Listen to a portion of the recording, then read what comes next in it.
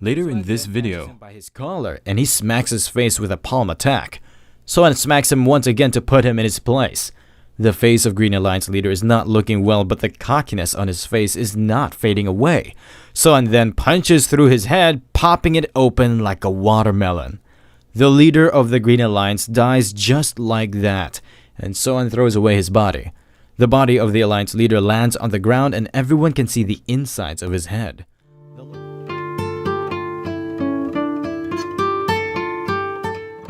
inside Mason Pavilion, Sohan Jin tells his masters Dogma, who is also one of the 4 great Fiends, and his twin brother Iseon, that he is going to return to his clan of sword dancers.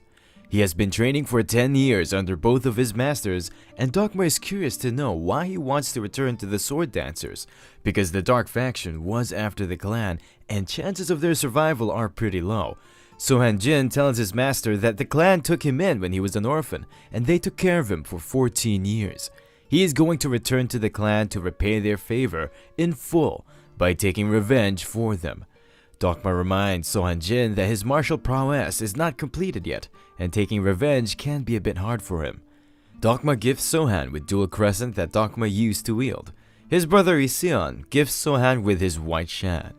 Before Sohan could leave, his masters give him last piece of advice that the martial world is a dangerous place, and even the strongest person can fall at any given moment. After listening to their advice, Sohan bids farewell to them. Sohan reaches the city of Sohokro in the middle of the night. He stops outside House of Moonlight where the Dancer clan was used to be. Standing in front of the House of Moonlight brings back memories of when he and other clan members used to play there. He wonders where everyone went, and the geography of the surroundings have also changed a lot. The only place which looks unchanged is the Roster Inn.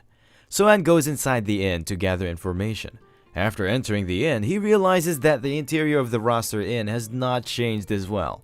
Everyone present inside looks at him with suspicion, but he ignores them and sits on an empty table. Sohan recognizes the waiter as Dogon, but Dogon can't recognize him. Sohan orders 1 chicken head noodles, and Dogon goes to the kitchen to prepare it. In the distance, some martial artists ask Sohan that he is wearing black sheaths and black clothes. Everyone around that area already knows that wearing black is a symbol of hostility. Sohan asks for forgiveness as he had no idea about the ban on black color. The leader of the martial artists asks Sohan why he came to this town, to which Sohan replies that he used to live in this town, just across the inn, where House of Moonlight is right now. The leader thinks that he is from the Moonlight Brothel, but Sohan further elaborates and tells him that there used to be a sword dancer clan where a current brothel is situated. He further invites the leader of martial artists to his table and treats him to wine, to which the leader agrees. Sohan asks the leader about what happened to the sword dancers. It turns out that 10 years ago, the Ashblood clan took an interest in the sword dancers clan. The sword dancers fiercely resisted their advances, but the Blood Ash clan created a false pretext to attack them. They poisoned one of their own men and blamed the sword dancers clan for his death. That's how an all-out war began, and the sword dancers succumbed to their attack. The leader of the Ashblood clan took the women he had his eyes on to his stronghold, and it's hard to tell even if they are alive right now. The leader is a bit afraid of Sohan and tries to slip away, but Sohan asks him if he is also part of the Ashblood clan. The leader replies neither him nor his companions have any kind of affiliation with Ashblood clan. The leader is about to leave, but one of his idiot underling, Jae Kwang, who cannot read the atmosphere, spills the beans that he and his friends caught one of the members of the Sword Dancers clan, Du-yang, during the conflict. Sohan remembers that Du-yang was a good sister of his. Sohan kills 2 of the sidekicks of the leader with chopsticks. He kills the leader of the martial artists by throwing the sword at him, which goes right through the leader's chest. Sohan now thinks that the Dark Faction is to blame for everything. When Hogon returns from the kitchen, he finds 3 dead bodies. He's amazed by the skills of Sohan. Sohan tells Hogon that they used to play together as kids, and Hogon remembers him as Dopey, which was his name at the Sword Dancers clan. Sohan tells Dopey that he was kidnapped by 2 masters who were amazed that their poison had no effect on him, and he was training under them till now. Hogon tells Sohan that the Sword Dancer clan looked for him everywhere after he went missing until the day they were destroyed. Sohan bids farewell to Hogan after tipping him a silver nyang. Sohan heads in the direction of the House of Moonlight. He starts heading towards where the current leader of the house is, but he is stopped by Sahyuk, the head of the mercenaries of the House of Moonlight. After hearing the ruckus, the leader invites Sohan to meet him. After sitting down in the room of the leader, everyone is asked to drink some wine. The wine which Sohan drank had poison in it, and he knows about it. He asks the leader why he poisoned his wine, to which the leader replies that he will give him an antidote if their conversation goes well. Sohan gets pissed and uses his master's fan to poison the leader of Moonlight House and knock out all of his henchmen. The leader of Moonlight House is confused to how he got poisoned. While Sohan is talking to the leader of the house, Sahyuk tries to attack Sohan, but he gets pushed back without any effort from Sohan. The leader of the house seizes this opportunity to attack Sohan, but Sohan cuts him in half with one strike. Sohan is pissed at Sahyuk, but he spares his life and gives him a blue poison pill. Sahyuk swallows it in an instant because he knew he will be dead if he didn't cooperate with Sohan. Sohan inquires about the keys to the treasury from Sahyuk. Inside the treasury, Sohan finds 4 100-year-old ginsengs and consumes them. He orders Sahyuk to address him as clan leader and tells him to let anyone leave if they want to, and give them 20-fold of the money from their usual salary as a farewell gift. The next day, everyone is packing to leave for their homes. Sahyuk reminds Sohan that he has given them money as he was ordered, but he fears that someone from these workers will report what happened here to the Ashblood clan. Sohan is not worried about that, but Sahyuk reminds him that Ashblood clan is quite large, and they have 4 brothels and 3 legions under their control. They even control 2 merchant syndicates and transport cartels. They have an ability to mobilize hundreds of men. Sohan is confident that he can simply win by killing their leader, just like he killed the leader of the Moonlight House. Sohan also tells Sahyuk that he can leave, but Sahyuk is afraid that he will die without the antidote of the blue pill. Sohan pulls out a small box with blue pills, and without thinking much, Sahyuk quickly swallows one. Sohan is shocked because the blue pill he gave Sahyuk before wasn't real, but this one is. Sahyuk breaks down and sits with Sohan to drink wine without his permission because he knows he's gonna die either by sword or poison. Meanwhile, in the Blood Ash clan, someone reports about the loss of the Moonlight Pavilion to the warlord of Blood Ash clan. The leader of the Northern Wind Legion, Gildo Jung, asks for permission from the warlord to destroy the new guy who took over the House of Moonlight. The warlord agrees, and Gildo Jung seems to be very happy with his decision. Sohan is strolling in the market with Sahyuk. They spot the Wind Legion heading towards the Moonlight House. Sohan heads back to the Moonlight House to receive his new guests. After arriving at the House of Moonlight, Gildo Jung orders his men to search the Moonlight House. They couldn't find Sohan anywhere and think that Sohan left Moonlight House in a hurry without taking any money because he was afraid of Ashblood clan. They were all happy because House of Moonlight now belongs to them. Meanwhile, Sohan steps inside the House of Moonlight and asks Sahyuk to lock the door behind him. After Sahyuk locks the door, Gildo Jung becomes furious and orders his men to get rid of Sohan. All of them start rushing towards Sohan. The first minion plunges towards Sohan and tries to strike him head-on with his sword. Sohan breaks the arm of the first attacker and strikes him with his hand, which leaves a handprint on the ribcage of the attacker, sending him flying towards the wall. He breaks the hands or legs of some of the other henchmen with just one strike. Other remaining minions of Gildo Jung try to charge Sohan together, but their resistance is futile because Sohan uses a single technique to blast every single one of them. Sahyuk and Gildo Jung are both amazed by Sohan's prowess because Sohan hasn't even used any of his weapons yet.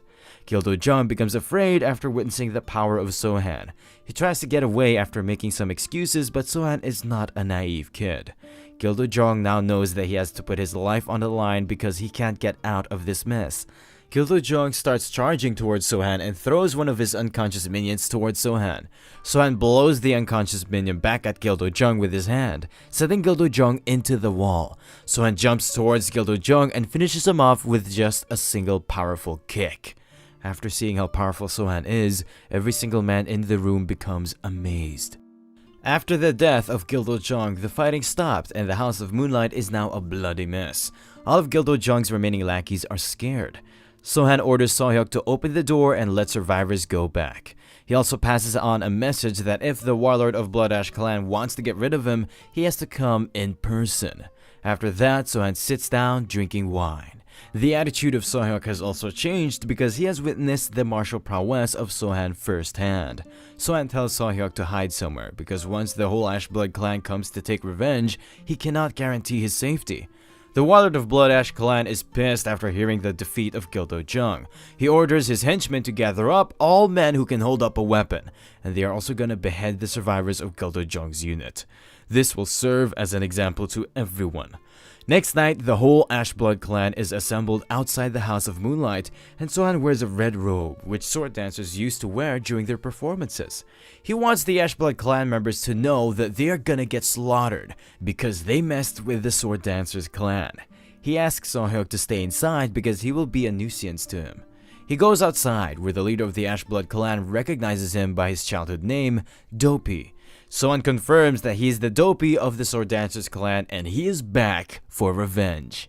Sohan gets a flashback of his childhood. He remembers that his sisters took really good care of him and taught him sword dancer techniques. He becomes furious and lunges at the center of the Ash Blood clan members and starts massacring them with the crescent blades he received as gifts from his master. Sohan killed a lot of members of the Ash Blood clan, but there are still a few hundred alive. They try to overwhelm him with their numbers, but it is of no use because Sohan easily kills every single person who attacks him. The warlord of Ash Blood clan is a cunning man. He knows that Sohan is quite powerful and he's only using techniques from the Sword Dancers clan to finish his minions. Soon, Sohyuk, who is watching from the window, thinks the way Sohan is killing his opponents is elegant.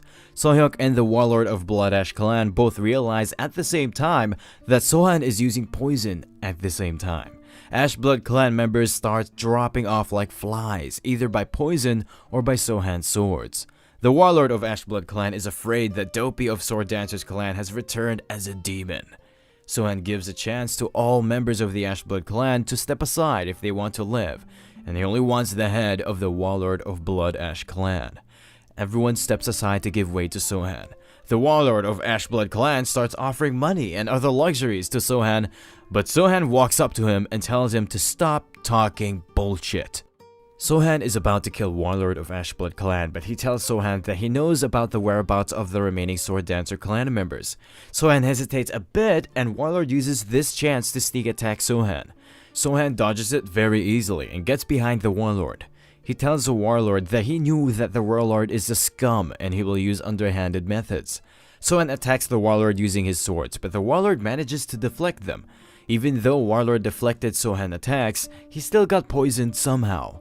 Warlord orders his elite members to attack Sohan, and they start attacking him together in unison.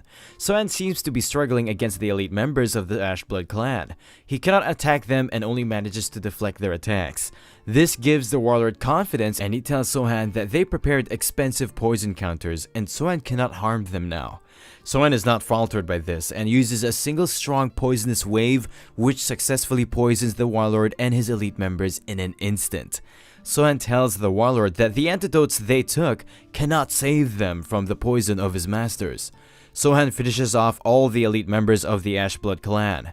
The warlord becomes really afraid and starts offering many benefits to Sohan if he leaves him alive. But Sohan sees this last-ditch effort of the warlord to save his life as disgusting, which breaks the warlord from inside, and he starts telling the truth that he killed every single member of the Sword Dancers clan after he got tired of them. Sohan becomes furious and chops the warlord into many pieces.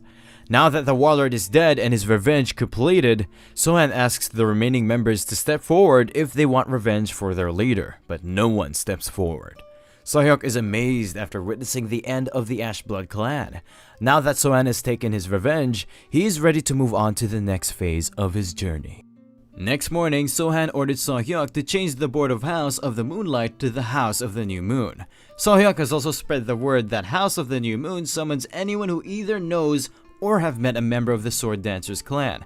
Sohan remembers that the leader of the Ash Blood clan said that he killed every single member of the Sword Dancer clan, but there must be some members who were not present during the conflict. Sohyuk informs Sohan that everyone in Sohukro is glad that he took care of Ash Blood clan. They're also giving him praise because the Ash Blood clan did a lot of bad things in Sohukro. Sohan reminds Sohyuk that he is also a part of the Ash Blood clan and he must also have done bad things. Sohyuk becomes ashamed after hearing it, and Sohan warns him to live virtuously from now on, and Sohyuk says that he will repent on his past mistakes. Sohan is glad that his revenge also freed many people from the tyranny of the Ashblood clan. Sohyuk informs Sohan that the heir of the West Gold Transit Cartel wants to meet him. Previously, their transit cartel was stolen by Ashblood clan, and they were laying low until Sohan took over Ashblood clan. Now they have come forward to express their gratitude. Sohan orders Sohyuk to look into this matter and return everything Ashblood clan took. Sohyuk now knows that Sohan is an upright man and he doesn't want any of the Ashblood clan's riches for himself. Dogon from the Rooster Inn arrives to meet Sohan. Sohan asks him about his father's health and he tells Sohan that his father makes excuses and stays at home so he doesn't have to do any work. Sohan tells Dogon to work for him as the head cook of the new House of Moon, but Dogon is a bit hesitant because he thinks working in the House of Moon can be dangerous for him, because he thinks even if Sohan doesn't start a fight, the neighboring powers will not leave him alone. Sohan tells him not to worry and is quite confident about his ability because he learned from one of the 4 great fiends. The Dark faction respectfully calls them the Noble Princes and the Light faction considers them the greatest threat to humanity. Dogon becomes a bit afraid after hearing it. He tells Sohan that he is glad that he is alive. He further warns him to be careful because other dark factions are gonna try to conquer Sohokro. Sohan asks if there are any notable sects he needs to be wary of. Dogon tells him in north of Sohokro there is a Northern Wolf Blades and in the south Great Dragon Sect. Both of these sects are quite formidable and they are around the level of the Ashblood clan. Dogon asks what will happen if both of these clans make an alliance to take down Sohan, and Sohan replies that he is not the one who should be afraid of them. After that, Dogon's mood lightens up a bit and they both continue drinking. General Ji Nang reports about the events that happened in Sohokro to the leader of the Great Dragon Sect, Ha Song-im, but they are not aware of the exact identity of the guy who killed the leader of the Ashblood clan. General Ji Nang suggests that Sohokro is now free for the taking and they should send Shadowless Rogue Assassin. He also suggests that they should send a female assassin in as well, because he heard that the killer of the Ashblood clan warlord is a young man. Next morning, Sohyuk arrives with the fighters of the Kwido clan. They were his comrades and were merged into the Blood Ash clan. Sohan looks at them and tells Sohyuk that he can do as he wishes and the fighters leave after thanking him. Sohan inquires about the matter of the West Gold Transit cartel and Sohyuk replies that he took care of it. He further informs Sohan that he placed poison and medicine in one room and money in another, just like he ordered. The books and documents they brought back from Ashblood clan are also stored separately. Sohan informs Sohyuk that from now on he will be using 3 whole floors and he needs Sohyuk to stop anyone from entering the rooms which Sohan is using. Sohyuk is a bit taken aback and he asks why he needs to stop everyone from going into his room. Sohan replies that it will be unfortunate if someone enters his room and dies after coughing blood. Sohyuk tells Sohan that he needs guards in case neighboring clans plan an assassination. Sohan tells him that he will use the guards that Sohyuk recommended. Sohan goes to the training grounds to test the skills of the new guards. Sohan tells the guards to not hold back against them, and one of them steps forward to spar with Sohan. The guard plunges towards Sohan and tries to do a stab attack, but Sohan easily changes the trajectory of his sword. Sohan breaks the sword of the guard and hits him in the side of the head with the handle of his sword, which knocks him out. Other guards become shocked after watching it. Sohan asks the next guard to step up, but no one dares to fight him. Sohan asks Sohyuk to fight him and he hesitantly agrees. After some time, Sohyuk and the other guards are defeated by Sohan and he tells them that they are going to have some sparring sessions every morning. Sohyuk tells Sohan that they will die at this rate, and Sohan replies that they don't need to worry about it because he will give all of them elixir that he picked up from the black market, which will quickly heal their injuries. He further tells Sohyuk that mostly dark faction martial artists don't live longer than 30 years, and Sohyuk in his current situation isn't even gonna make it to 30 years. Sohyuk agrees with Sohan and tells him that he will follow Sohan's teachings. While Sohan is strolling in the market, he is confronted by 2 shady men. The man with the sword tells Sohan that they are sent by the Northwind Wolfblades and their leader sent a gift for Sohan. One of the guys presents Sohan with a letter. In the letter, it is written that the leader of the Wolfblades wants to form an alliance with Sohan. After that, the short guy takes out a packet and tells Sohan that there are 100,000 Yangs in it. A snake rushes out of the packet and bites Sohan. Both assassins are happy after watching it, but Sohan's face doesn't show any signs of worry. The assassin with the sword tells Sohan that he knows Sohan has some knowledge of poison, that's why he used the blue viper's venom, and he will only give the antidote to Sohan if he accompanies them quietly. Sohan simply grabs the snake and squeezes the life out of it. He tells the assassins to get lost, and the short guy tries to attack Sohan with a kunai, but he easily manages to dodge it. The assassin with the sword launches a sword wave attack, but Sohan easily deflects it with his dual crescents. The short guy throws 2 kunais at Sohan, and Sohan deflects them both in one strike. Both assassins keep attacking Sohan in synchronization, but he manages to deflect their attacks. Both of them get back to wait for the poison to kick in, and Sohan tells them that he knows they were not sent by Northwind Wolfblades. The small guy gets pissed and throws a smoke ball. After smoke fills the area, he starts running towards Sohan.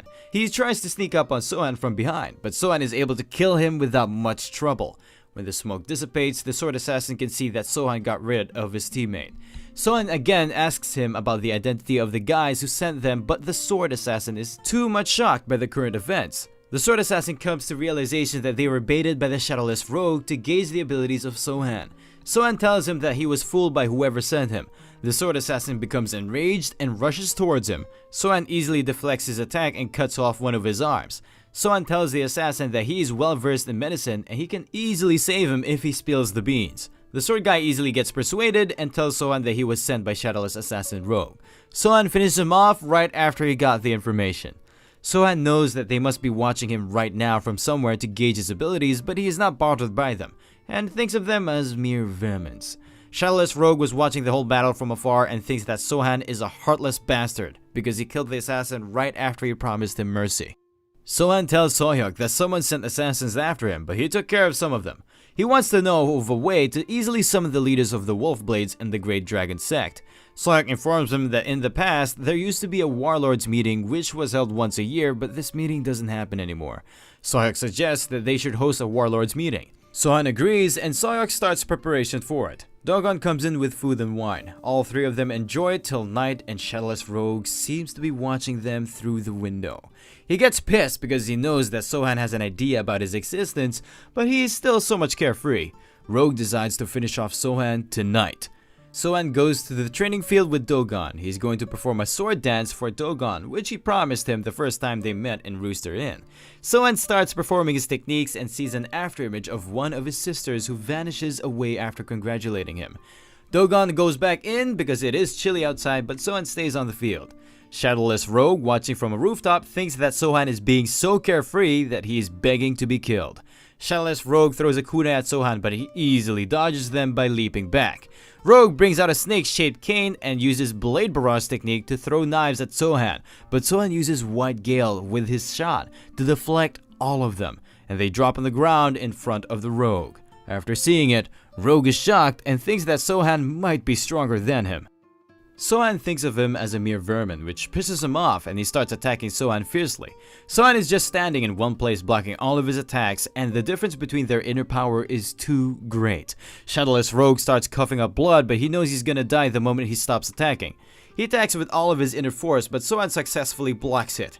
Sohan has seen enough and attacks the Shadowless Rogue with his White Shan, sending him flying back. Shadowless Rogue now has an idea that Sohan is just toying with him. Rogue offers Sohan information in exchange for his life, but Sohan says it's too late for that. Rogue gets down on his knees and begs for his life. He even agrees to be the loyal dog of Sohan for the rest of his life. Sohan replies that he is not in need of a dog like him. Rogue starts spilling the beans. He tells Sohan that he was sent by the Hasong Im of the Great Dragon sect and they hired him for 10,000 yang. He was going to receive another 5,000 yang if he had managed to injure Sohan and another additional 10,000 yang if he managed to kill him. Sohan feels mercy for the rogue and gives him a sword so he can end his own life with dignity. He stabs himself with a blade and dies on the spot. General Ji Nang reports to Warlord Ha Song that Shadowless Rogue has been killed by Sohan, and the Red Lotus female assassin returned them the commission because she saw people from House of the New Moon burying the dead body of the rogue assassin. After examining the body, she found out that his death was self-inflicted. General Ji Nang thinks Sohan can be a threat to them and asks Ha Song to hold meeting of the warlords so they can form a temporary alliance with other warlords and eliminate Sohan. Ha Song agrees and General Ji Nang goes his way. A woman named Myo Ah appears from behind Ha Song. She seems to know another woman who used to be a sword dancer, but Yo Ma took her away to make her into a disciple. Ha-sung remembers that Yoma is a powerful martial artist and it will be impossible to retrieve the sword dancer girl from her. Sohan receives a letter from Ha-sung-im of the Great Dragon Sect about the warlords meeting, and he suggested that the meeting should take place in the House of the New Moon. 10 people can participate from each sect. Sohyuk is skeptical about it because the first leader who hosted it in the past ended up dead, and dark factions are famous for their rivalry. Sohan tells Sohyuk that this is the reason why most martial artists from dark factions hardly make up to 30 years without dying. Sohyuk reminds Sohan that he may not be an exception in this regard. Sohan tells Sohyuk to run away if he ever faces an enemy he cannot beat. Sohyuk asks what if escape is not an option. Sohan replies that he should fight with the intention to rip his enemy apart with his bare hands. Sohyuk takes Sohan's advice to heart. Sohan assembles all the guards in the room. He pours them wine and tells them that the warlord meeting is going to happen the next day. All faction will come pouring in order to take over Sohokro. He tells them that the major battle will be decided between the warlords. He wants all 6 of them to do their best to survive, and he will take care of the rest by himself. Everyone agrees in unison and drank their wine. The next morning, Great Dragon Sect, Northwind Wolfblades, Five Poison Clan, Shadow Clan, and Fleeting Dragon Clan are outside the House of the New Moon. Each of them can only bring along 10 members of their sect inside the House of the New Moon. Warlord of the Five Poison Clan takes the lead and they head inside. They are greeted by Sohyuk at the entrance. He tells them that their seats have been arranged on the second floor. However, there are only 6 seats available on the second floor, which means only leaders can attend the meeting and their followers have to wait outside. Sohyuk guides them to the meeting room, but some of the warlords feel a bit disrespectful because Sohan was not waiting for them in the meeting room. Sohyuk goes to get Sohan. Warlord of the Five Poison Clan seems to be cheerful, but he is the most pissed about it from the inside. Sohan appears in the room and introduces himself. All warlords think that Sohan is quite young and he is looking down on them. Warlord of the Five Poison Clan congrats Sohan on killing the warlord of the Ashblood Clan and taking over Sohokro. But Sohan asks him about his true intentions. It turns out Ashblood Clan was responsible for providing daily lilies to many regions and Five Poison Clan was his biggest buyer. Thanks to Sohan, the transport of daily lilies has stopped. Ashblood Clan was also the major buyer of poison drugs from the Five Poison Clan. Sohan realizes that the counter-poison warlord of Ashblood Clan and his underlings must have come from the Five Poison Clans. Sohan asks the leader of Five Poison Clan about his true intentions. Five Poison Clan leader tells him that they are all business partners and he wants to resume the production and supply of daily lilies in Sohokro. Sohan tells him that it's just an excuse and Five Poison Clan warlord just wants to take over part of Sohokro. Shadow Clan leader tells Sohan to be respectful to every other warlord. Sohan tells them that all of this is pointless for dark factions to sit around and bicker, so they should just cut to the chase. Everyone becomes alerted, but none of them is willing to make a move, so Sohan gave them 2 options. They can either duel him one at a time, or they can come at him all together. Warlord Jin of the Northwind Wolfblade sect asks about the difference between these 2 options. Sohan replies that if they fight him one-on-one, it will be considered a duel between martial artists, and according to the dark faction laws, the loser has to serve the winner for their whole life. Warlord Jin asks what will happen if they all attack him together. Sohan tells him that in that case he will kill them all and he prefers this option. All warlords became a bit afraid after hearing it. Warlord Jin challenges Sohan to a duel. Once the duel starts, Warlord Jin uses his big blade to deal a critical strike to Sohan, but he easily blocks it. Sohan also retaliates using his crescent blades, but Warlord Jin somehow barely manages to block his attacks. After a few strikes, Warlord Jin realizes that Sohan is a better fighter than him, and he is barely blocking his attacks. Warlord Jin makes an opening so he can use a powerful technique on Sohan, but Five Poison Clan Warlord and the Warlord of Shadow Clan take this opportunity to deal critical damage to Sohan. Warlord Jin used Blade of the Wind Spirit technique. Shadow Clan Warlord uses Dark Thread swordsmanship, while Five Poison Clan uses Five Poison Shot technique. Sohan knocks back Warlord Jin with 1 strike. He cuts the Warlord of the Shadow Clan into 2 halves with 1 powerful strike. Five Poison Clan leader manages to land a hit on Sohan with his poisonous technique. Warlord of Five Poison Clan is happy now that he's poisoned Sohan, but Sohan ignores him and asks the other 2 remaining warlords to quickly make up their decision. Both warlords have good observation, so they know that Sohan is showing weakness by getting hit by poison on purpose. He is actually testing them. Fleeting Falcon Warlords gets on his knees and pledges his alliance to Sohan. Ha-sung also follows suit and pledges alliance to Sohan. He also admits that he was the one who sent the assassins and he is ready to receive whatever punishment Sohan suggests. Warlord Jin accepts his defeat as well and agrees to serve under him. Sohan instructs the 3 warlords under him to kill the leader of the 5 Poison Clan, and they agree. Leader of the 5 Poison Clan is in shock after watching this turn of events. 5 Poison Warlord tries to convince them by saying that Sohan is poisoned, but Ha-sung knows that Sohan is not affected by the poison in any way.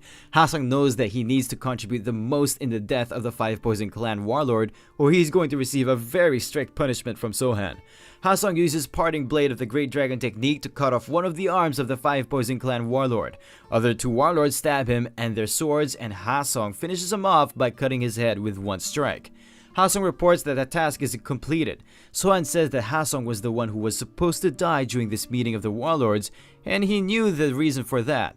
Ha-sung gets down on his knees and begs for his transgressions. Sohan forgives him for now by saying he will keep an eye on him. He tells Jin and the leader of the Fleeting Falcon to withdraw their troops, and they are going to have a drink together. He tells Ha-sung to get up and join them, to which Ha-sung happily obliges. All 3 warlords get knocked out after inhaling some minor poison. Sohan is wondering whether to kill them here or let them serve under him. He decides to spare their lives for now. All 3 of them wake up and realize that Sohan can take their lives whenever he wants. Ha-sung tells Sohan that a low-level informant told him that one of the 4 great fiends, Yoma, took away one of the sword dancer girls to make her into her disciple. Sohan asks Ha-sung whether he is lying Sohan into fighting the Yoma, to which Ha-sung replies that he is telling the truth. Sohan asks about the location of the Yoma. Warlord Jin tells him that there is a rumor that she was seen somewhere in Jangan Dark Faction, and they should be able to find her in no time. Ha-sung says he will order his troops to find her location. Sohan remembers that the Great Yoma only takes beautiful female disciples, and she brutally murders them once they lose their virginity. Yoma also has a mysterious and convoluted personality. Sometimes she kills her disciples for being too much beautiful, and sometimes she kills them for being rude. Despite all of that, her strength is indisputable. That's why she's called the Great Yoma. He instructs the warlords that his new faction, Chonyang Dark, will stop referring her as Great. Sohan becomes furious and he needs to save this member of the Sword Dancers clan as soon as possible, because Yoma does not take in disciples to train them. Rather, she takes in those disciples to cultivate their inner power for a while before absorbing them herself to maintain her youth. The next morning, Sohan gathered his guards in the training ground. Sohan asks them about their thoughts after witnessing the skills of the faction leaders. So-hyuk, along with the other guards, have no words because they know they are weak compared to the leaders. Sohan asks them if they know why they need to get stronger, and all guards reply with a yes. Sohan tells them that they don't need to worry much because those in dark factions must foster solidarity rather than martial arts to become stronger. All guards, including So-hyuk, become a bit confident. He tells them to treat the other leaders according to their respective positions, and he also tells them to not think of themselves below the other leaders, because they are all his personal guards. The guards are bustling with confidence, and they become a bit happy after hearing it. Sohan informs them that he will be soon meeting the witch. All guards become shocked after hearing it, and So-hyuk asks him if he is referring to the Great Yoma, who is one of the 4 great fiends of the Dark Faction. Sohan asks So-hyuk why he asks this question. So-hyuk tells him that he trusts his abilities, but the great fiends are literal monsters, and they can also go head-to-head with the most powerful members of the Light Faction. Sohan gets serious and he tells them that Yoma is one of the 4 great fiends, but soon the fiends will be only reduced to 3 members. After some days during nighttime at Green Plum House, which is a Jangan Dark Faction area, Sohan is sitting at the faction house of Jangan Faction. A month ago, So-hyuk forwarded a message from the leader of the Great Dragon sect, which stated that Yoma was last seen in the domain of the Jangan Dark Faction. It's already been a month since Sohan came here, but he has not spotted her yet. Sohan needs to rescue his sister before the Yoma can absorb her core. A female hostess arrives in the room occupied by Sohan, and she asks him why he is sitting alone. She keeps pestering him by asking if he wants her to pour a drink. Sohan is not in a good mood, so he tells her to get lost. The female hostess starts leaving and she is feeling embarrassed. A girl in white dress is sitting far away from Sohan. The girl asks her first sister, Sol, that she is curious to know why Sohan is rejecting so many girls. Sol tells her to mind her own business and focus on the drinks. The girl tells Sol that she can't ignore Sohan because he's quite handsome. Sol stays silent as she is worried about something else. The girls asks her if something is wrong because she is not looking cheerful like usual, and their master warned them to never drink, but she is drinking right now. Sol asks her junior sister if she has ever seen any of their senior sisters getting killed with their own eyes. The junior girl says that she has never seen it happen with her own eyes, and their master always told them that they were captured and killed by one of the great fiends called Sekma. Sol states that their master has been telling them the same story from a very long time. Sol has doubts that maybe their senior sisters were killed by their master, but she keeps her doubts to herself. Their second sister, Dam, who is also their master's favorite, arrives there and she informs Sol that their master is requesting her presence. Sol tells her to sit down and she will go once she finishes her drink. The three of them sit down together and they start chatting as usual. One of them says that Dam is being bratty because they rescued her from a nameless dark faction. They are being too loud, which attracts the attention of Sohan. He becomes curious to know this nameless dark faction they are talking about. Sohan moves closer to them and he asks them if he can join their conversation. Sol tells Sohan that his approach is very stereotypical, and she has never heard anyone start such a boring line. The junior sister informs Sohan that their master forbade them from mingling with men.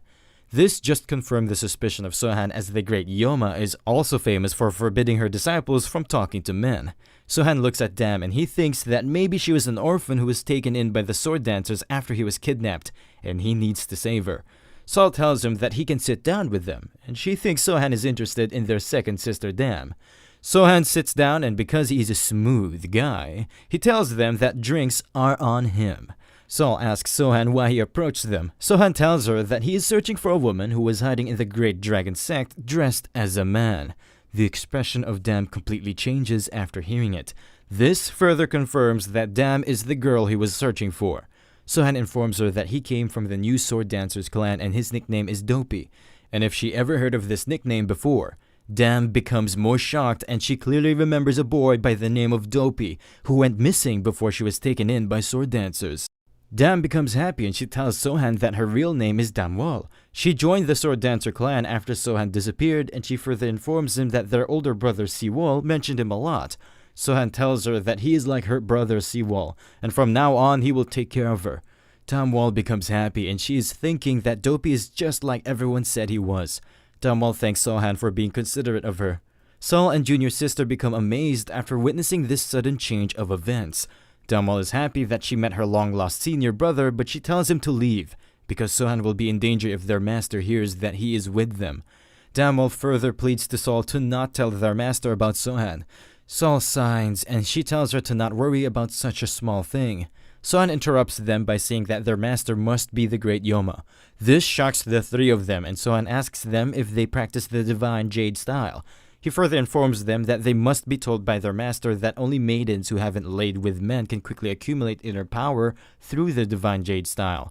The junior sister asks him how he knows about all of this. Sohan replies by saying that Yoma must not have told them that she will take their inner power.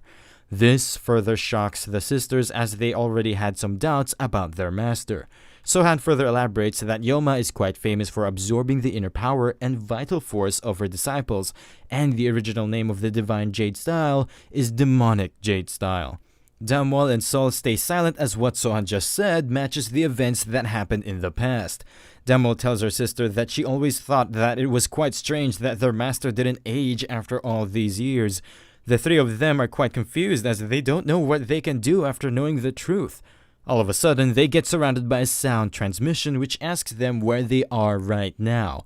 The three of them become alerted as this voice belongs to their master, Yoma. Damwal informs Sohan that their master must be close by and he should run away. Sohan stays silent without replying to her. Sol also advises him to run away or he will die if their master finds him here. Sohan silently pours wine into his cup. He then starts drinking the wine without having any worry about the incoming danger. The great Yoma makes her appearance near them. Sohan already knew that running away was of no use because Yoma was already lurking close by. The three sisters get down on their knees as a sign of respect for their master. Yoma inquires about Sohan from her disciples. Sol tells her that he is just a passerby who came to join them for the wine, and they were about to turn him away. Yoma gives off a grin smile, and she tells them that if that is the case, then they should kill Sohan. The three sisters are a bit taken aback by this order, so Sol makes up an excuse that Sohan is from Jangan Dark faction, and it will be troublesome if they kill someone from that faction. Yoma tells Sol that her heart is acting weird for the last few days, and it's a common occurrence when learning the divine style. Sol is thinking that maybe their master Yoma just misunderstood Sohan for her lover. Yoma says that it is better if Sohan is from Jangan Dark faction because he can be a capable fighter. Yoma orders Sol to kill Sohan and free her heart from his shackles. Sohan says that a master who orders her disciples to kill an innocent person must be a high-ranked nut job. This shocks Yoma a little bit because Sohan seems to be too calm in this situation. Yoma moves right behind Sohan and she asks him if he knows about her.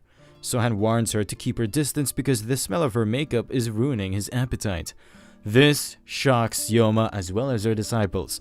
Yoma asks Sohan if he has a death wish as she removes her veil. Yoma further asks Sohan how he wants to meet his end. Yoma is thinking to herself that men like Sohan are just same trash as who react the same before they die after seeing her face. Sohan has no effect from the beauty of Yoma, and he warns her for the second time to get her ugly mug away from him. This angers Yoma and she grits her teeth. Yoma gets ready to attack Sohan with a fist technique. Sohan was waiting for this moment and he prepares a counter fist as well.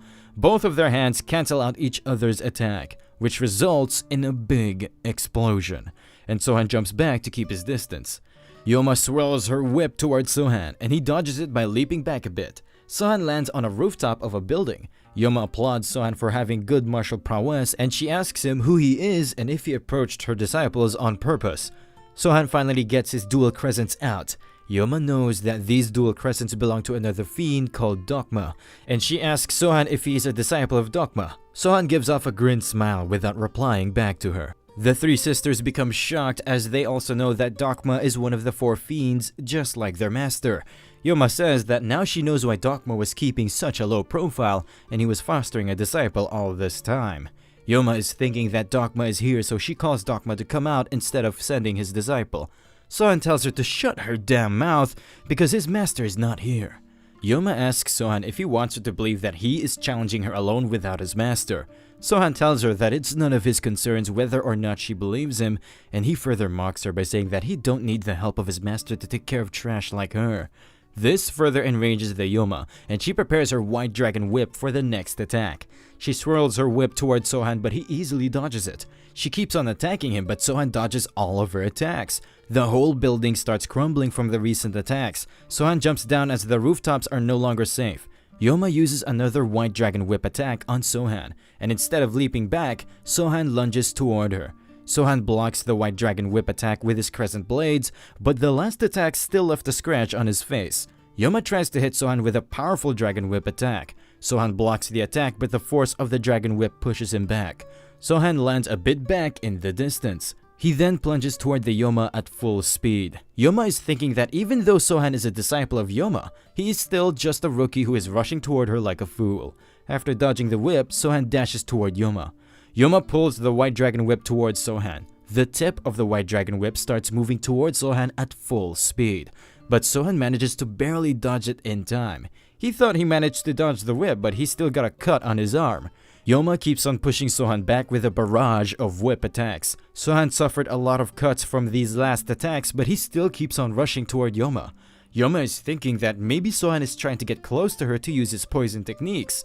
Yoma imbues her white dragon whip with a lot of inner ki. She then attacks Sohan with a powerful whip attack bursting with energy, which forms a big cloud of smoke. After the smoke disappears, Yoma becomes shocked after witnessing Sohan still standing in front of her. Yoma applauds Sohan for his spirit.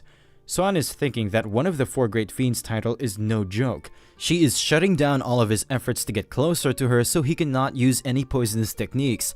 All of a sudden, Sohan starts laughing because fighting a tough opponent is even more fun for him. Yoma is pissed because Sohan is up against a fiend, but he's still laughing like a lunatic. Yoma prepares to go all out against Sohan. Yoma imbues her white dragon whip with her inner energy and she swings it towards Sohan. Sohan starts deflecting them with the crescent blades. He keeps on deflecting the endless barrage of attacks from Yoma. Some of the deflected whip attacks land on the buildings around them, destroying them in the process. The attacks are getting more fierce, but Sohan is not giving up and the buildings around them are getting shredded to pieces. Yoma grabs the last pillar of the building standing above Sohan and she pulls it toward her. The destruction of the pillar results in the falling of the building towards Sohan. The whole building smashes on the place Sohan was standing. Damwon and his sisters become worried after witnessing it. The smoke from the rubble covers the whole ground. Yoma says that his master taught him well, but fortunately it all ends here. All of a sudden, 2 slashes move toward Yoma from the rubble. Yoma is shocked to see these flying slashes. She manages to block the slashes, but the force behind them was too fierce, and the impact pushed her a bit back. Yoma is still shocked as she has no idea how Sohan can still use such powerful slashes. After some time, she spots Sohan standing inside the smoke and a poisonous energy is emitting from his body. Sohan plunges toward Yoma again, but this time he is covered in poisonous energy. This time Sohan is much faster than before, so he manages to close the distance by a lot in a short span of time. Sohan uses slash attack from a close distance. Yoma prepares a whirling vortex technique to counter the slashes. The slash attack clash with the whirling vortex and they manage to rip apart the whirling vortex. One more slash pushes through the bursted vortex and it manages to slash the jewelry of Yoma. The slash attack lands on the building behind her and it shreds the whole building into rubble. Yoma becomes more pissed and she asks Sohan if he was hiding his strength from the start. Sohan gives off a grin smile without replying back to her. Without wasting any further time, he plunges toward Yoma once again. Sohan keeps on pushing toward her while dodging her attacks. Yoma becomes alerted as she thinks Sohan is getting more faster. Yoma puts all of her force into her next attack. She performs a powerful white dragon whip attack and she leaps back to avoid any further close-range confrontation with Sohan. After the smoke subsides, Sohan is still standing on his ground and blood is pouring out of his body. Sohan warns Yoma that he is going to offer her corrupt body to his master as a test subject for his experiments. Yoma is confused as to where his confidence is coming from. She thinks that maybe he's poisoned, but she's not sure about it. She swings her white dragon whip towards Sohan once again, and this time, she gets a hold of one of the crescent blades. She tries to pull the crescent blade toward her along with Sohan. Yoma says that she will rip Sohan apart as she prepares a powerful palm attack. Sohan gives off a grin smile and he lets go of his crescent blade. The crescent blade starts moving toward Yoma at full speed. Yoma dodges the blade, but she's having trouble in pulling her white dragon whip back. Sohan leaps toward her without wasting any time. Sohan attacks her with a slash attack from close range. Yoma blocks the attack with her scarf. Sohan used the last attack as a distraction to get close to Yoma. He successfully grabs Yoma with all of his strength. Sohan pulls Yoma high up with his hand. Sohan gives her a sad news that from now on there will be only 3 great fiends. Yoma begs Sohan for her dear life, but Sohan keeps squeezing her neck while pouring poison inside her body. After some time, he snaps her neck with a crackling sound like a twig. Sohan tosses her body away from him. The body of Yoma still keeps twitching from the poisons poured inside her. Sohan glares at her for the last time as he stands victorious in front of the moonlight. After some time, someone reports to the leader of the Jangan Dark faction, So-guk, that Yoma was defeated by the great fiend Sekma. His underling Deadeye confirms it by saying that he heard that the Yoma was defeated by the great Sekma last night at the House of the Green Plum. So-guk asks Deadeye if he found the reason why Sekma killed Yoma all of a sudden. Deadeye reports that the witness said that Sekma approached the disciples of Yoma for a drink, but he was caught by Yoma who was searching for disciples at that time. So-guk asks Deadeye if he is sure that the one who killed Yoma was Sekma. Deadeye tells him that he is sure about it because the female disciples were not hurt after the death of Yoma, and they followed him willingly, which further confirms that it was the work of Sekma the rapist. He further informs So-guk that Sekma is an expert of disguise, and there are not that many young men around here who can kill a great fiend by themselves. So-guk bursts with anger because the fiends are just running amok as if Jangan Dark faction is their playground. The next night, Sohan is having a chat with the 3 former disciples of Yoma. Damwon asks him how he became the disciple of Dokma. He tells her that he was kidnapped by Dokma the Fiend. The third sister says that she heard from her master that Dokma is a frightful person. Sohan says that she is correct, because Dokma is obsessed with the study of poisons, and he even tests poison on living humans. The 3 sisters become shocked after hearing it, because Sohan would have gone through the torturous training of Dokma. Sohan thinks to himself that his master had changed in the recent 10 years, and there were no kidnappings because Sohan didn't die from his master's experiments. Sohan advises them to never tell anyone that they are disciples of the great fiends because no souls in the martial world likes them. They all agree to it, and Sol inquires about the white dragon whip of their master. Sohan tells her to forget about it because he took care of that cursed weapon along with the corpse of Yoma. Sol in shock tells him that Dragon Whip was an extremely valuable weapon. Sohan informs her that White Dragon Whip had taken the lives of many dark and light faction experts, and as long as someone uses it, they will be hunted by countless experts from both light and dark faction. Sohan excuses himself by getting up first, and he tells them to enjoy their meal. Sohan goes to a pool to recuperate himself. Most of his wounds from the fight with Yoma have already been healed, but he's still worried how his masters will react once they find out that he killed Yoma. All of a sudden, some Jangan Dark Faction martial artists step into the pool area. They come to a halt in front of Sohan. Deadeye makes his appearance and he pays his respect to the great Fiend Sekma. Sohan is a bit taken aback after being misunderstood as a fiend.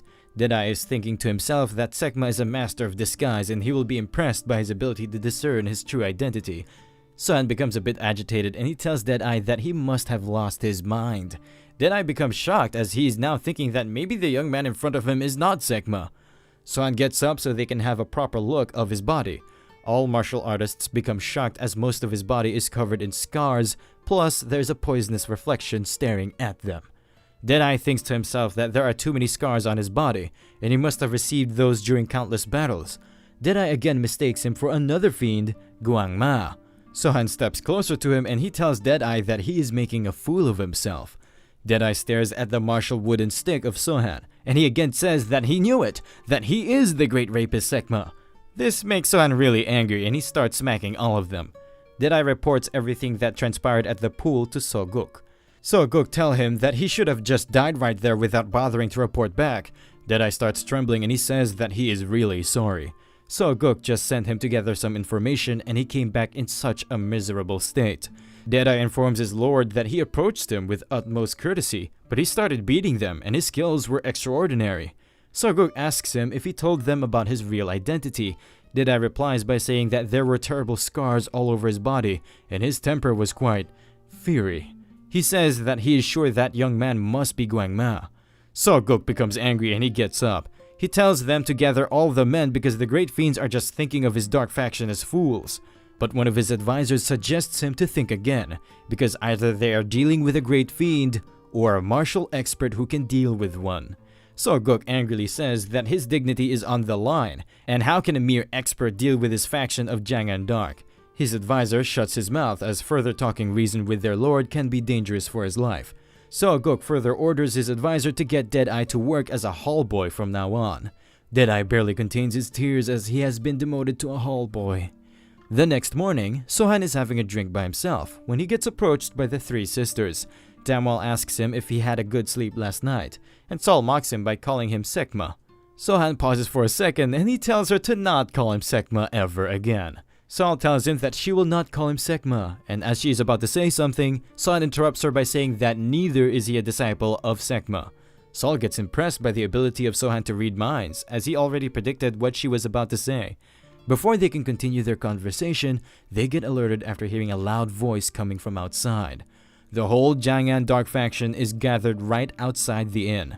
Their leader, Soguk, is present there as well and he orders his men to fetch Sohan for him. Two members of Jangan faction head inside and the door closes behind them. After some time, both of them are kicked out of the inn. Sohan heads outside and he inquires about the bastards who are trying to ruin his morning. Soguk asks him if he is Guangma the Fiend. Sohan says that idiots keep misunderstanding his name and a day before, some fools were calling him Sekma. Sohan tells him for the last time that he is not one of the fiends. Soguk becomes happy after hearing it. Soguk introduces himself as the patriarch of Jangan faction and he asks for his name. Sohan tells him his name and he further informs him that he is from Chonyang Dark faction. Soguk is a bit confused about this Chonyang Dark faction, so he asks Sohan if it is the same Chonyang that is the home to the Great Dragon sect and the Ash Blood clan. Sohan informs him that he is correct. Soguk asks him what is he doing here and if his faction knows that he is here. Sohan informs him that there is no need for them to know, because he has taken command over the whole Chonyang Dark faction. Soguk is thinking that if Sohan has really taken command over Chonyang faction, then attacking him would be quite troublesome. Soguk asks Sohan why he came here and why he killed the great Yoma. Sohan shuts him up by saying that it is none of his business. Soguk becomes angry after hearing it. He demands Sohan to hand over the disciples of Yoma because he has a debt to settle with Yoma and her disciples. Sol comes up with her sisters and she says that Soguk kept his mouth shut when their master was alive, and now after her death, he got the courage to ask for such demands. All martial artists of Jangan Dark faction become captivated after witnessing their beauty. Soguk inquires about the relationship between Sohan and the disciples of Yoma. Sohan says that they simply know each other and this reason is enough. Soguk becomes more furious because Sohan is not taking him serious. Soguk says that Sohan should hand over the disciples of Yoma to him, and this way, there won't be any cause for trouble between the Chonyang Dark and the Jangan Dark faction. Sol and his sisters are a bit afraid that maybe Sohan will hand them over due to the fear of an all-out war between the two factions. Sohan says that he has no intention of handing over anyone to Soguk. The three sisters become relieved after hearing it. Soguk flares up and he says that in the Jangan Dark faction, his word is the law, and that's how it's always going to be. But Sohan corrects him by saying that in the Dark faction, the strongest dictates the law and the strong ones can make or break any law at their whim. Sohan asks the three sisters if they are capable fighters or if he need to keep an eye on them during the fight. Sol informs him that they are not that weak and they are also disciples of a great fiend. The mood of Sohan lightens up and he says that the wind is rising. Soguk asks him what type of nonsense he is spewing now. All of a sudden, Sohan leaps up in the sky. The martial artists of Jangan Dark faction are confused about what Sohan is about to do. Sohan opens up his White Shan and he uses Divine Gale skill with the help of White Shan. Divine Gale starts moving toward the group of Jangan faction martial artists. Soguk uses a slash attack with his sword. The slash attack manages to cut through the Divine Gale, but the martial artists on his both sides get swept away from its impact. The three sisters start moving toward the battlefield. They easily slash martial artists with their swirling whips. Soguk had no idea that the disciples of Yoma were this much powerful. All of a sudden, Sohan appears next to him.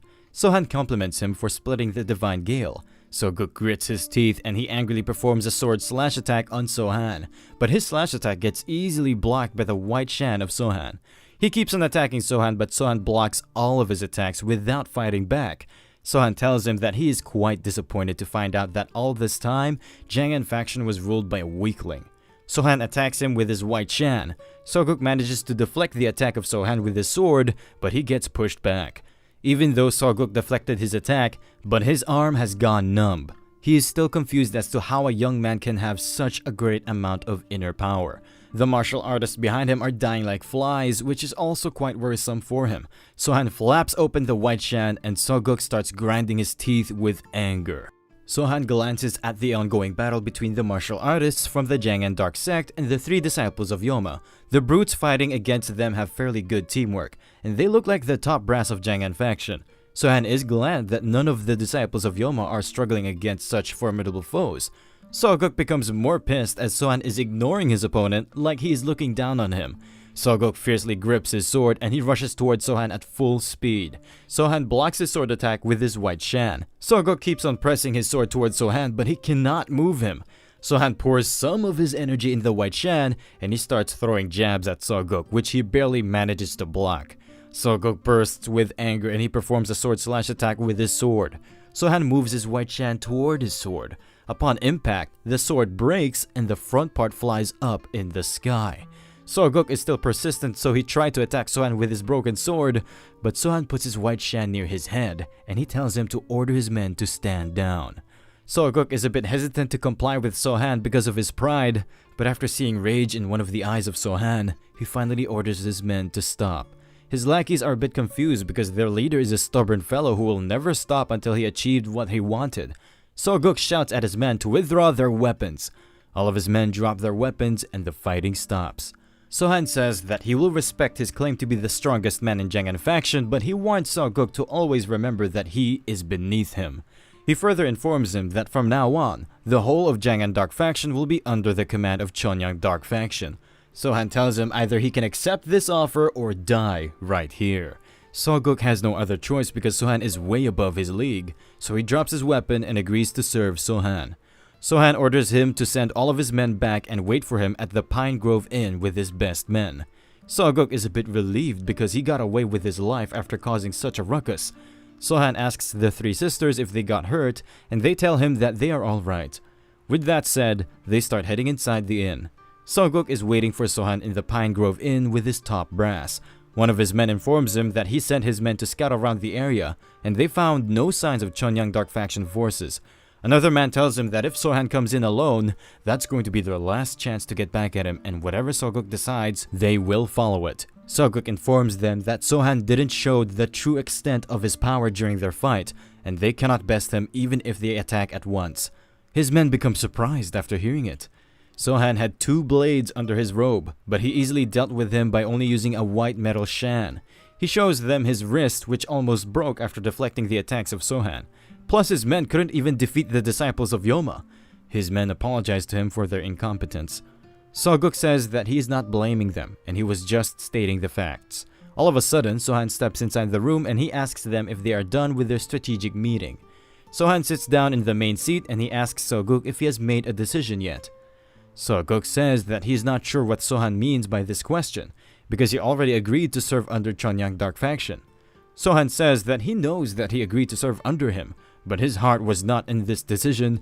That's why he gave him time to think it through with his top brass. Soguk starts clenching his fist as Sohan was again looking down at them by giving them a chance to attack him here once again. Sohan says that he knows they are feeling wronged, so he gives them another chance to attack him. Sohan will stay here and wait for them to fetch their weapons. But he warns them by saying that the only reason they are sitting here is because he chooses to let them live, and he will not grant this mercy twice. Soguk already knows that there is no chance for him to win against Sohan, so he gets up and pledges his alliance to their new clan lord. His men follow their leader's footsteps and they pledge their alliance to Sohan as well. Sohan accepts them under his banner. Meanwhile, the very same night, some people are discussing whether Jangan Dark Faction was really taken over by a single person. They are quite amazed because the rumors say that he's the same person who killed Yoma, and he looks quite handsome. Deadeye, who is now working at an inn as a hall boy, tells them that it is all true because he saw that guy with his own eye. A person asks him if he is telling the truth. He replies by saying that he is telling the truth, plus he also got beaten up by their new clan lord Sohan Jin. He further tells them that there are cuts all over his body and he already knew that Sohan was someone above the league of Jangan Dark Faction. He says that after getting beaten by Sohan, he warned their faction leader to not mess with him. The person says that it is quite impressive of Deadeye. Deadeye takes that as a compliment, but he informs them that faction lord Soguk is a geezer who refused to listen to his advice and he took all of his men to attack Sohan, and now he ended up serving Sohan instead. In the dead of the night, 2 martial artists find the dead body of the great Yoma. Her body is covered in poison, and one of the martial artists says that he cannot believe that he met Yoma in such a state. The second martial artist says that the end of Yoma is quite gruesome. The first martial artist says that their master will be the only one who will be overjoyed after hearing it. The second martial artist says that he heard the disciples of Yoma are beautiful virgin women. The second martial artist informs him that her disciples are people who are converted by all young men. The second martial artist tells him that he heard there are 3 disciples of Yoma, and if they can get a chance with them. The first martial artist warns him to make sure their master doesn't catch him saying such things. The first martial artist apologizes and he says that he was just joking with him. All of a sudden, they hear a voice which asks them if they have found her yet. Both martial artists get on their knees and they tell him that they have found it. Someone starts moving toward them at max speed. A strong breeze blows through the whole field. Out of nowhere, their master appears right next to the dead body of Yoma. This guy is the great Fiend Sekma, and he is quite happy. He tells Yoma that it is quite a shame that they met in such a state. He starts examining the body of Yoma, and he finds out that her neck was broken by the left hand of the killer, and he asks his disciples about the weapons of the killer. The first martial artist reports that he heard that the killer used dual blades while fighting with Yoma, and he used a metallic fan while fighting against Soguk, who is the leader of Jangan Dark Faction. Sekma is thinking that these type of weapons are quite rare in the Dark Faction, but she was finally killed with the bare hands of the killer. He smiles happily and he inquires about the name of the man who killed Yoma. The first martial artist informs him that the man is called Sohan Jin. Sekma says that he must be a magnificent man, because it seems like he was trained by the twin brothers Dokma and Wison. He further informs his disciples that both Wison and Dokma are lunatics, but Wison is the one who truly deserves his fanatical reputation. The first martial artist asks him if Wison is more powerful than Dokma the Fiend. He says that it is true, at least by his standard. There was a time when Dokma had fallen for a trap set by the leader of the Northern Lakes. Both Dokma and the leader of Northern Lakes had sustained serious injuries. Suddenly, a man dressed in white appeared there. He used his miraculous power to save the leader of the Northern Lakes from the brink of death. Dokma screamed at his brother for healing the enemy, but Wison couldn't be budged. Without a single change of expression, he healed anyone who could still be saved to the best of his ability. Then he left carrying Dokma in his arms. That is the moment when Sekma realized that the lunacy of the four great fiends, including himself, was unmatched by Wison. And if Sohan is really the disciple of those two, then he cannot be underestimated. Because these kind of brutes are unfathomable. Both his disciples say that they will keep his words in mind. Sekma inquires about the current location of Sohan and the disciples of Yoma. The second martial artist informs him that they are staying at the Pine Grove Inn. He further asks his master if he's going to be attacking them today. Their master says that he will be only keeping an eye on them for now, and he wants to get his hands on the three disciples of Yoma, so he must be extra careful. He further orders his disciples to scout the whole area for the twin brothers because it can be a trap set up by them. As for Yoma, he orders them to bury her. His second disciple inquires about the white dragon whip, and Sekma orders him to bury it with her, and it will serve as a gift for raising such disciples. The very same night, Sohan is having food with the three sisters.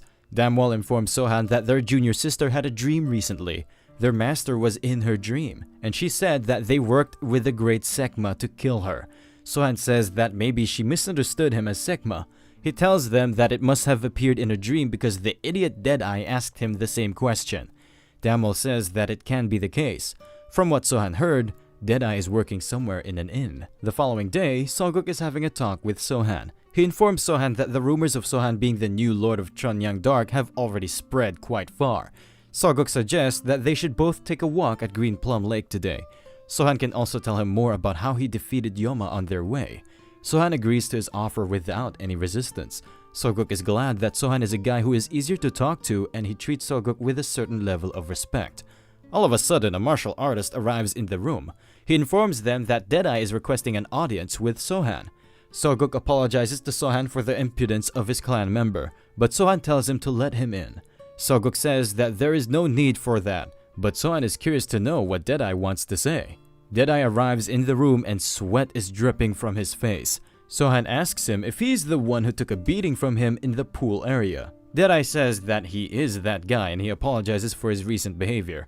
Sohan tells him to forget about that previous incident and he asks him why he wanted to meet him. Deadeye informs him that there is a certain individual going around asking about Sohan. Soguk signs and he informs Deadeye that it is quite normal because a lot of powerful forces will be inquiring about him after the recent turn of events. Deadeye says that it is not that simple, and this mysterious young man is asking about the clan lord in great detail, and he is gathering information about the disciples of Yoma as well. Recently, a suspicious man came to his inn, and he started saying some strange things to the other customers. He claimed that Sohan took in the disciples of Yoma because they are virgins, and Sohan is a lustrous person. This information piqued the interest of Sohan, so Deadeye tells him that he tried to tail that guy to find out who he is, but his light step technique was too fast for him. There is complete silence in the room and Deadeye starts thinking that maybe he wasted their time for nothing. Sohan breaks the silence and tells Deadeye that the information he just provided is of great help to him. Sohan compliments Deadeye for his hard work and he asks him to leave the room. Deadeye becomes happy after hearing the compliment and he happily leaves the room. Soguk says that it is really suspicious because that mysterious person was also asking around for the disciples of Yoma as well.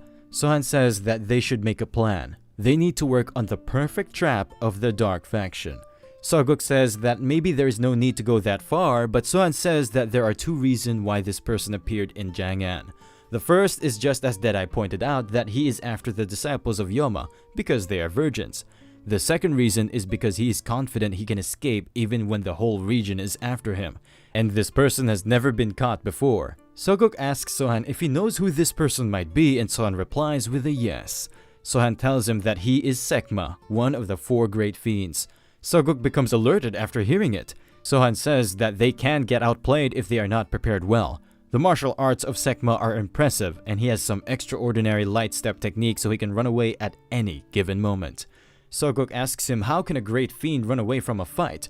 Sohan informs him that Sekma does not uphold a martial artist's sense of dignity. He is a scary opponent because he can also bait them by running away and coming back at the same night. Soguk is wondering whether they can really beat Sekma. Sohan informs him that he has never been caught before. Many strong families from the Justice faction as well as other martial clans tried to catch him, and there have been many strong individuals who have been called Sekma. But none of them were as great as the real one they are facing right now. Sohan says that he wants to catch him and he will make sure the great Sekma will draw his last breath in here. Soguk becomes happy after hearing it because the reputation of his sect will rise up among the dark sects after this. Meanwhile, Deadeye is going back after reporting everything to Sohan, and the compliment he received made him quite happy. He runs through the streets while giving a creepy smile, and the passerbys think of him as a madman. During nighttime, Sohan is moving through the streets along with Soguk, and he is being greeted by everyone. A woman says that she heard Clan Lord Sohan will be having a farewell party, and Sohan says she is correct. The woman says that it is a shame that Lord Sohan is leaving so soon. Sohan tells her that he will soon come back. Sohan starts leaving and the woman tells him to come back soon. As Sohan is moving through the streets, a window of a building opens up. There are two red glowing eyes looking at Sohan.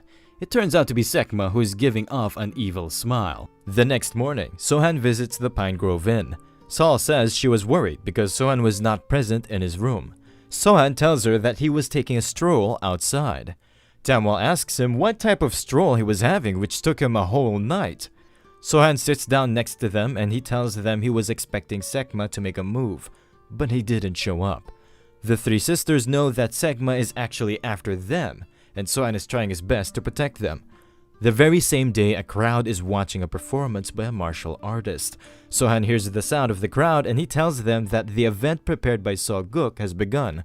The sisters open the window and they ask Sohan why there are so many people gathered outside. The third sister says that she wants to go outside to watch the event up close, and Sohan allows them to do so.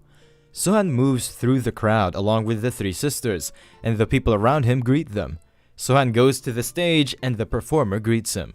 The performer informs Sohan that they are going to start a performance called Villain Saga. Sohan tells him that this Villain Saga name sounds fun, and he should start the performance. The performer starts by calling out Sohan Jin of the Chonyan Dark faction.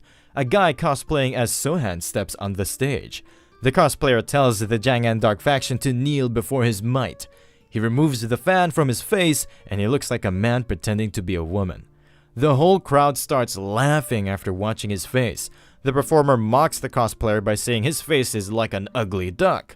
The cosplayer says that he should not judge people by their face, and he asks the performer who he is. The performer says he is Guangma, one of the four great fiends. The cosplayer asks him if he came here to take revenge for the Yoma. He further tells cosplayer that he will rip him apart so the spirit of Yoma can rest in peace. All of a sudden, another performer leaps toward the stage. The new performer lands next to the cosplayer. This new cosplayer introduces himself as Sekma, the rapist, and he is here to avenge Yoma as well. The crowd becomes angry and they start cursing Sekma. Sekma performer gets angry and he tells the crowd if they dare to belittle him, he will rape them as well. The crowd becomes more agitated after hearing it. Saul asks Sohan if it is okay to belittle Sekma like this in the public. Sohan gives off a grin smile and he tells them to just wait and watch. Meanwhile, on the stage, Sekma asks the cosplayer and the Guangma performer who wants to be punished first. He leaps toward them after saying that he will take both of them and he can do it with both of them because he is faster than a rabbit. The crowd becomes entertained and they start calling Sekma a rabbit dick guy. Out of nowhere, a real kunai starts moving towards Sohan. Sohan deflects it in time using his white shan. Sohan leaps toward the place where the kunai came from. A martial artist is leaping through different rooftops. He then leaps inside an open window. This guy was the second disciple of Sekma, and he is angry at the performers for mocking his master. That is why he tried to attack Sohan. All of a sudden, something crashes through the window behind him. It turns out to be Sohan, who chased him all the way to this inn. Sohan mocks his master by saying whatever he saw in the performance about his master seems to be true. This even makes the second disciple more angry, and he quietly unsheathes his sword. He swings his sword towards Sohan, and Sohan uses his crescent dual blade. The attack of the second disciple gets deflected, and Sohan cuts him into 2 pieces using his crescent blades. Both pieces of the disciple drop on the ground, and the whole room becomes messy with blood. Out of nowhere, a slash attack moves towards Sohan, and he manages to dodge it without much effort. The slash attack lands on the window behind Sohan, blasting it off in the process. Someone swiftly moves towards Sohan. It turns out to be the first disciple of Sekma, who was also present in the room. Sohan easily deflects his attack, and he tells the first disciple that sneak attacks have no effect on him. The first disciple realized that Sohan is way above his league, because he deflected his attack so easily, and the difference in their speed is massive as well. He looks at the body of his junior who was cut in a single attack. The first disciple thinks to himself that he needs to return to their master Sekma for now. He pulls out some needles hidden under his arm cover. He then throws them towards Sohan. While Sohan is busy deflecting the needles, the first disciple escapes from the room. He leaps out of the window and lands on a rooftop below. Some martial artists from the Jang'an Dark faction spot him, and they start swarming toward him. He starts running away from them at max speed. Sohan bursts out of a rooftop behind him, and he becomes alerted. Sohan leaps toward him at a tremendous speed. Sohan is too fast for him, and he's about to get caught, but out of nowhere, 2 slash attacks move towards Sohan. He tries to block them, but the force behind slash attacks was too heavy, and Sohan crashes in another rooftop. The first disciple becomes a bit relaxed because he thinks those slash attacks were performed by his master to aid his escape. He starts happily leaping away from Sohan, but out of nowhere, his neck gets caught by a whip. He gets dragged from the rooftop onto the ground. It turns out to be Saul who was using the whip, and she inquires about the location of Sekma from him. The first disciple stays silent, and Saul keeps on tightening the whip to strangle him. Suddenly, they hear a sound wave from Sekma, who asks them if they really think they can catch him with these petty tricks. Everyone present in the area can hear his voice, but his location is untraceable. Sekma announces that he is going to play a game in this town. For 100 days, he will soak the ground of Jang'an with the blood of the Jang'an Dark faction's women. Their wives, daughters, and lovers are going to get slaughtered. He tells them to think of it as his response to their delightful performance called the Villain Saga. His disciple gets cocky, and he tells the 3 sisters to be extra careful because their master is drooling for the taste of virgins for a long time. Saul tells him to keep on spouting nonsense, and she starts strangling him with her full force. She pours some of her energy into the whip, and the neck of the first disciple snaps with a loud noise. Sekma, who was observing everything, thinks that it is a shame that he lost his disciples in this place. But he is quite relaxed because he can find new disciples, and he is entertained by the ongoing events. He is quite excited as he is sure he can escape from Jang'an at any given time, and Sohan nor the Jang'an faction can find his location. His happy expression fades off as Sohan makes his entrance in his room. Sekma is a bit confused as he has no idea how Sohan found his location. Sohan sits right next to a table without worrying about Sekma. He starts gulping up the wine bottle from the table. Sekma silently observes him as he is still confused about the ongoing event. Sohan puts the wine bottle down, and he asks Sekma why he thought Sohan couldn't trace his location. Sekma asks him a question as to why Sohan is living like this, and he should live like his master Dokma. Sohan asks him what he means by that. He tells Sohan that his master always lived a life of freedom, while Sohan is rolling around with lowlives like the Jang'an Dark faction. And he asks Sohan why he is trying to act like a heroic figure by protecting the disciples of Yoma. Sohan tells him that he is a piece of shit, and he should stop with his talkative ruse. Sekma asks Sohan if he really thinks he can catch him. All of a sudden, he hears a voice from outside stating that he has been surrounded by the forces of Jang'an Dark faction. Sekma tells them that he can easily take care of low-tier factions like Jang'an by himself. This voice belongs to the Sekma cosplayer, and he informs the real Sekma that he will let him go if he surrenders after removing his pants. He further tells the Sekma that he will live if he does that, and he will only lose his dignity and ass in the process. This enrages Sekma to the max as he starts emitting his inner force. Sekma pulls up his sword toward him. Both Sohan and Sekma do a standoff for a second. Without wasting any time, Sekma unsheathes his sword and he swings it towards Sohan. Sohan pulls out his white shan and he deflects the attack of Sekma. Sekma performs a lot of slash attacks on Sohan, and Sohan keeps on deflecting them with his white shan. Sohan tries to directly attack Sekma, but he uses his full speed to dodge the attack of Sohan. Sekma sheathes his sword as he thinks Sohan is quite powerful, and it was no coincidence that he managed to beat Yoma. Sekma hangs on the window and he tells Sohan that he's going to give him a tour of Jang'an. He tells Sohan to follow him as he leaps outside. The three performers are watching him as he is jumping away from the inn. Sekma spots the three of them and performs a double slash attack toward them to take his revenge on them for dragging his name through the mud. The performers get scared as they are about to get hit by the cross slash attack, but Sohan manages to block the cross slash attack on time. Without wasting any time, Sohan leaps towards Sekma. Sohan starts chasing Sekma, but his light step technique is too fast for him. Sekma mocks Sohan for his slow speed. Sekma starts running more faster after pouring some inner energy on his feet, and he warns Sohan that Jang'an will be painted red because of his pointless charade of a hero. Sohan is not worried at all because Sekma is playing right in his hands. Some martial artists are gathered ahead with the slingshot mechanisms mounted on them. As soon as they spot Sekma, they start shooting him. Sekma is too fast and he manages to dodge them by leaping upward. As he is moving right next to a rooftop, the window of that house opens up and different weapons are shot at him. Sekma dodges the weapons by ducking down and landing on the ground. He keeps getting attacked by long-range attacks and he keeps deflecting them. This whole ruse gave enough time to Sohan to catch up to Sekma. Sohan attacks Sekma and he barely manages to dodge the attack. Sekma starts running away from the town as the streets and the houses are filled with traps and even the people roaming on the streets are not normal civilians.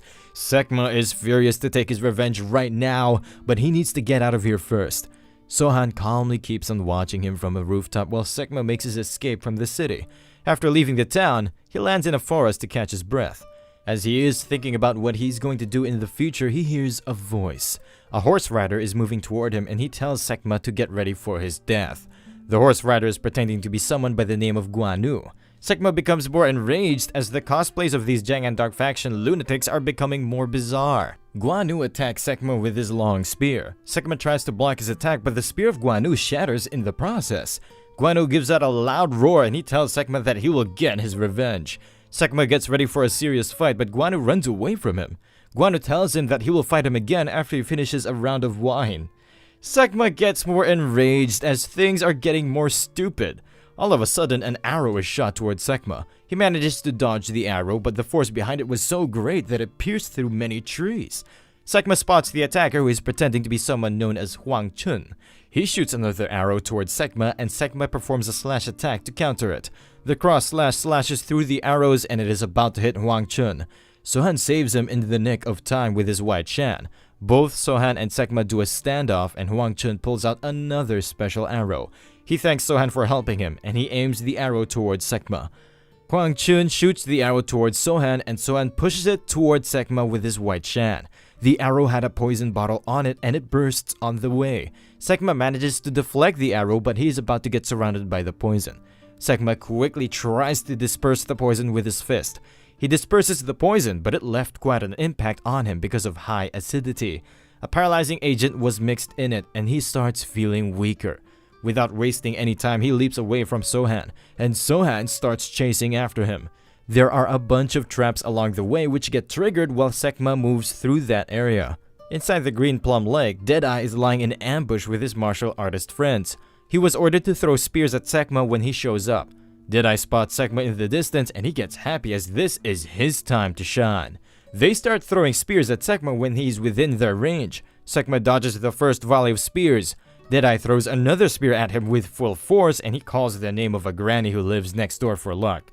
Sekma dodged the attack, but he stops and he starts glaring at Deadeye. Deadeye himself is confused as to why Sekma is looking at him. For some reason, Sekma became more pissed after hearing the talk of some old granny. Sekma leaps toward him after saying that he will rip him apart.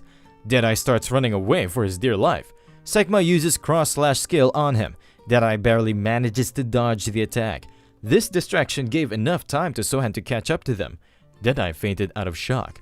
This whole situation makes Sohan think that Sekma is on edge. That is why he got bothered by such a little thing. Both Sohan and Sekma start exchanging blows. On the surface, they look like they are both on par with each other. They keep on fighting until they reach a rooftop on the other side of the river. All of the martial artists who were chasing Sekma are present on the other side of the river. Sohan informs Sekma the hunt will begin again once he turns his back to him, and it will stop once he stands and faces him like a man. Sekma is on edge, so he makes his last stand there. Sekma leaps towards Sohan as he tells him that he's going to kill the people on the other side once he's done with him. Even though Sohan dodged his attack, but he still got a cut on his shoulder. Sekma tries to attack him again, but Sohan blocks his attack with his crescent dual blades. They both keep on attacking and defending at the same time. Cracks start appearing on the building as their fight intensifies. The building cannot hold up the impacts and it starts crumbling down. Everyone spectating their fight becomes amazed. Once the smoke subsides, they can clearly see each other.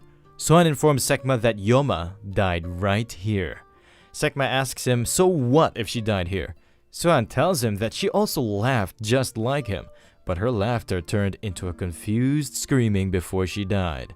Sekma praises him for slaying a fiend after getting trained by one, and he further asks him if he has convinced himself to kill his masters after this. Sohan is not fazed by this question and he smiles at Sekma. Sekma attacks him while laughing like a madman. Sohan blocks his attack with one of his crescent blades. Sohan smiles and he just utters a single word: poison. Sekma jumps back as he is not sure if Sohan already used poison or if he is about to use it.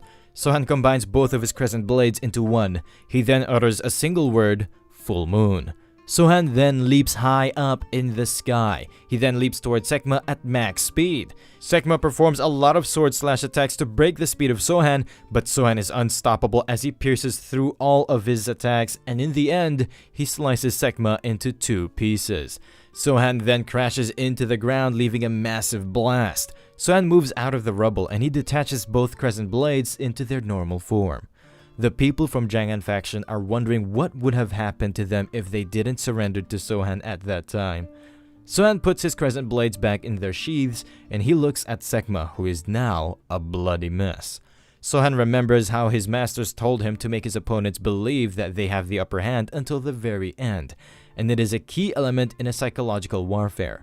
Sekma is dying from the blood loss and he has become quite afraid. Sohan is satisfied beyond belief and he asks Sekma about the location of his older brother Guangma the Fiend. Sekma is about to tell him something but he dies from blood loss. Sohan has no use for Sekma's body as he blasts it off. Sohan made a big mistake by showing his true power in front of so many people, but he's not worried because they are all his people. The martial artists sign off as the chase has finally ended. The very same night, Deadeye is telling people that Sohan is the one who killed Sekma, but he is the one who made him turn around and shatter his will to escape. The people around him say that maybe Sekma was already on edge due to the villain saga, and the words of Deadeye only served as a trigger. Deadeye becomes angry and the customers keep mocking him. All of a sudden, they hear a loud sound calling Deadeye out.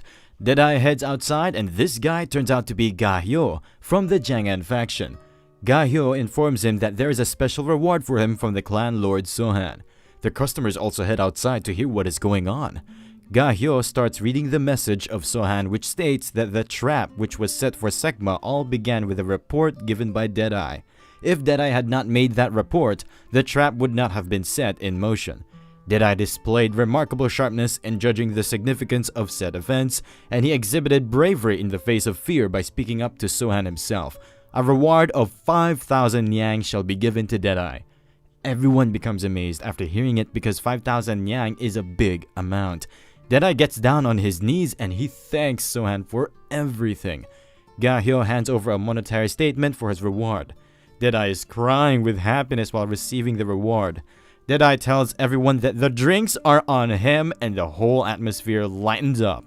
Meanwhile, Sohan arrived at Sohokro along with the 3 sisters. Damwal says that the surroundings have changed a lot, and Sohan replies by saying that he also had a hard time recognizing this place when he returned. He further asks her if she remembers Dogon, and she replies with a yes, and she asks Sohan if Dogon is still here. Sohan tells her that Dogon is probably in the kitchen on the 2nd floor, and he gained a lot of weight. Sol and the younger sister say that they feel more at ease in here rather than in Jangan. Finally, they come to a stop in front of a house of the new moon. Damwal becomes a bit sad because she had many memories of this place. Sohyok comes out and he greets Sohan. He further informs everyone inside the House of Moonlight. A lot of movement noises start coming out of the building. Sohan is a bit confused as to why there are so many voices while there were only few people when he left the Moonlight Pavilion. Sohyok comes down with a lot of new faces. Sohan cannot recognize any of the kids and a woman comes out to greet him. The woman calls him by his nickname Dopey, and Sohan recognizes her face as one of his older sister.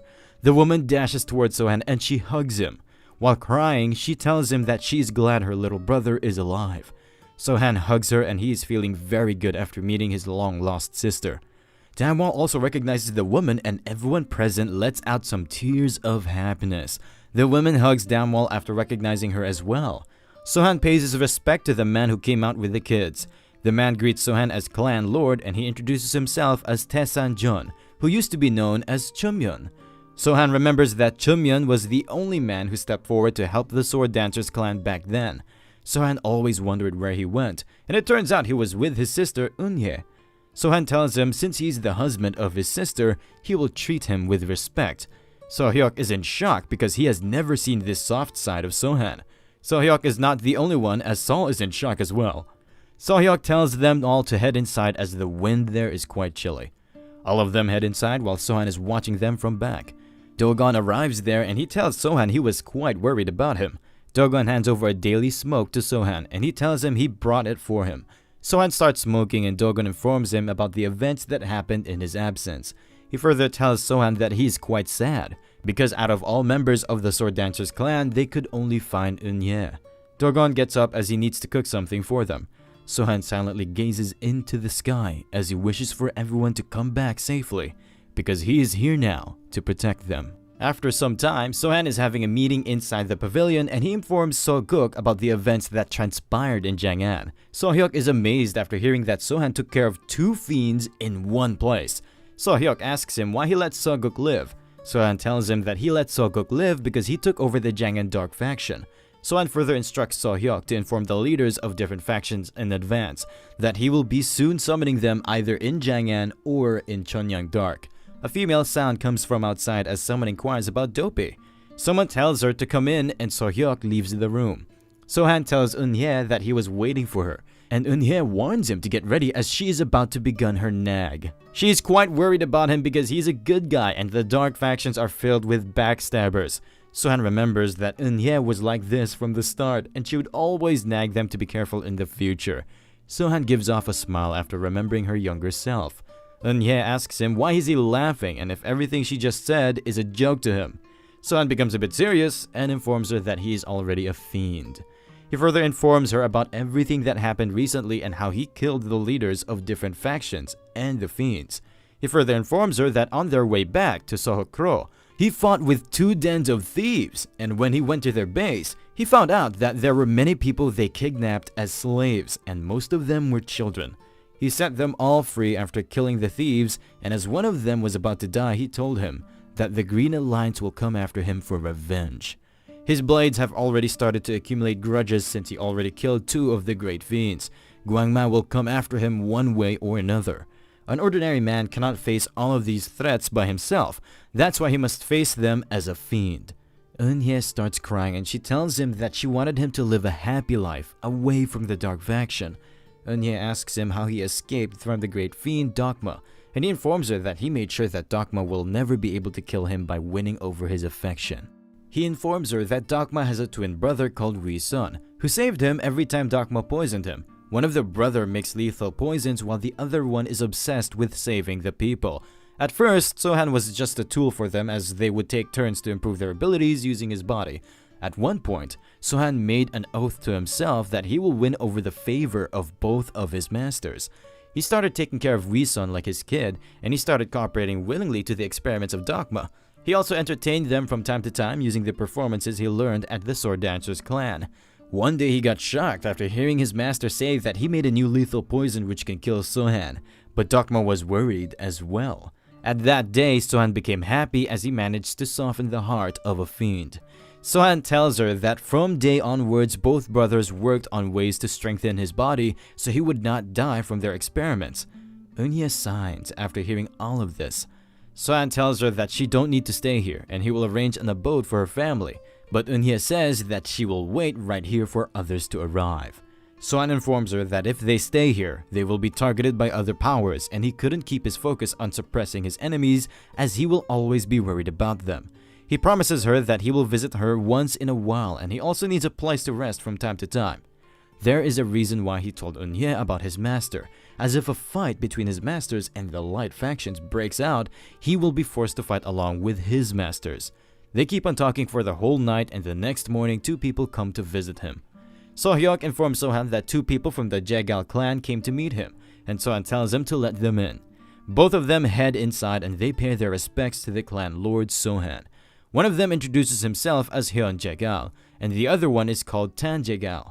Sohan says that they both came from afar and they should sit down first. Sohan asks them about what they wanted to talk to him about. Hyun Jaegal informs Sohan that they are the ones who published the Jaegal newspaper, and it is the main business of their family. In the north of Jangan alone, their customers include Manhwa sect, Wudang sect, Chonsong sect, the Dang family, and many other sects. They also have ties with the majority of the light factions. Sohan stays silent after hearing it, so Hyun Jaegal asks him if it is true that he killed 2 great fiends, Yoma and Sekma. Sohan confirms that it is true. Hyun Jaegal informs him that everyone is talking about a great warrior who has appeared in Shanxi. Sohan inquires about what they mean by a great warrior. Hyun Jaegal informs him that they have something called the martial rank records. They normally keep track of news regarding the top 100 individuals of the martial world. And since Sohan killed 2 of the 4 great fiends, so now he will join that list as well. He takes out a notebook which is full of recent feats of Sohan, and they are planning to publish them pretty soon. Sohan tells him that he did a good job in doing all of his research. There is a question in Hyun Jaegal's mind, and he asks Sohan if he's planning to be a new fiend. Sohan stays silent, and Hyun changes his question and he asks Sohan if he has any idea about who will be filling the spots of 2 deceased fiends. Hyun Jaegal further informs Sohan that they don't take sides between the light or dark faction. They are simply honest people who meet and listen to noteworthy individuals and spread their stories across the martial world. This grabs the attention of Sohan, and he tells them to send a newspaper daily to him. Both Jaegal brothers are in shock as Sohan is treating them like mere peddlers. Sohan asks them if there is anything else on their mind. Hyun Jaegal gets serious and he tells Sohan that he stays in Cheonyang. That's why he don't know that Jaegal newspaper is quite influential. He asks Sohan if he really wants to stay in the dark faction, and he further informs him that his position in the martial world may change significantly depending on how they portray him. Sohan is not sure whether Hyun Jaegal is praising or insulting him, but he goes along with it and he tells Hyun that he is in the dark faction for now, at least. Hyun Jaegal asks him that if being in the dark faction seems like a praise to him. This pisses off Sohan and he tells Hyun to stop his acting and get straight to the point. Hyun Jaegal informs Sohan that the head of Jaegal clan would like to make an offer to him. The Jaegal clan can help Sohan in joining the light faction. Sohan asks him how they can turn a dark faction into a light one. Hyun Jaegal smiles and he tells Sohan that it's not beyond their powers. And that's not all. They can even make Sohan into a hero of light faction because he has already killed 2 great fiends. Soon, for the sake of stability, an alliance will be formed between Jianghu, Manhwa, Wudang, and the Jaegal clan. All of these forces happen to be groups that are situated near Shanxi. If they look at the western border, most of the area is already taken by Sohan. Expect Hanjung Dark Faction. Sohan says that he has been busy lately, that's why he didn't look over Hanjung. Hyun Jaegal further informs him that their alliance will soon be formed in the east along with Henan and Hubei. And one of the reasons they are gathering is to either chase out the dark factions from the western front or slaughter them to extinction. The head of the Jaegal clan further sent a message for Sohan stating that despite being from the dark faction, he still has potential to become a hero because he slayed 2 great fiends by himself. There is going to be some opposition from some light factions, but if Jaegal News manages to find out his intentions, and they can spread them far and wide, which will result in the birth of a new warrior. Sohan asks them what they want in return for their services. Hyun Jaegal says that they have heard rumors that Sohan is quite wealthy. Sohan says that he indeed has a lot of money. Hyun Jaegal gets up and he tells Sohan that they need an investment of 30 million yang. And they will help him join the light faction in return. Not only that, they will make him known as the greatest warrior of Shanxi, and he can also join the Murim alliance that will be formed in the north of Jiang'an. Sohan asks him what will happen if he refuses their offer. Hyun Jaegal says that a lot of things can happen. For instance, a word might spread out that Sohan is the disciple of Dogma. Sohan asks him if he gives them money, he will become a hero. And Hyun replies with a yes, and if he refused their offer, he will be marked as a fiend. And once he became a fiend, he will be targeted by the Murim alliance. Hyun Jae-gal becomes a bit agitated and he tells Sohan that 30 million yang are not a big amount as compared to the benefits he will be getting in return, and he can also become the most famous individual in the martial world. Sohan agrees with his offer, and Hyun Jae-gal becomes happy after hearing it. But Sohan informs him that he don't have 30 million yang on hand, so he has to gather funds from Janghan Dark and Chunyan Dark factions. Hyun Jae-gal informs him that they can wait for the money, and he congratulates Sohan for making the right decision.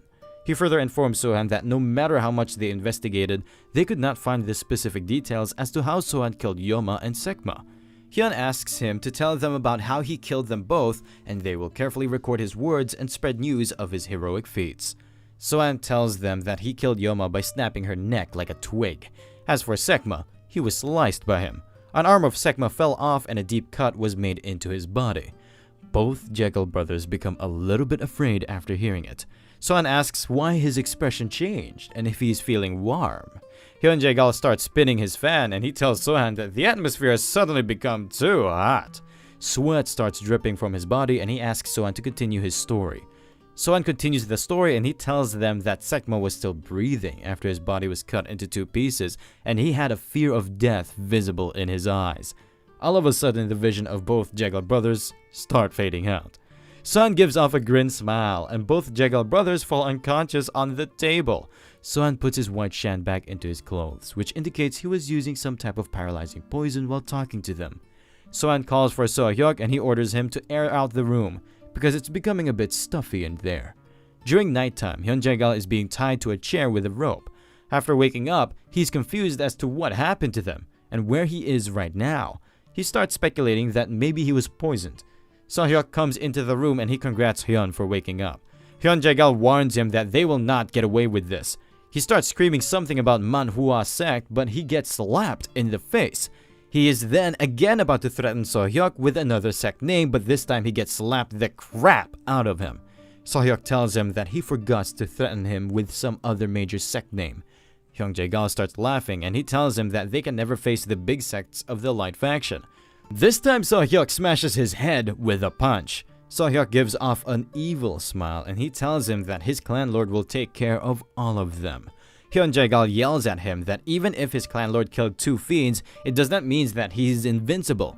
This time So-hyuk didn't slap Hyun, but Hyun is on alert because he can get smacked anytime.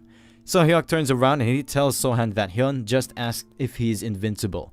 Sohan asks So-hyuk if he has roughened up Hyun well enough. So-hyuk with a happy expression says that he went easy on him for now. Hyun Jae-gal asks him what is the meaning of this, and if Sohan is angry about 30 million yang price, then he can go back and ask their clan leader to lower it a bit. He further tells Sohan that they are not here to fight, and they can talk things out like civilized people. Without paying much heed to his words, Sohan removes a cloth from a box. There are some torture tools present inside the box. Hyun becomes afraid after seeing those tools. Sohan pulls up a knife, and its sharp tip is shining in the darkness. Hyun Jae-gal prepares himself as things are about to hit the next level. Sohan checks the sharpness of the blade. This puts Hyun on edge and he tells Sohan that he is prepared to discuss everything with him, and he asks him why he is doing this. Sohan tells him that he is already very busy and Hyun wasted a lot of his time with his nonsense. Hyun informs Sohan that it was not nonsense because once the Murim alliance forms, the factions around the Shang-Chi area will be attacked first, and it will not be limited to only Shang-Chi as other dark factions will be attacked too. That's why the head of Jekyll clan came up with this grand plan. Sohan sits down and he starts acting like he's worried. Sohan says that he barely managed to kill Yoma and Sekma. Everyone already knows he's the disciple of Dogma. He is already on edge and now the Light factions are also gonna attack him. Hyun thinks that Sohan is in total despair and this is his chance to get out of this situation. Hyun tells Sohan that they should join hands and if he becomes a hero of the Light faction, all of his problems will be solved. Sohan asks him if he's telling the truth and Hyun replies with a yes. Hyun informs him that Jekyll clan is the only one from the Light faction side that knows Sohan is a disciple of Dogma and they have enough influence to change the image of Sohan. Sohan gives off a grin smile as he knows that he is not totally exposed yet, and he gets up. Hyun realized that the mood of Sohan just changed. Sohan calls Hyun a military advisor and he tells him to listen carefully. Hyun is a bit confused as to what Sohan means by calling him a military advisor. Sohan asks him that if he's going to start a war, there should be at least one military advisor by his side. Hyun thinks to himself as to how Sohan can talk about war so casually. Hyun asks him if he wants to start a war. Sohan replies to him by saying that he'll decide on whether he will start a war or not. He tells Hyun to only focus on the brainstorming section. Sohan orders him to write down the martial prowess, ranks, and the amount of martial masters that belong to the light factions. He further instructs him to write down every single detail about the relationship between the different sects of the light faction. He keeps on ordering him to write down the weaknesses of different sects as well. Hyun is about to say something, but Sohan slaps him quite hard.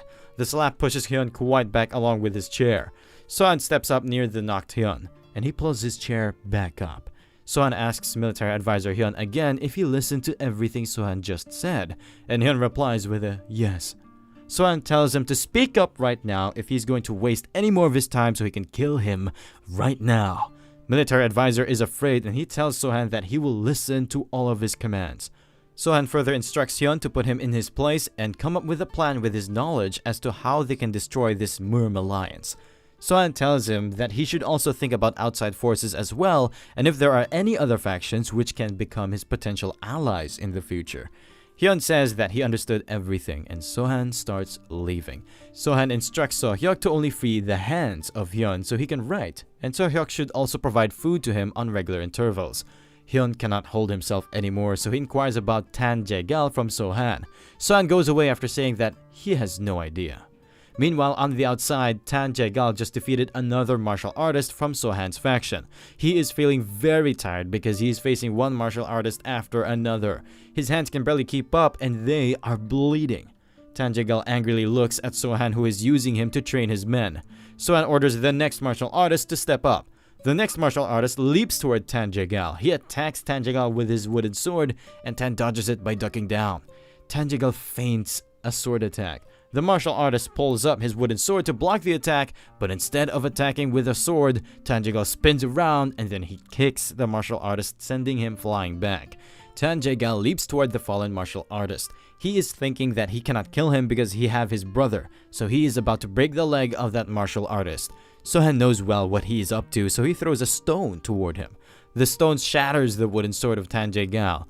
Tan is a bit shocked because he could have been hit by the stone if he was a bit faster. Sohan tells the patriarch of Great Dragon Sect that 3 of his men have already fallen from that same faint attack. Ha-sung is feeling a bit shameful about this. Sohan orders him to stay behind and give his men some teachings. Sohan orders his men that it's enough for today and they will resume their training with Tan Jae-gal the next day. Sohan heads inside and he orders Tan Jae-gal to follow him.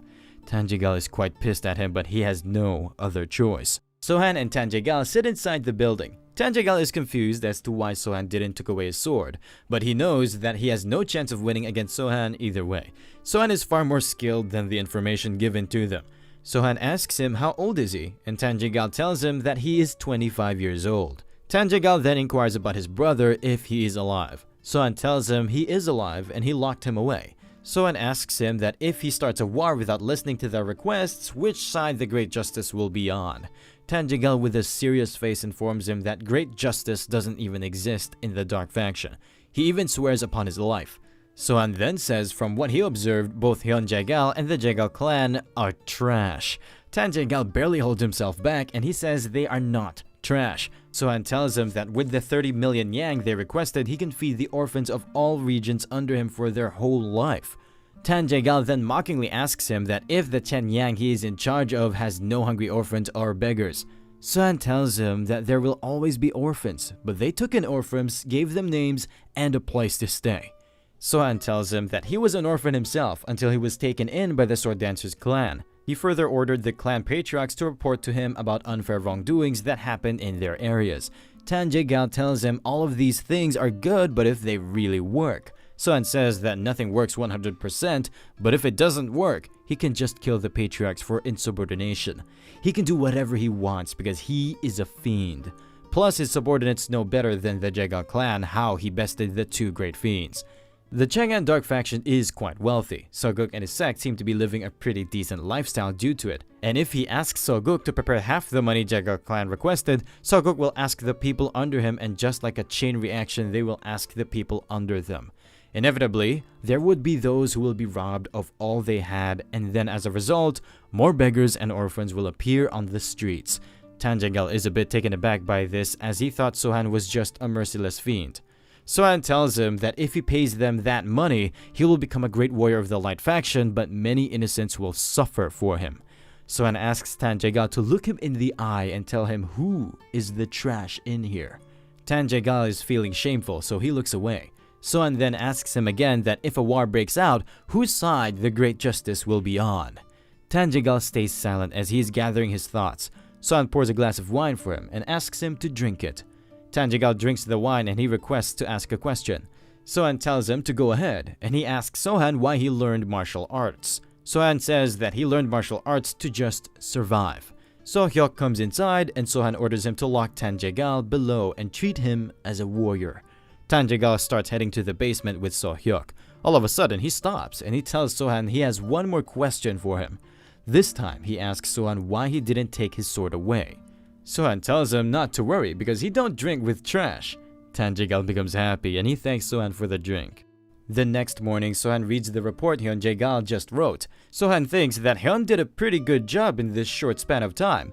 Hyun hesitantly asks Sohan if Jaegal is alright. He begs Sohan to free him because the only thing Jaegal did was to follow him.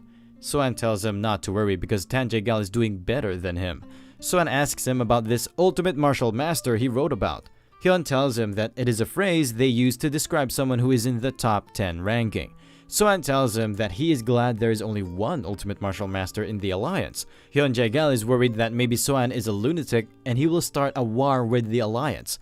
Sohan asks him about the information regarding the ultimate martial master, and Jaegal says that he will soon take care of that part too. Sohan tells him to work hard from now on because if he dies, Hyun will be dead too, because the place he is kept at is a hidden place and there will be no one to feed him. Hyun becomes afraid as he thinks Sohan is really going for a war. Sohan tells him that he is his military advisor until the war ends. All of a sudden, Sol comes inside the prison and she asks Sohan about what he is doing. Sohan asks her a counter question about what she is doing there. Sol says that it's been a few days since Sohan showed his face at the Moonlight Pavilion. Jaegal is wondering who this woman is who is talking rudely to the clan leader. Sol further informs him that it was too peaceful and she was feeling suffocated. That's why she came here. Sohan allows her to rest in this place for a few days. Sol becomes happy and she thanks Sohan. He further asks Sohan about Jaegal. Sohan tells her that he is a journalist from Jaegal News and he asked Sohan for 30 million yang. Sol becomes furious after hearing such a big amount. Sohan further tells her that Hyun told him if he gave them the money, they will make him a great warrior of the Light faction, and if he refuses to do so, they will paint him as a fiend. Sol steps closer to Jaegal and she slaps him, which sends him flying back with his chair. Sol asks Sohan why he is keeping him alive and he should just finish him off. Sohan tells her that he will do it if he proves to be useless. Hyun flares up and he tells them he has a lot of work to do as he just came up with a strategy to deal with the Light factions. Sol says that he must be a traitor because he's providing information about the Light factions, including his own Jaegal sect. Jaegal just realized that he already became a traitor after providing all of this information, and no one from his clan will believe him because he is from the collateral line. Jaegal faints from all of the stress. Sol starts heading back up, but then she stops and she informs Hyun to not escape, because she already deployed the very same formation outside that they used to corner Sekma. Hyun was come to a conclusion that he is doomed either way. Sohan pulls up the chair of Hyun and he asks him about the Wudang Sword Immortal. Hyun tells him that if that person joins the war, Sohan will lose it. Sohan tells him to write everything about Sword Immortal and he further instructs him to write a justification for going to war. Hyun is just a bit confused about what he means by justification of war. Sohan gives him a cold stare and Jaegal says that he will start working on it. Jaegal is a bit furious because he has to write justifications for attacking his own clan. Sohan enters a room where the patriarchs of 3 sects are waiting for him. The patriarchs greet Sohan as the clan leader. Sohan sits down and he asks them to sit as well. Sohan asks them about their forces. The patriarch of North Wind Wolfblades informs him that they came here with their best men, just as he instructed, and he inquires about the reason why they were summoned. Sohan tells them that Jegal clan asked for 30 million yang to make them into a light faction. The leaders become furious after hearing such a big amount. They ask Sohan what he intends to do. Sohan tells them that there is no way he cannot do what Jegal clan can do, so he will make them into a light faction in his own way. The patriarchs become shocked after hearing it. Sohan further tells them that they will lead their elite troops to cut off the rotten parts of the light factions, and they will start with the Jegal clan first. The patriarch of the Great Dragon sect says that a war will break out in that case. Sohan tells them that they are mistaken because the patriarch of Jegal clan has already declared war against him. Sohan informs them that they will be fighting just like how light factions do with both literacy and martial arts. He will create an alliance for this war which will be named Mystic Lunar Alliance. Sohan further informs them to get rid of their clan's old names because they will now all belong to the Mystic Lunar Alliance. Ha-Song says that since ancient times recognition is needed to form an alliance and how they will receive recognition for their alliance. Sohan tells them that he will get recognition from the general public and the powerless people. For that reason, they need to crush the Wild Green Alliance, which are famous for their cruel methods and the kidnapping of innocent people. Sohan says that they will wipe them out in the name of justice. The patriarch of the Fleeting Raven clan thinks it is quite funny because justice is a word which was never associated with the dark factions before. All of them look at him for being a dumbwit. The patriarch of Fleeting Raven clan apologizes to them. Sohan tells them to make sure to spread the news that they saved the orphans in their area. If the light faction still want to wage war with him, he will use his kind attacks as propaganda to make it look like the light factions are fighting against each other. Sohan further tells them that they will be embracing justice from now on, and they will do a better job at protecting the weak than the other light factions. The patriarchs have no other choice, so they agree with whatever Sohan just said. Sohan informs them that they will first capture the patriarch of Jegal clan and they will expose his lies to the Murim world. They will further torture him to confess all the blackmailing he did using the Jegal news. If they accomplish this task, it will be easier for them to make a good public image among the light factions. Ha-Song says that it is a good idea, but Sohan tells them that another situation can arise where they have to massacre the whole Jegal clan, and it will leave a bad impression among the light factions. Sohan tells the patriarchs to order the military advisors under them to send a letter to everyone who was affected by the Jegal clan. In this way, they will have a lot of support from the outside as well. All patriarchs agree to it and they leave to do the tasks assigned to them. During nighttime, Sohan is going through the information Hyun Jae-gal just wrote. Yu Gi-il is the only martial master in the Light Factions Alliance and he's from Wudang sect. He has the highest seniority within the Wudang sect and there are rumors he couldn't become the sect leader because he loves alcohol, singing, and dancing. He is the toughest person for the sect leader of Wudang sect to get along with as well as the most shunned. He even chased the second Yin Yang elder who was the world's most wicked fiend into the desert in order to finish him off. Sohan starts laughing after hearing it as he already expected the Light Faction's strong people to be this much great. Sohan is dying to meet him and find out who among them is the strongest. At the same time, Sol comes in and she informs Sohan that she knows about this Wudang Sword Immortal. Sohan asks her what type of person is the Sword Immortal. Sol says that he was someone his master avoided. Plus, he's also one of the reasons why Yoma and the other fiends didn't go near the Wudang sect. Sohan becomes even more excited after knowing that Wudang Sword Immortal is a person who even the fiends avoid. Sol is a bit confused to hear that. Sohan tells her that they will be attacking the Jegal clan very soon and she can also join in. Sol says that she was dying from boredom and she will be happy to go on a war. Sohan happily looks at her and he says that wearing veil is a good idea, but it reminds him of Yoma. Sol thinks of it as a compliment and she thinks Sohan wants to say that she is pretty. Sohan tells her to get lost and she obliges. Sohan changes his expression which means he really said it to compliment her. Sohan looks through the window where the camps of his troops are at. Sohan can die or lose many subordinates during this war but he is also excited because there will be a big fight. During nighttime, many arrows with messages attached to them are shot at the headquarters of different sects from the Light Faction. The messages state that the Jegal clan blackmailed Sohan to hand over 30 million yang and they will make him into a part of the Light Factions in return. The letters further state that he killed the two fiends without thinking about getting any fame or any other profit from it. The letter further elaborates that Sohan has solid proof against the Jagal clan, and he calls forward all sects who were wronged by either Jagal clan or Jagal news in any way. They can stay on this side and just spread the word if they don't want to get involved in this fight. The letter ends with the letters that Sohan cannot tolerate such unfairness and he will settle the score with the Jagal clan. During nighttime, Sohan is standing right above the Jagal clan and he asks his men if they have sent the war declaration letters to all sects. His patriarchs tell him that they have sent the letters, but by the time they receive the letters, the result of the war between them and the Jagal clan will be out. Sohan tells his men that he will deal with the patriarch and all leaders agree with him. With that said, Sohan orders them to get going. Sohan and his men start heading toward the Jagal clan. Sohan speeds up, leaving his troops behind. Sohan jumps over the wall and 2 guards are stationed on the other side. Sohan jumps over them and his leaders cut both guards with their swords. 2 more guards start shouting after seeing Sohan.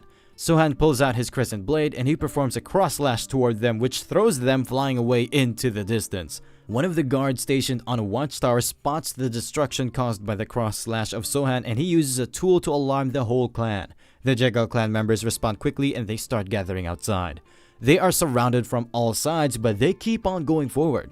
2 of his patriarchs get ready to perform their skills and they blast away the Jagal clan members approaching them from the sides. Sohan jumps up high above the sky and he gets prepared for a strong attack. Sohan uses his palm key attack, which blasts off a huge number of Jagal clan members. Sohan then lands on the ground and his elite members join him as they have taken care of most men outside. As he is about to approach the main hall of the patriarch, a sound wave comes inside, which asks them about who dared to trespass the Jagal clan, but Sohan keeps on heading inside. Inside the hall, the patriarch of Jagal clan, Jagal Pyo, is waiting for him with his men. Sohan pulls out his crescent dual blades and he calls out Jagal Pyo.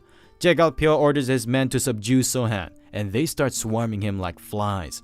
Sohan easily cuts through them with his light step technique. His men rush inside the main hall and they start massacring the men of Pyo Jagal. Most of his men have been already cut into half. This makes Pyo Jagal more angry and he flares up. He launches a sword slash attack towards Sohan. Sohan gets up both of his sword to block the attack. He can easily deflect it, but he needs to hide his real strength to the very end. Sohan gets pushed back a lot after blocking the cross slash attack. His men look at him and they are confused as to why Sohan is not using his true power. Jagal Pyo starts laughing and he tells everyone to stop after thinking that Sohan is not that much powerful. All of his men stop and they start backing away from the elites belonging to Sohan. Jagal Pyo sits back on his seat and he tells everyone to empty the center of the hall. He further instructs them to lock the gates of the hall and deploy the fog turtle formation. Only the first-rate warriors will stay inside while the rest of them will wait outside the hall. His men oblige to his orders and they start moving. Jagal Pyo asks his left guardian about what is wrong with the defense of his clan and how they easily managed to break through this far. His left guardian apologizes to him for the lack of defense. Sohan is thinking that maybe Jagal Pyo is looking down on him. That's why he is acting so carefree in this situation. Jagal Pyo says that Sohan is being pretty bold and how he charged into his estate with this little amount of soldiers. Pyo Jagal says that he wants to know about his name before he kills him. Sohan starts laughing without replying back to him. This pisses off Pyo Jagal and he orders his left guardian to move forward. The left guardian moves forward to face Sohan. The left guardian introduces himself as Jagal Chugyong. Sohan tells him to start the fight without introducing himself. Chugyong becomes angry and he says that Sohan has no honor, so he must be from the dark faction. Sohan gives off a smile, and he tries to attack Chugyong without any warning. Chugyong blocks his attack with his sword, and Sohan keeps on pressing him with one attack after another. Sohan tries to slash Chugyong from above, but he dodges it by ducking down. Chugyong takes this chance to attack Sohan. Sohan tries to block his attack with his sword, but Chugyong turns around in midway and he tries to kick Sohan just like how Tan Jagal kicked his men during their training. Sohan performs a lot of slash attacks and the leg of Chugyong gets cut down. Sohan spins around and he kicks Chugyong the same way he tried to kick Sohan. Chugyong flew toward the ceiling of the main hall.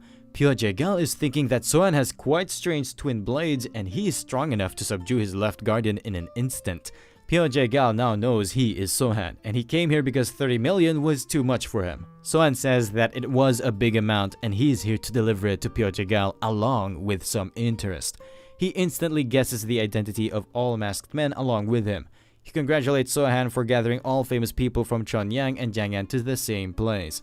Pyo Jae-gal lands an offer to the patriarchs that he will assign 50 men to each of them and they can easily defeat Sohan together. And if they manage to defeat him, each one of them will receive 100,000 yang from him. The patriarchs become shocked because they know 100,000 yang is nothing compared to their lives. Pyo Jae-gal takes their reaction as they are being persuaded by money, and he tells Sohan that money is the most powerful thing within the dark factions. Sohan starts laughing and he can confirm how loyal his subordinates are to him, and he also knows what Pyo Jae-gal is thinking right now. Sohan orders his subordinates to sheathe their swords, and all of them oblige without thinking for a second. Pyo Jae-gal is thinking that his men sheathed their swords in the middle of an enemy base on his order, and his command over them must be perfect. Sohan tells him that he will make him an offer. Sohan tells him to step forward and do a one-on-one with him. This way they can minimize their losses. Pyo Jae-gal asks him what will Sohan do if he refuses this offer. Sohan tells him then he will kill every single one of his men. Pyo Jae-gal answers him by saying that he can go ahead and kill them all. Sohan throws a cross slash in one direction. The cross slash cuts some of his men in a few seconds. The pieces of his men start dropping on the ground.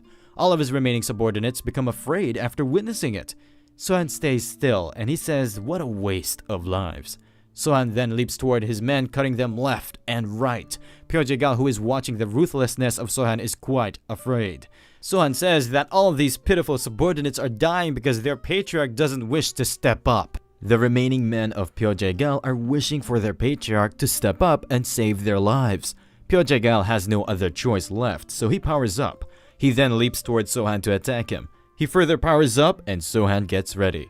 Their clash results in a big explosion. Both of them keep on attacking and blocking each other's attacks at the same time. Pyo Jae-gal uses his lightning cloud surge technique to get even with Sohan. Sohan rotates his blade in a circle to stop the lightning surge from reaching him. While he is busy blocking the lightning surge, Pyo Jae-gal appears in front of him. He attacks Sohan with all of his force. The main gate of the hall gets destroyed as Sohan falls out of the gate. Sohan lands on the front yard of the main hall. Pyo Jae-gal is quite confident as he is making his way out of the hall. On his way, he stops near the patriarchs. Pyo Jae-gal tells them they are pathetic fools and they should have taken advantage of the opportunity he had given them. All patriarchs know they are not the ones who will be regretting their decision, but they keep their thoughts to themselves. As Pyo Jae-gal is moving toward the main door, a cross slash moves toward him. He gets ready to block the slash attack, but instead of blocking it, he deflects it, and the cross slash lands on the upper walls of the main hall. Pyo Jae-gal gets angry as he had ordered his men to form frog turtle formation outside of the main hall. But once he gets outside, he sees the dead bodies of his countless martial artists.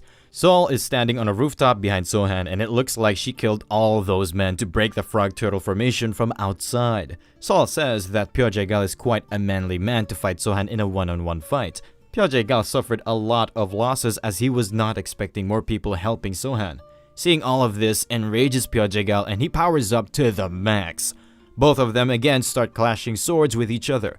Their fighting is so fierce that the surroundings are getting destroyed with each clash. Both of them get pushed back after cancelling out each other's attack. This time Pyo Jae-gal prepares an attack to finish Sohan in one go. Pyo Jae-gal fills his sword with all of his inner energy and he uses hidden dragon energy charge technique on Sohan. Sohan easily slashes the head of the dragon in one swing, but it was a trap and the dragon heads morph into two from the place it has been sliced into. Both heads start rushing towards Sohan at max speed, and their impact leaves a large blast in its wake. After the smoke subsides, Sohan is lying unconscious on the ground. Pyo Jae-gal leaps towards Sohan to finish him off, but it was all a ruse as Sohan opens up his eyes on time. Pyo Jae-gal lands his attack on the wall, but Sohan dodged it and he appears behind him. Sohan has suffered a little bit from the last attack as he is bleeding. Pyo Jae-gal confidentially tells Sohan that he has underestimated the martial arts of Jae-gal clan, which in turn resulted in his current pathetic state. He leaps towards Sohan to finish him once again, but all of a sudden, he gets a cut mark on his arm. Sohan is standing still while pointing his crescent blade at him. Pyo Jae-gal is a bit confused as his arm got cut, but Sohan is standing still in his place. Sohan starts laughing as he is enjoying this fight. This pisses off Pyo Jae-gal and he throws a barrage of cross slashes towards Sohan. Sohan easily manages to dodge all of them. This time, Sohan performs a cross slash, which pushes Pyo Jae-gal back. Jae-gal is thinking that Sohan has gotten faster all of a sudden. Sohan calls out his name and he asks him why he thinks so much during a fight. At the same time, Jae-gal came to the realization that Sohan was hiding his power from the start. This pisses off Jae-gal and he again uses Hidden Dragon Energy Charge skill on Sohan. This time Sohan again tries to block it and he's laughing for some reason. Sohan again crashes into a wall with a huge impact.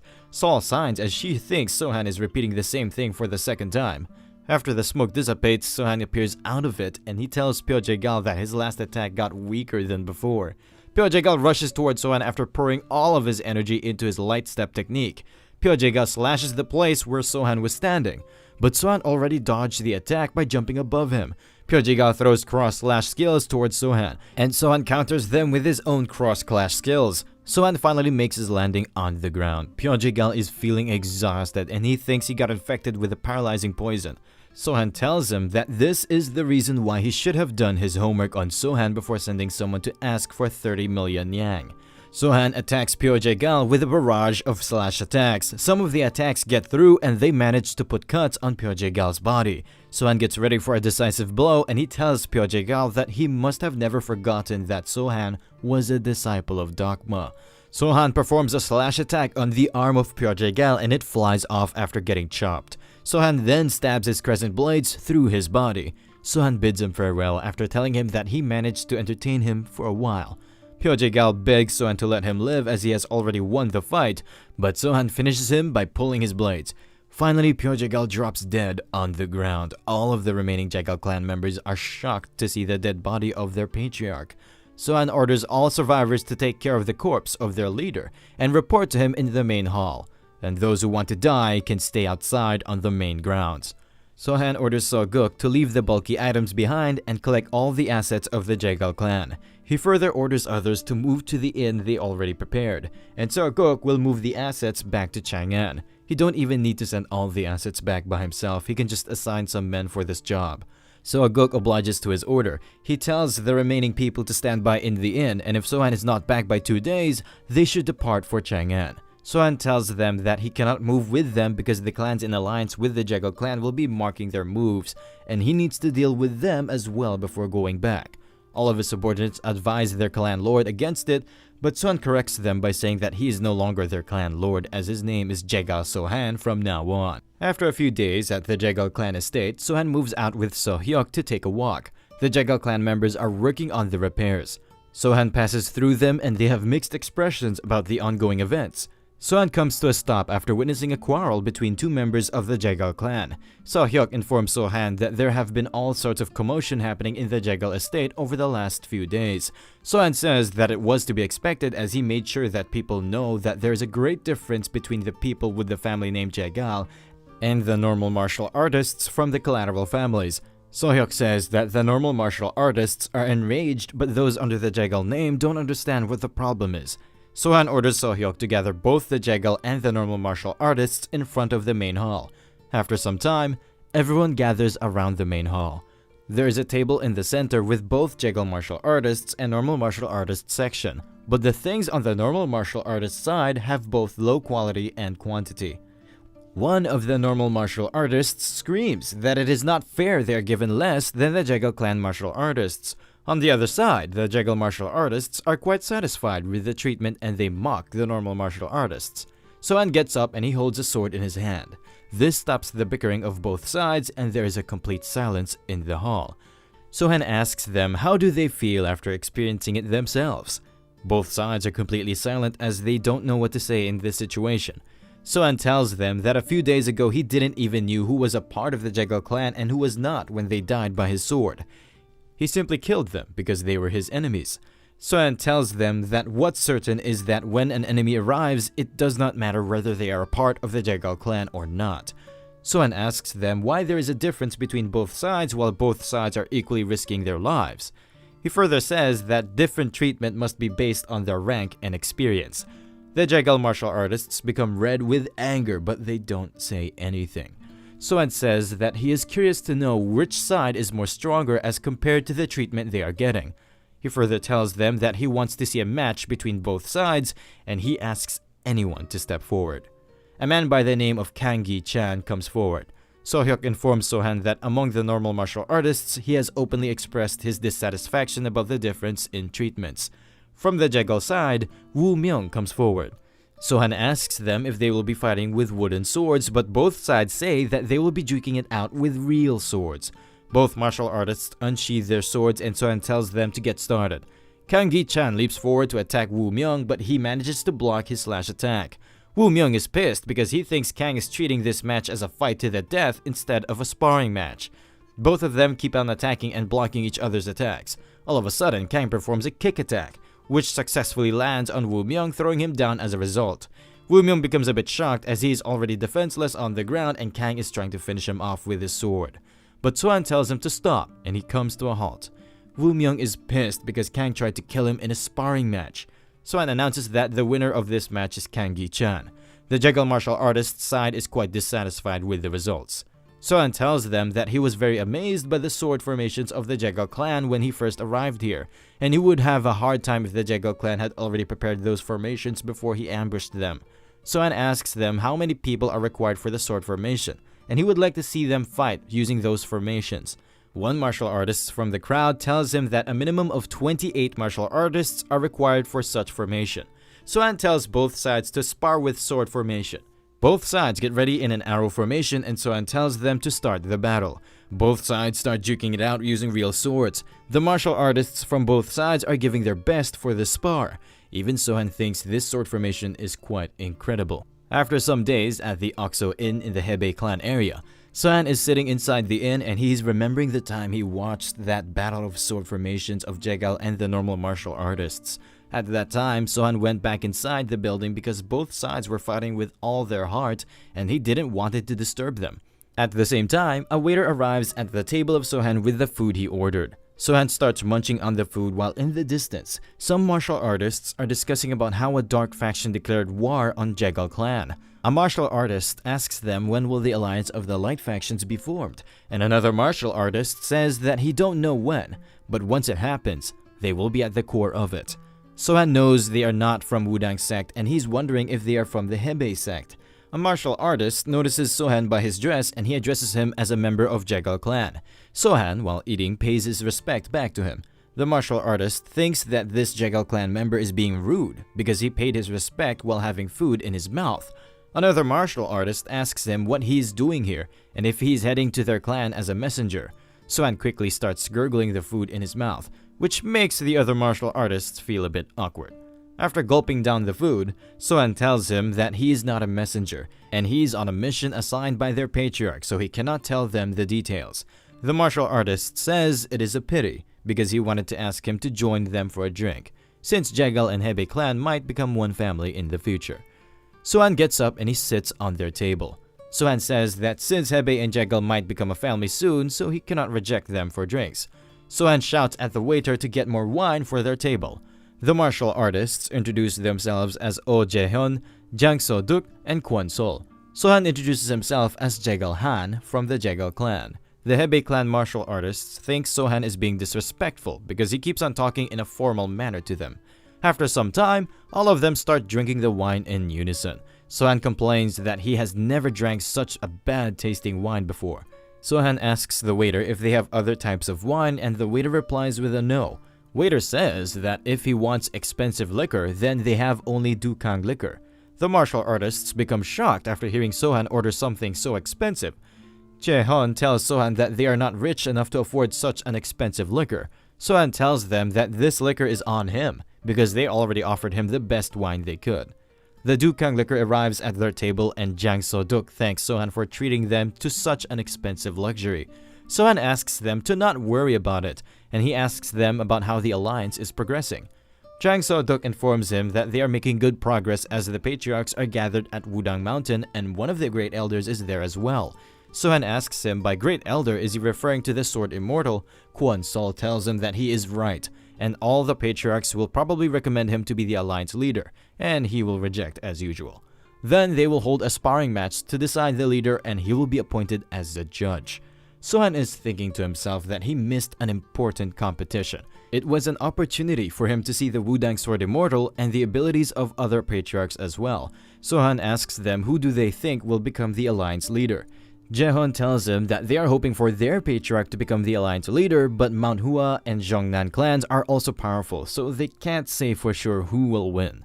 He further says that Jegal clan and Wudang clan are sworn brothers, so they have never fought before. But he thinks Wudang clan will win if they face off against each other. Jang So-duk says that Jaehoon is spotting nonsense because from what he knows, the Jegal clan patriarch will become the alliance leader. Sohan asks him why he thinks like that. Jang So-duk says Jegal clan patriarch is the most richest and resourceful. They even made the previous patriarch of Wudang sect to retire by exposing a scandal related to him using their Jegal news. The other martial artists become shocked as well because they never heard about this before. Jang So-duk further elaborates that it is the reason why the new patriarch of the Wudang clan became a sworn brother of the patriarch of Jegal clan, and the person who suggested the idea of an alliance in the first place was the patriarch of Jegal clan. Sohan gives off a serious look as he came upon some solid information just now. By looking at the expression of Sohan, Jang So-duk thinks he's looking upset, so he mocks Sohan a little bit. Sohan becomes serious and he tells Jang So-duk to relax his expression a little, and he asks him if he is looking down at him after mistaking him as a scholar from the Jegal clan. Kwon-sol requests them both to not quarrel with each other as they are from the same alliance, and he tells Sohan that he will apologize on behalf of Jang So-duk. Jang So-duk keeps belittling Sohan by calling him a scholar. Jaehoon begs them both to stop this pointless quarrel. Sohan says that he went overboard with his words, so he will stop. But after drinking his liquor, he says that maybe the waiter diluted the Dukang liquor with water as it tastes like shit. Jang So-duk starts laughing like a madman and he smacks his hand on the table. He asks Sohan if everyone at the Jegal clan is as distasteful as him. Sohan tells him that he can bear it if someone insults his patriarch, but he cannot bear it if someone insults the Jegal clan. Jang becomes red with anger and Sohan says that people keep bad-mouthing their patriarch all the time. Jang asks him about the words which people use to insult their patriarch. Sohan acts like his tongue slipped while he was intoxicated. Jang becomes more cocky as he is thinking Sohan is a pushover. Sohan shouts at the waiter to come quickly as he will pay for all the drinks on this table as his clan is quite rich. This makes Jang even more enraged as Sohan is trying to belittle them with his words. Jang leaps towards Sohan and he punches him in the face. The punch sends Sohan flying back along with the furniture. Everyone present there becomes alerted after watching this sudden turn of events. Sohan gets up and he says that these Hebe clan maggots need to be put in their place. Jang So-duk leaps towards Sohan with a kick. Sohan dodges his kick and it lands on a table beside him. Sohan picks up a plate filled with noodles and he then smacks it on the face of Jang So-duk. Jang So-duk gets back and his face is bleeding a little bit. All the people present around there start laughing at the current condition of Jang. Jaehoon and Kwol take a hold of Jang So-duk as his manners are getting out of hand. Sohan mocks him by saying that manners need to be drilled inside Jang as he is lacking in that department. Jaehoon asks Sohan to stop or this situation can escalate beyond their control. Sohan corrects him by saying that Jang is the one who struck him first and there are a lot of other witnesses present in this room who saw it, and he further asks him if he is trying to put all the blame on him. Jaehoon says that he is sorry and he is not blaming him for anything. Jang pushes Jaehoon back and he tells Sohan that he will die by his hands right here. Sohan and Jang glare at each other for a second and then Sohan starts running away from there. Sohan runs out of the inn and Jang So-duk is chasing after him. Jaehoon and Kwol run after them. The waiter asks them to pay up first, but another man present there tells him that he can get his money by reporting about the Hebe clan members to their disciplinary hall master, and they are the one who started this fight without any reason. During afternoon, the three martial artists are present in front of the disciplinary hall, and their hall master is in a pickle. He asks another martial artist if they have not found the Jegal clan warrior yet. The martial artist says that they will update him as soon as they find him. He angrily asks the three martial artists why they started the fight with a member of the Jegal clan. Jang tells him that it is not what happened, and as he is about to explain himself, the hallmaster shuns him because everyone at the inn saw what he did. He further tells them that he will be reporting it to their clan leader. The expression of three of them changes and they ask what he means by reporting it to the clan leader. Hallmaster tells them that they messed up with a member of Jegal clan and now the clan leader will have to personally apologize to the Jegal clan patriarch whom he already hates. Hallmaster orders other martial artists to lock all of them up. Jang So-duk apologizes to him and he tells him that they already received orders to depart for Shanxi tomorrow. Hallmaster gets even more angry and he kicks him with all of his force, which sends him flying into the gate. Jang So-duk becomes unconscious after the impact. The very same day, Sohan is moving through a jungle. He comes to a stop near a dilapidated building. He tells someone to stop hiding and come out. 5 shadowy figures come out of the forest and they make their landing near him. One of the assassins thinks that Sohan easily found out that they were following him, and his behavior is different from when he was at the inn. All of them leap towards Sohan to finish him off, but Sohan easily dodges their attacks without breaking a sweat. Sohan then unsheathes his sword and he starts blocking their attacks with it. After clashing swords, Sohan came to a realization that they are not from the Hebei clan, and their sword formation is also different from the Jegal clan. They start moving towards Sohan again with their slash attacks. Sohan throws them all off after blocking their attacks. One of the assassins tells his leader that Sohan is not from the Jegal clan as his sword techniques and personality are totally different from Jegal clan. Their leader informs them that it does not matter, because they can just make him look like a member of the Jegal clan after killing him. Sohan gives off a grin smile after hearing it, and he asks them what gave them the confidence that they can kill him. Sohan throws a cross slash toward the assassin and it cuts off his head in a few seconds. Sohan then leaps toward them in full speed. He then cuts off 2 assassins in one go. There are only 3 more assassins remaining. Their leader is in shock as he already lost most of his men to a Sohan who seems like a hidden master. Sohan leaps toward them and they spread out in different directions. Sohan catches up to one of them in a few seconds and he slashes him in half with a single blow from his sword. The other assassin seizes this chance to attack Sohan.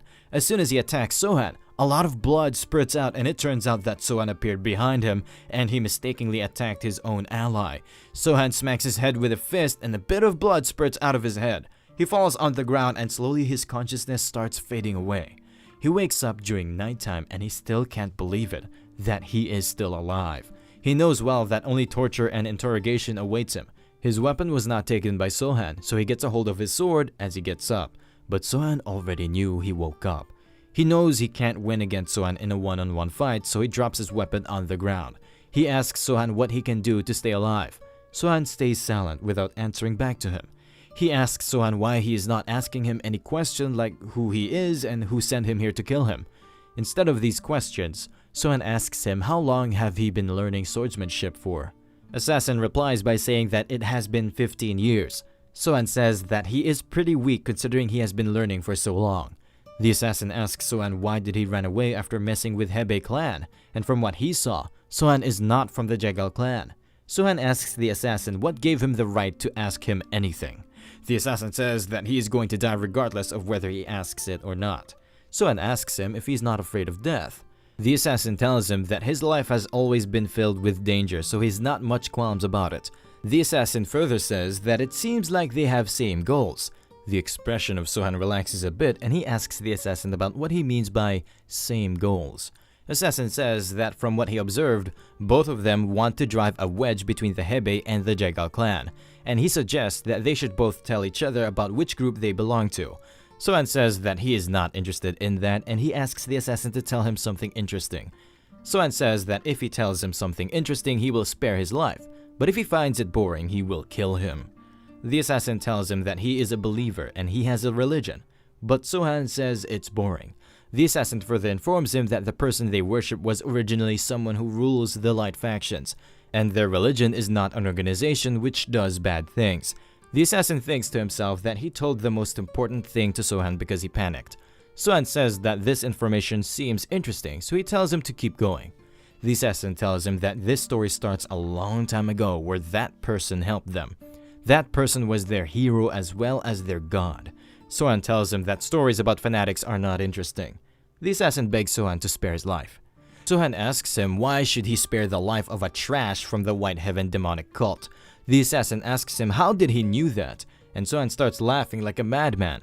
Sohan then orders him to get some firewood if he don't want to get used as one. The assassin is pissed, but he obliges to the request of Sohan. After some time, he returns with the firewood. He then again begs Sohan to spare his life. Sohan again says that he will spare him if he tells him something interesting. The assassin is becoming more pissed at Sohan for asking for same interesting stories again and again. The assassin says that instead of that, Sohan can ask him anything and he will reply honestly. But Sohan replies that he only wants to hear some interesting stories. The assassin makes a guess and he asks Sohan if he is the disciple of Guangma the Fiend.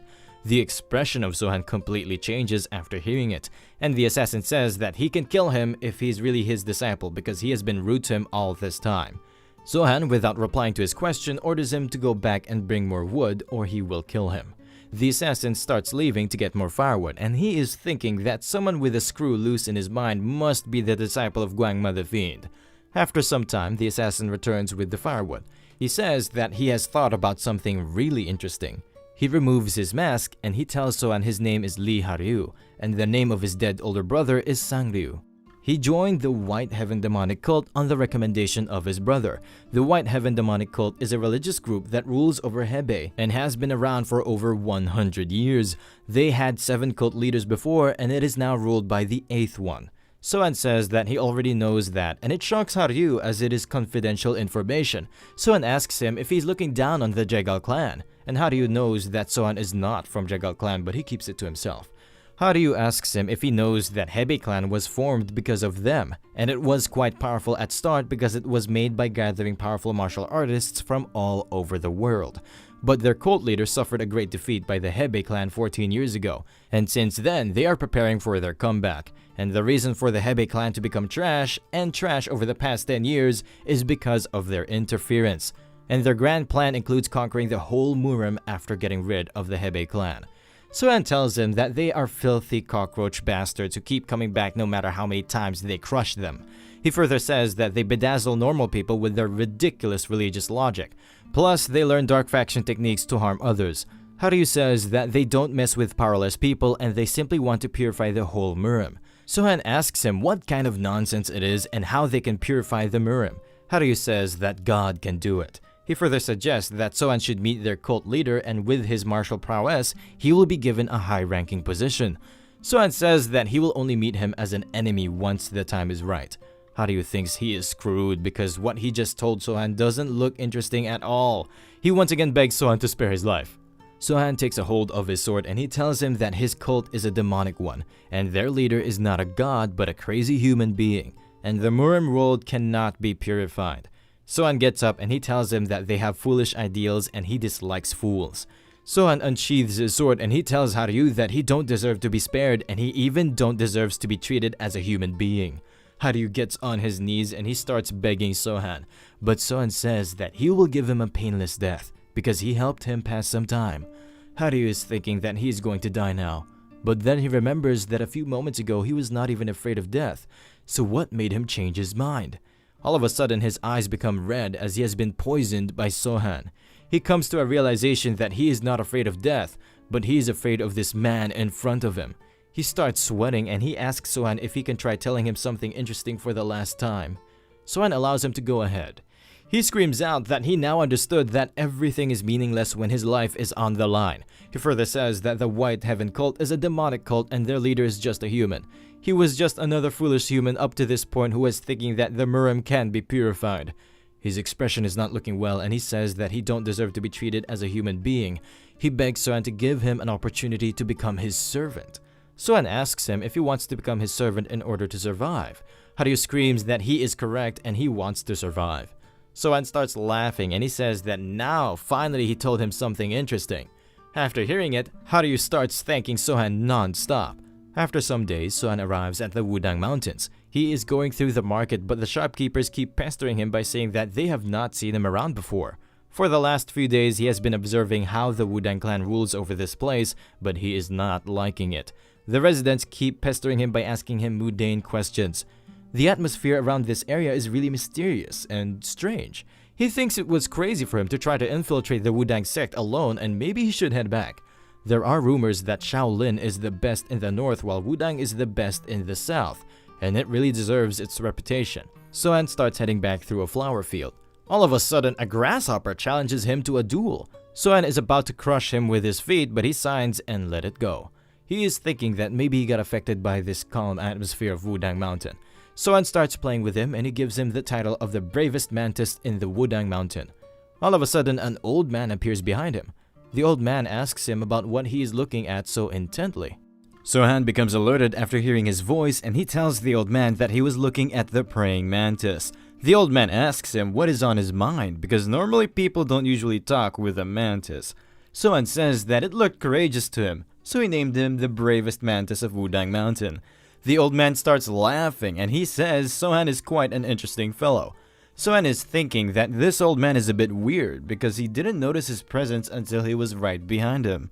Sohan and the old man come face to face, but no one starts a fight, and Sohan realizes he is the Sword Immortal. The old man asks Sohan if he has no intent to fight, then they can take a walk, and Sohan easily agrees with him. Both of them start moving together. On their way, the old man feeds the fishes, and everything seems too calm. The whole calm atmosphere makes Sohan a bit agitated, and the old man starts laughing. Sohan asks him why he suddenly laughed. The old man tells him that it is quite rare to see someone out of place like him in the Wudang Mountains. Sohan becomes a bit calm after hearing it, and the old man says that Sohan is quite unique, as if he came from outside of this world. The old man starts leading him to a place which suits him more. After some time, they arrive at a waterfall.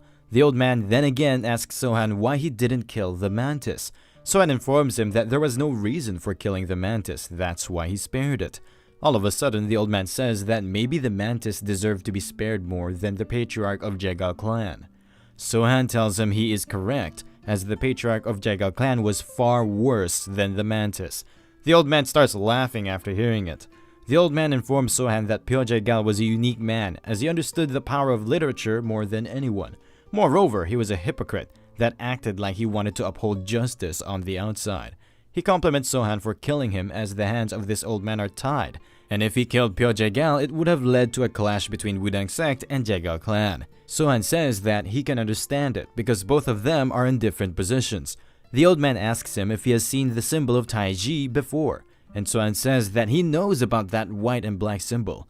The old man tells him that when a praying mantis would eat other insects, this act of killing others to survive would be seen as the black side, while when it stops killing once it's full is called the white side. If Sohan killing the Pyo Jegal is seen as the black side, then the act of Sohan sparing the lives of the rest of the Jegal clan would be considered the white side, and both of these acts work as a balance similar to Taiji. If killing was the only option available, then the Taiji would be completely black, and it is known as the demonic path. The old man further informs him that getting rid of those who go against the flow is also what the Wudang sect represents. Jegal Pyo was a person who even surprised him, as he showed him how much damage words can do. However, it would have been more difficult for the Wudang sect to kill him, because it would have resulted in the deaths of countless people, and in the end, the one who went against the flow wouldn't be Pyo Jegal, but him. All of a sudden, he asks Sohan if his masters are doing well, and it shocks Sohan.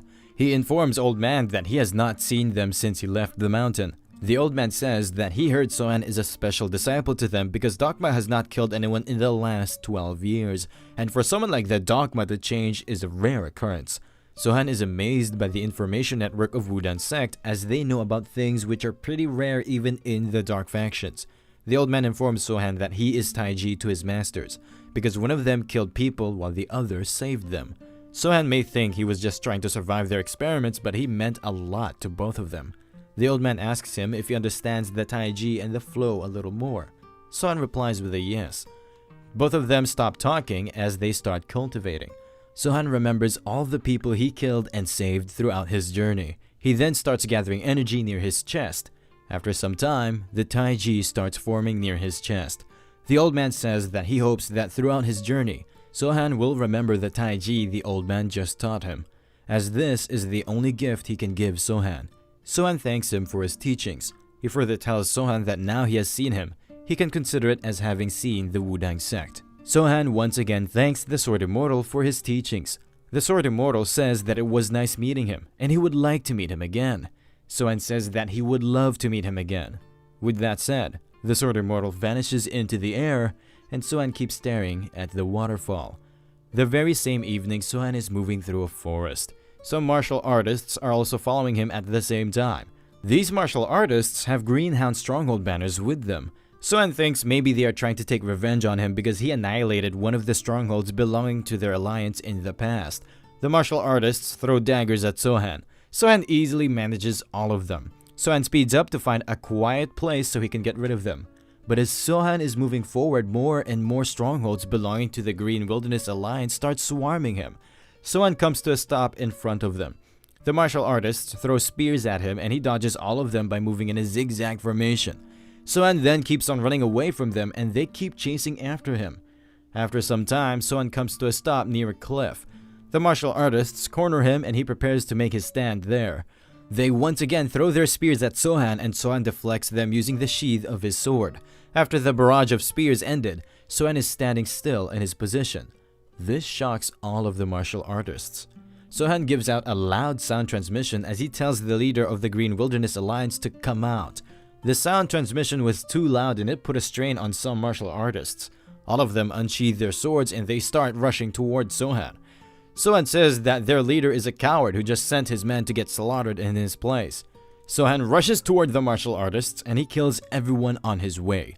The martial artists start dropping like flies. As Sohan is massacring them, he is thinking that if killing all of them can be the black side of Taiji, then him surviving and going back to Chang'an can be the white side of Taiji.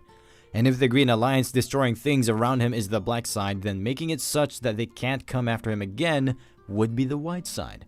Sohan is thinking that the weight of killing every single member of the Green Alliance is lighter than the weight of a single innocent life. At the same time, the leader of the Wild Green Alliance is witnessing Sohan in action. He thinks the skills of Sohan are extraordinary, but he must be getting tired by now, so he sends the next wave of his men towards Sohan. This time, Sohan kills them with cross-slash skill while standing still on his place. While he's busy getting rid of the martial artists, a net starts moving toward him. Sohan throws 2 cross-slashes toward the net and upon impact, it gets shattered into pieces. The martial artists don't give him a rest and they leap toward him, but Sohan easily gets rid of them with a cross-slash. The martial artists are swarming him like ants, but he reduces their numbers by throwing sword slashes in different directions. A lot of men died while trying to get close to Sohan, but he's not looking tired at all. The martial artists start doubting their skills and they request their alliance leader to face him. The martial artists start backing away from him and instead of leaping toward them, Sohan simply sits on a rock. Out of nowhere, the projection of the Sword Immortal appears in front of him and he requests him to run away because he has already killed a lot of people and dealing with the consequences will be quite hard for him. At the same time, the chiefs of different factions from the Green Alliance step forward. They are looking quite pissed at Sohan because he dyed the whole cliff with the blood of their subordinates. Sohan gets up and he tells the Sword Immortal that a single path can be taken from here, and that path is of annihilation. The Sword Immortal tells him that he is quite stubborn. Sohan throws 2 cross slashes toward them with his crescent blades. The chiefs throw their cross slashes at him to cancel out their impact. The cross slashes from both sides collide with each other, which results in a big smoke explosion. Sohan moves through the smoke and he chops off the limbs of the chiefs without killing them. Sohan moves forward as all of them lie screaming in pain behind him. Sohan comes to a stop near the low-ranked martial artists of the Green Alliance. Instead of leaping toward them, he moves back to the rock while executing every single one of the chiefs. Sohan sits back on the rock while there is complete silence around him. The projection of Sword Immortal appears in front of him again. Sohan has finally made up his mind and he tells the Sword Immortal that a person walking on the path filled with flowers can never really know about the pains and sufferings of this world. So Sohan has finally decided that he will move on the black path. The projection of Sword Immortal starts fading out, and he tells Sohan that he has great thinking. Sohan starts laughing with joy as he can be himself on this battlefield. Sohan moves up to the low-ranked martial artists and he tells them to open up a path.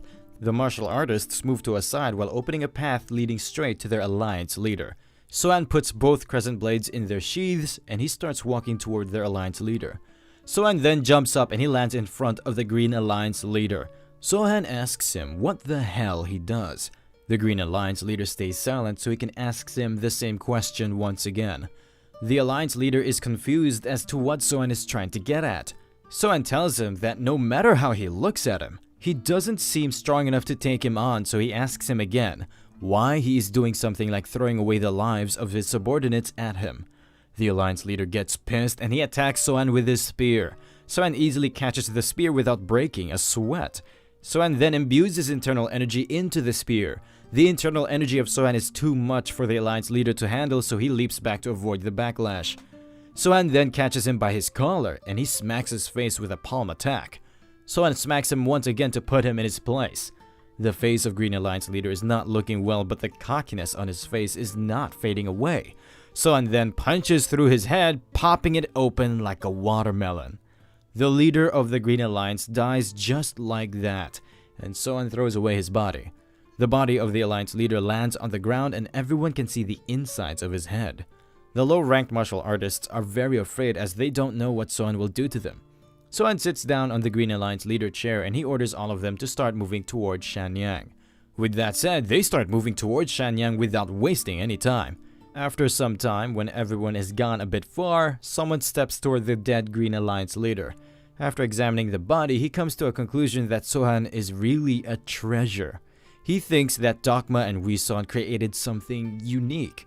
This person is the great fiend Guangma, and he laughs as things are getting interesting for him. With that said, he starts moving along with the rest of Green Alliance martial artists. During nighttime, everyone around Sohan is under a cloud of paralyzing poison.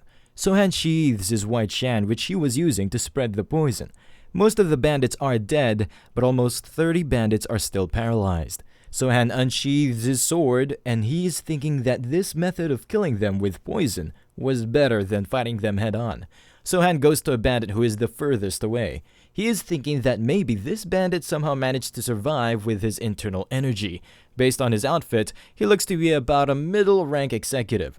On further inspection, Sohan finds a letter on him. Without wasting any time, Sohan starts reading it. The letter is written by the Green Alliance leader, and it states that the gathering point will be the main traveling route between Gale Demon League and Shanyang Demon League. In the case they lose Sohan, they need to gather at Shanyang and wait their next orders. Sohan is thinking that there is a possibility that there is an encirclement awaiting for him at Shanyang too. With that being said, Sohan stabs the bandit with his sword. Sohan is thinking that this battle of encirclement definitely has a different objective. Sohan starts killing off the other unconscious bandits. He is making sure that no one gets out of here alive to tell the tale. Guangma, the Fiend, is pretending to be unconscious, but his turn will arrive soon. He is thinking that Sohan is a crazy bastard. He is still thinking why Sohan used sleeping powder and made them unconscious instead of killing them all using his poison. All of a sudden, Sohan looks at Guangma, but Guangma is quite fast, so he starts acting like he's still unconscious. Guangma is thinking that this game of waiting for his turn is boring. He has no idea if Sohan is going to kill everyone, or he's just thinning their numbers. Someone right next to Guangma dies, and his blood gets splattered on his face. Guangma is thinking that this villain has no shred of humanity left, and he's a cowardly bastard who can't fight fair. Sohan tries to slash Guangma, but Guangma wakes up and catches his sword on time. Sohan gives him a serious look, as if he already knew about him. Sohan tries to strike him again, but Guangma leaps back in order to dodge his attack. Guangma gathers some inner energy in one of his hands and he leaps towards Sohan. Sohan does the same and he gathers some energy on his palm. The clash of their attacks end up in a huge dirt cloud. Once, his master told him that he shared a drink with Guangma in the past, and Guangma told him that his martial arts are based on esoteric Buddhism, and his martial arts is called Unshakable Buddha. Guangma considered the four fiends as his friends, and he was someone whose thoughts could not be deciphered. He was an enigmatic man who chose not to kill Yoma and Sekma despite having the opportunity to do so. Now in the present, the fists of both Guangma and Sohan clash once again. Their clash results in a huge blast. Sohan gets blasted off in the distance. At last, Sohan crashes into the carriage. Guangma gets serious as he moves closer to Sohan. Sohan is pretending to be unconscious, but Guangma sees through his farce and informs Sohan that he cannot fool him with such petty tricks. Sohan signs as he wakes up from his brief slumber. Guangma becomes amazed after watching the immense range of scars on the body of Sohan. Guangma is quite impressed by what Sohan accomplished at such a young age. Sohan says that he must be Guangma the Fiend. Guangma says that Sohan is correct and he should be more polite to his seniors. All of a sudden, his eyes flare up, and he goes for another palm attack. Sohan got pushed back pretty hard even though he managed to block that attack. Guangma says that Sohan needs to work on his manners, and he further asks Sohan about how long he's planning to hide his true power. He is 100% sure that the one who killed the Fiend, Sekma, and Yoma must be quite powerful. Sohan powers up and he uses a cross-slash skill. Guangma uses both of his hands to put up a shield made up of inner energy. Both skills collide, resulting in a huge explosion. As soon as the smoke dissipates, Sohan seizes this chance to pull another attack on Guangma. Both of them keep on attacking back and forth. Close combat seems to be useless, so Sohan uses his deep jade moonlight skill to throw countless cross slashes. Gwangma uses his aura breath technique to blow away all cross slashes. Sohan comes down to have a face-to-face confrontation with Gwangma, and Gwangma asks Sohan if that's all he got. Out of nowhere, Sohan sheathes his crimson blades. Gwangma asks about what he's up to. Meanwhile, Sohan is thinking that his inner power is strong, but he's not as fast as Sekma, and he just needs to exhaust him using his speed. But all of a sudden, Gwangma calls him by his nickname Dopey, which alerts him. Sohan gets serious and he asks him how he knows about his nickname. Gwangma informs him that his masters had a breakthrough through him. Sohan asks him about this breakthrough, and Gwangma informs him that Dokma did all of those experiments on him in the past in order to obtain his dream of immortality. Sohan already knew his masters were trying to obtain immortality. Gwangma says that immortality is impossible, and he laughed so much back then when he heard about it. Gwangma pours some power into his arm, and he says that he will confirm it by dissecting him, whether his master succeeded or not. With that being said, Gwangma starts attacking Sohan, but Sohan easily manages to dodge all of his attacks without fighting back. After the barrage of attack ends, Sohan mocks him by saying that he will not be able to check his immortality if he is so slow, or maybe he's not using his full strength. Gwangma powers up once again. He leaps towards Sohan, and this time his speed has increased, but it is still not fast enough, and Sohan dodges it by jumping to the side. Without wasting any time, Gwangma tries to do a follow-up attack, but Sohan counters it using one of his crescent blade. Their clash again ends up in a big bang. The intensity of their last attack was too fierce, and both of them get pushed back. Gwangma is not sure about how Sohan is keeping up with his attacks, but he's not gonna give up. Both fiends keep going back and forth, but no one shows any signs of exhaustion. Their fight is so fierce that the explosions can be seen from miles away. Gwangma does a fury of palm attacks, and Sohan easily dodges them. Sohan seizes this chance to hit Gwangma with a palm attack. Gwangma knows well that he cannot dodge this attack in time. He tries to block the attack with his other hand. This attack was not that much fatal, but he got pushed back quite hard. Sohan compliments him by saying that he is pretty strong. Gwangma gets pissed and he powers up to the max. He then leaps towards Sohan in order to hit him with his palm attacks. Sohan is thinking that Gwangma is much stronger than any other fiend he fought till this point.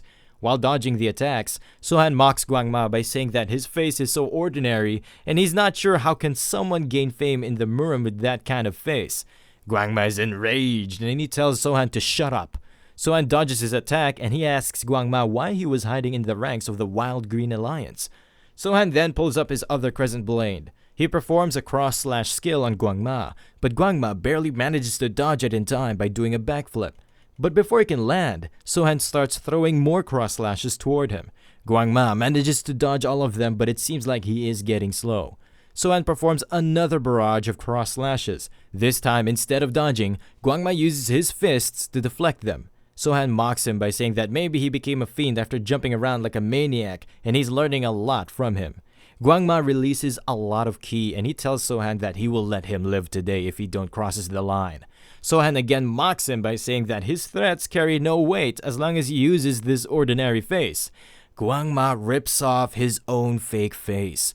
Gwangma was again about to threaten Sohan, but Sohan interrupts him by saying that his face is totally fucked. Gwangma says that Sohan has now crossed the line, and he's going to rip him apart. Sohan gets ready to counter his palm attack with his sword. Their clash ends up in a big explosion, as usual. Both of them get pushed back pretty hard. This time, Gwangma says that he likes passionate, aggressive fights. That's why he don't even fight with people who aren't even on his level. But before he can complete his sentence, Sohan turns around and he starts pissing. After doing his business, Sohan says that he's going to be serious from now on. He says that if Gwangma was a proper martial artist, he would have challenged him to a one-on-one duel instead of pretending to be a part of this stupid Wild Green Alliance. He further mocks him by saying that maybe he was pretending to be a part of the Green Alliance in order to provoke fights between some small sects. But he's not doing anything against Manhwa or Wudang sect because he knows well that they are strong. Sohan knows well that Gwangma has a powerful inner force, but Sohan is not a pushover, and he can take care of him if he gets serious. Gwangma powers up, and he tells him that he can kill his subordinates in his place. Sohan again mocks him by saying that Gwangma the Fiend is famous for only fighting people that are at his level, and now he's going to kill his subordinates that are below his level. Sohan tells him that he already killed Yoma and Sekma in Chang'an, and once Gwangma makes it there, he will kill him as well. And then Chang'an will be known as the graveyard of great fiends. Plus, Sohan is faster, so he will reach Chang'an before him. Gwangma signs as he knows well what Sohan said is true, and he sits down. Gwangma tells Sohan that he can go back and he will not stop him.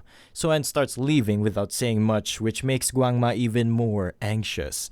Sohan gets a hold of a horse and he starts heading toward the closest city of Shanyang. After arriving at Shanyang, Sohan recuperates inside a hot water pool. The next day, Sohan is moving through a market and he is expecting Gwangma to arrive there as well. After some time, he finds him in an inn. Sohan is going to make him pay for underestimating him last time. Meanwhile, Gwangma is busy minding his own business and eating noodles. Sohan comes inside and he yells out his name in public. Sohan sits down in front of him while the whole hall is speculating whether the person he mentioned is real Gwangma or not. Sohan asks Gwangma about why he's eating alone. Gwangma asks him about what he's trying to do right now.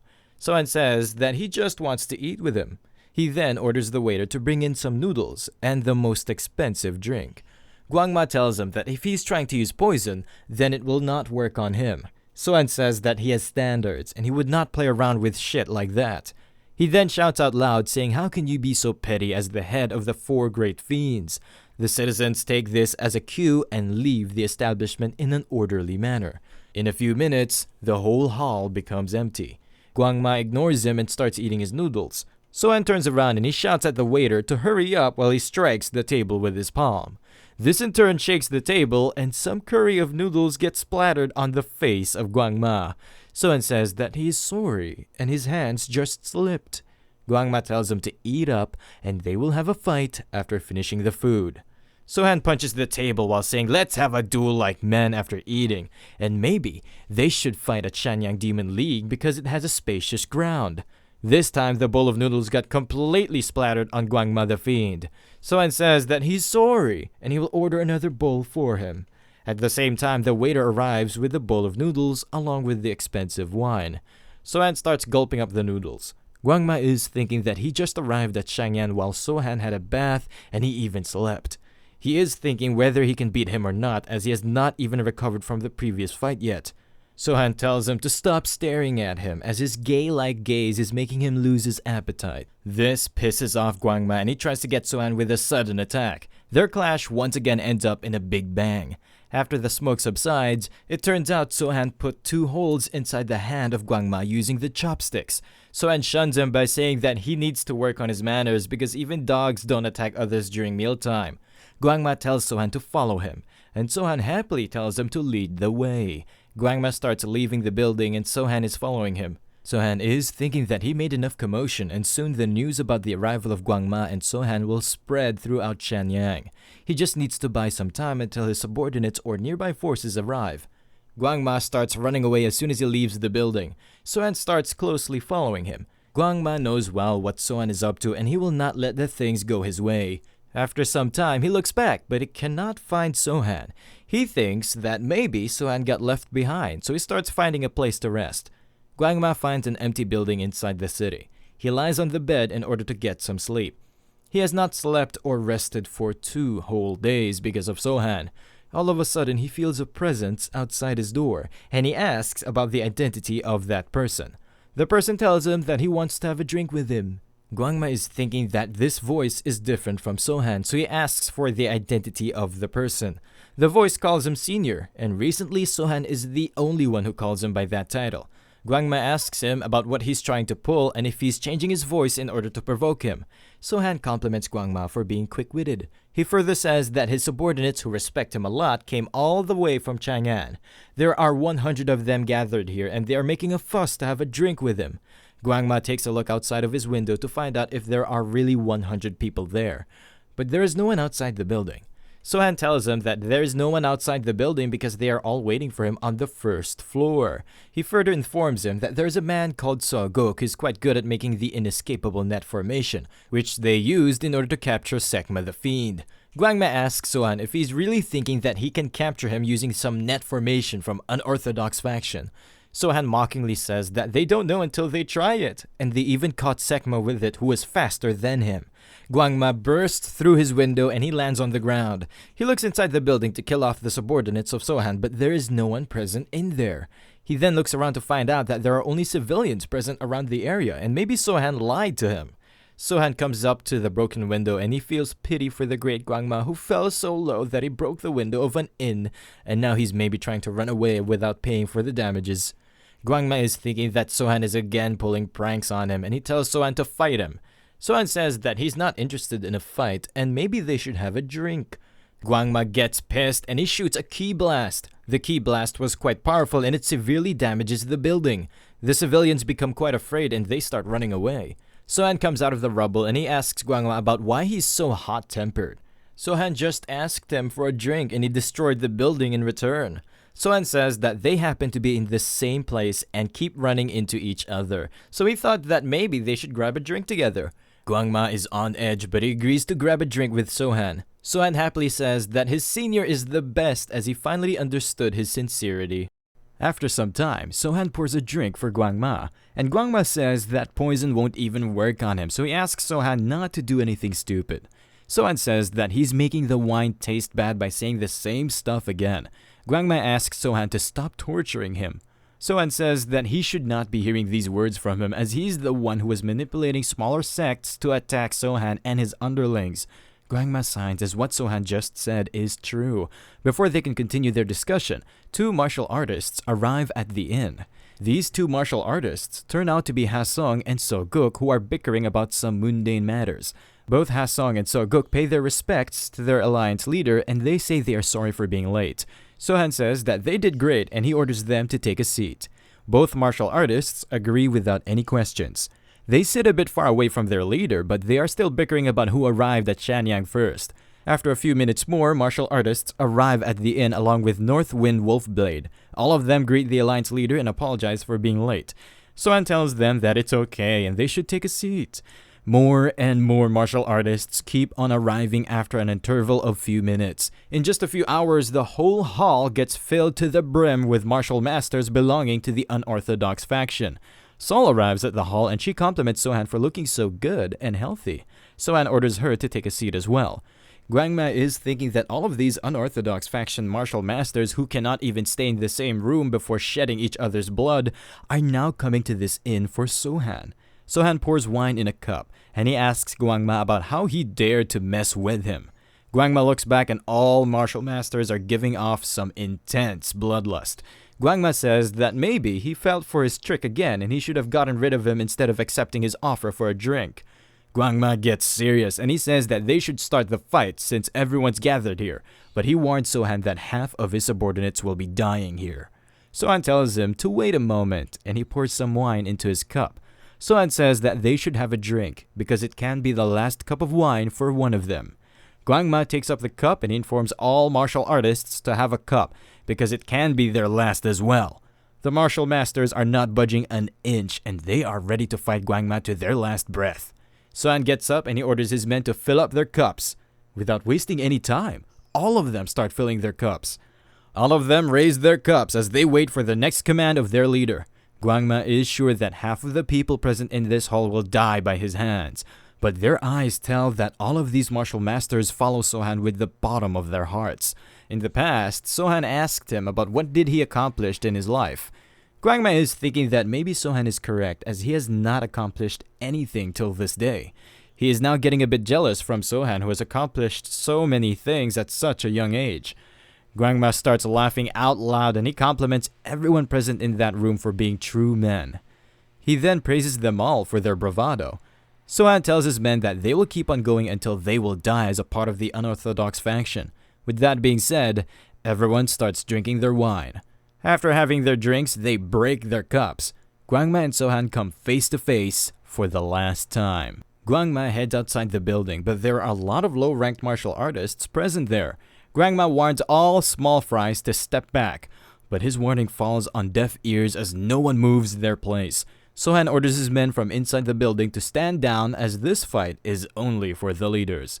All of his underlings oblige to his order and they start leaving the area. Sohan informs his men that he not only informed his own men about the presence of Gwangma, but he also sent messengers to the clans which have hatred for Gwangma, and this fight is going to drag out a little longer than usual. The one who survives is going to be the greatest fiend in unorthodox faction, and he tells his men to use all underhanded methods at their disposal in order to win this fight. All of his martial masters tell him that they will accomplish this task no matter what. With that being said, all of them head outside the building. Gwangma and Sohan do a standoff for a second. Both of them cover themselves in inner force and they rush toward each other. Both fiends use their palm attacks, which as usual ends up in a big dust wall. Instead of fleeing like usual, Sohan takes the initiative to use the palm attack. Gwangma dodges the attack, but he's a bit worried as Sohan used to dodge his attacks, and now he wants to fight it out with palm strikes. Gwangma accepts his change of tactic, and both of them go back and forth with their palm attacks. With the passage of time, the intensity of their attacks increases. Their fight is so intense that everything in their surroundings is getting destroyed. Sohan retreats back to the place where his men were standing. All of them get ready to strike as they got their cue. They throw cross slashes toward Gwangma. Gwangma releases a lot of inner force and turns that inner force into a ki blast which blocks the cross slashes. Sohan comes up with a follow-up attack without giving any time to Gwangma to relax. Gwangma gets a hold of both crescent blades, but the whip of Sol catches his neck. Sol then tries to drag him back using her inner force on the whip. The pressure starts building up on Gwangma and he uses a lot of his strength to jump up in the air. Both Sol and Sohan are hanging onto him. Gwangma kicks Sohan in the stomach, throwing him into the distance. He then pulls Sol toward him using her whip. As Gwangma is about to get a grip of Sol, he says that she must be the disciple of Yoma. But before Gwangma can finish her off, a cross slash moves toward him. Gwangma pulls his hand back in order to dodge it. Sohan turns out to be the one who is levitating in the air and using those smaller cross slashes on him. Gwangma deflects the cross slashes with his palm strikes. All of a sudden, Sohan uses his most powerful ki-filled cross slash. This cross slash is too fast and Gwangma cannot dodge it in time. He tries to block it in order to minimize the damage, but he gets blasted off into a building. Sohan lands down on the ground while the building Gwangma got blasted through is in shambles. All of his men come to Sohan and inquire about his health. Sohan says that he's alright, but Gwangma only took some damage before running away and it will be a while before he completely goes down. He further informs them to not spread out too much and stick close to each other, and all of his men oblige to his order. He orders others with high mobility to follow him, and they start chasing Gwangma. Gwangma is running away from the battle. His hand is severely bleeding from the cross slash he previously blocked. Even he is not sure why he's running away because he was just enjoying the fight. All of a sudden, he sees something launched into the air. That unknown thing then blasts off right in front of him. There are many blasts around him indicating that maybe they are a type of signal. All of a sudden, 3 elders from the infamous Zhongnan clan appear in front of him. But just then, the Hubei alliance comes after him as well. Gwangma stops as he is surrounded from both sides. He looks back to find out that Sohan is not following him. Gwangma calls the Zhongnan 3 elders trashes. He already poked one eye of their brother, and now he says that he will gouge out the eyes of the other 2 brothers as well. The Zhongnan elder tells him that it won't be that easy this time. Gwangma gives off a grim smile and he calls out Iron Cavalry Squad Leader. The squad leader informs Gwangma that he will not be getting out of this situation unscathed. He came here after he received a letter, but he was not expecting to find Gwangma in here. Gwangma is thinking that Sohan must be the one who would send a letter to him. Gwangma laughs out loud as he envelops himself in inner force and he tells everyone present there to come after him. The 3 Zhongnan elders and the squad leader gets ready to take him on. Sohan is watching all of this unfold from a safe distance. Soguk asks him if they should join the battle as well. Sohan tells them to wait, as this is the moment he was aiming for. With that being said, Gwangma and the other parties start clashing with each other. Ha-Song says that Gwangma is fighting them instead of running away, and he must know well that they're watching him as well. Sohan says that Gwangma already knows about their location, that's why he's probably trying to show them what he is truly capable of. After some time, the whole area around Gwangma is in ruins.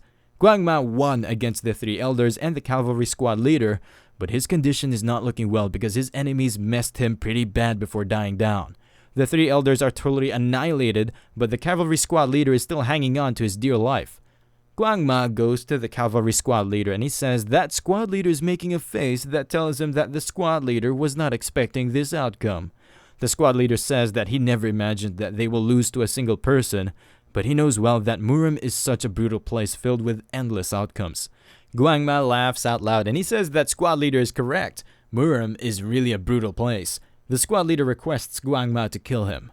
Gwangma says that he's the one who will choose whether squad leader dies or not. Squad leader is not sure what Gwangma means by this. With that being said, Gwangma starts leaving the battlefield. The squad leader shouts at him to kill him once again. Gwangma tells him to return to his clan if he survives today. His clan is soon going to fight the white demonic cult, so he must get prepared for that. The squad leader musters up his strength to get up, and he informs Gwangma to kill him right here, or he will kill Gwangma. But Gwangma says that he don't want to kill him because he's too sleepy. The squad leader keeps shouting at him, but Gwangma quietly leaves the scene. During nighttime, Gwangma is cleaning his wounds near a small river. His blood is running through the river, making its color light red. All of a sudden, he realizes that there is poisonous mist around him. Gwangma says that never have I ever met someone as terrible as Sohan. With that being said, Gwangma becomes unconscious and he falls down to the ground. Sohan comes up to him and informs Gwangma that he is weary, so he should take a good rest. After a few hours, Gwangma wakes up from his slumber. He is shocked to find out that he is still alive. Later to his surprise, Sohan is sitting near him as well. Gwangma asks Sohan why did he not kill him. Sohan says that he will decide whether to kill him or not. Gwangma remembers that this is the same answer he gave to the cavalry squad leader. Gwangma sighs and then says that Sohan must be eavesdropping at that time. Sohan laughs to himself without replying back. Gwangma is thinking that Sohan is laughing, which means he had plenty of chances to kill him in the past. Gwangma asks him why he didn't join the Orthodox factions when he had the chance, and Sohan tells him that the Orthodox Alliance is hostile toward him. Hubei Alliance is in a bad state. Zhongnan just lost 3 of their elders, and the Zhuge clan's patriarch died. The subsidiary families of Zhuge clan will soon fight over the position of the next successor. Gwangma says that it means that Wudang sect and Manhwa sects are the only 2 factions left. Sohan informs Gwangma that the Wudang sect will not clash with them. Gwangma asks him the reason for that. Sohan informs him that he already met the Sword Immortal. Gwangma is curious to know how Sohan survived after meeting the Sword Immortal because he's really powerful.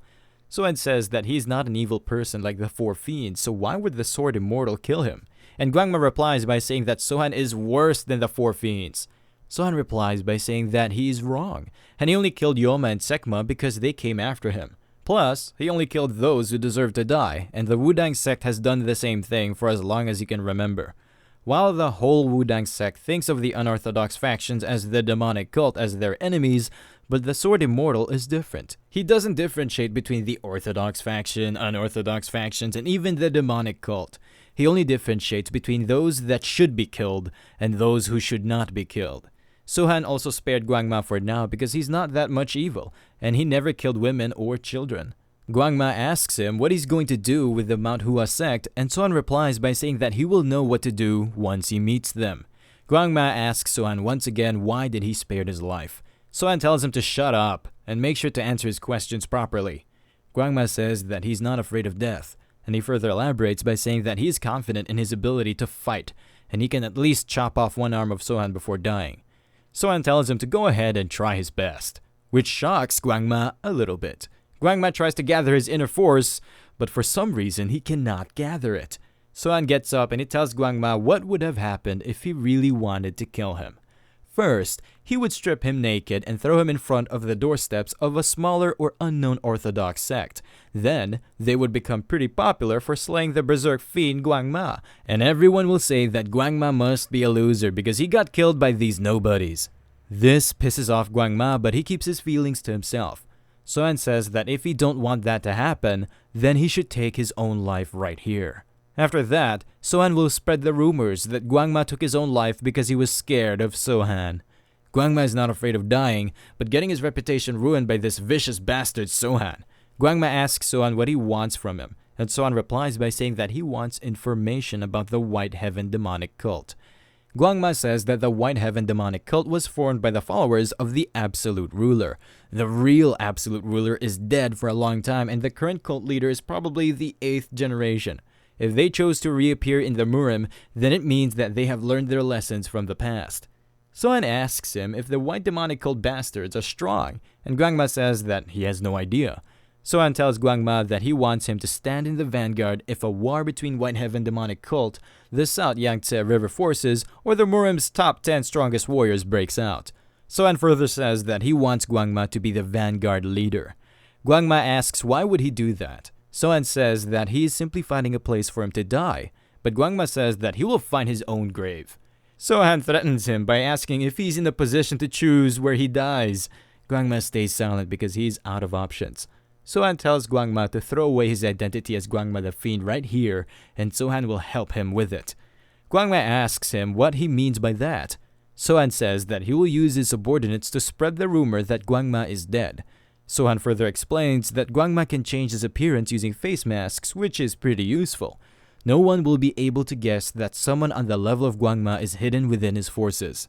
Sohan is someone who makes enemies everywhere in the world. Most people hate him because he commands most of the forces of unorthodox faction, and if Gwangma stays by his side, then he will be able to meet all sorts of martial masters in the Murim world, and he will be able to fight them to his heart's content. Gwangma is thinking that this Sohan bastard is a real psychopath. Gwangma finally agrees with him and he asks for an antidote. Sohan says that he will give him the antidote once the time is right. Sohan further informs him that his new name will be Il Sang. Gwangma says, "What kind of lousy name is that?" Sohan warns him once again to not let this new life go to waste. The next night, a new recruit arrives at the inn Deadeye works at, but he's not listening to any of Deadeye's commands.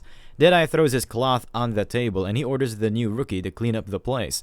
But the new rookie is not listening to his orders and he tells Deadeye to clean the inn on his own.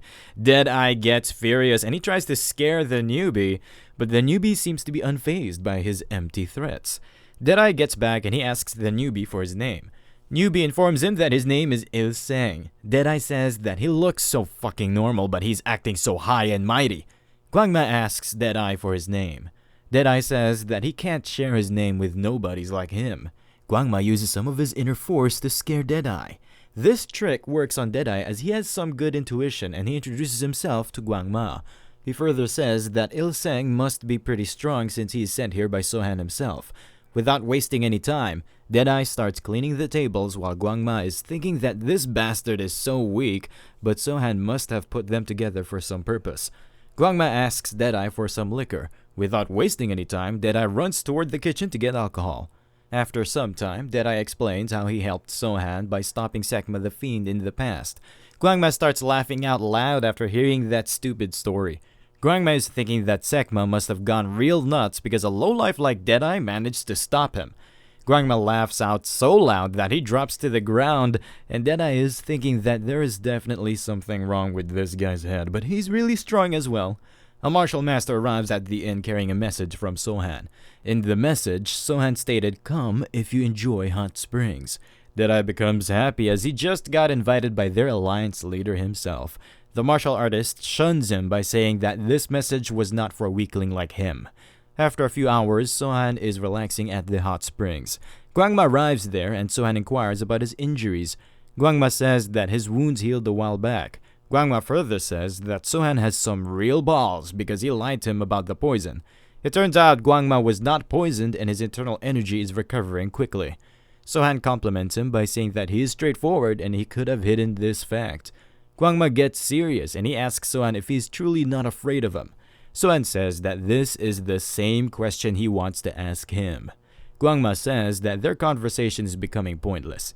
Sohan says that he is correct because neither of them fears the other, and that's the kind of men they were both born as. Sohan starts explaining why he really summoned him here. It turns out another unorthodox alliance leader wants to meet Sohan. Gwangma inquires about these guys. Sohan informs him that he belongs to the Hanzhong unorthodox faction, which is south of his faction.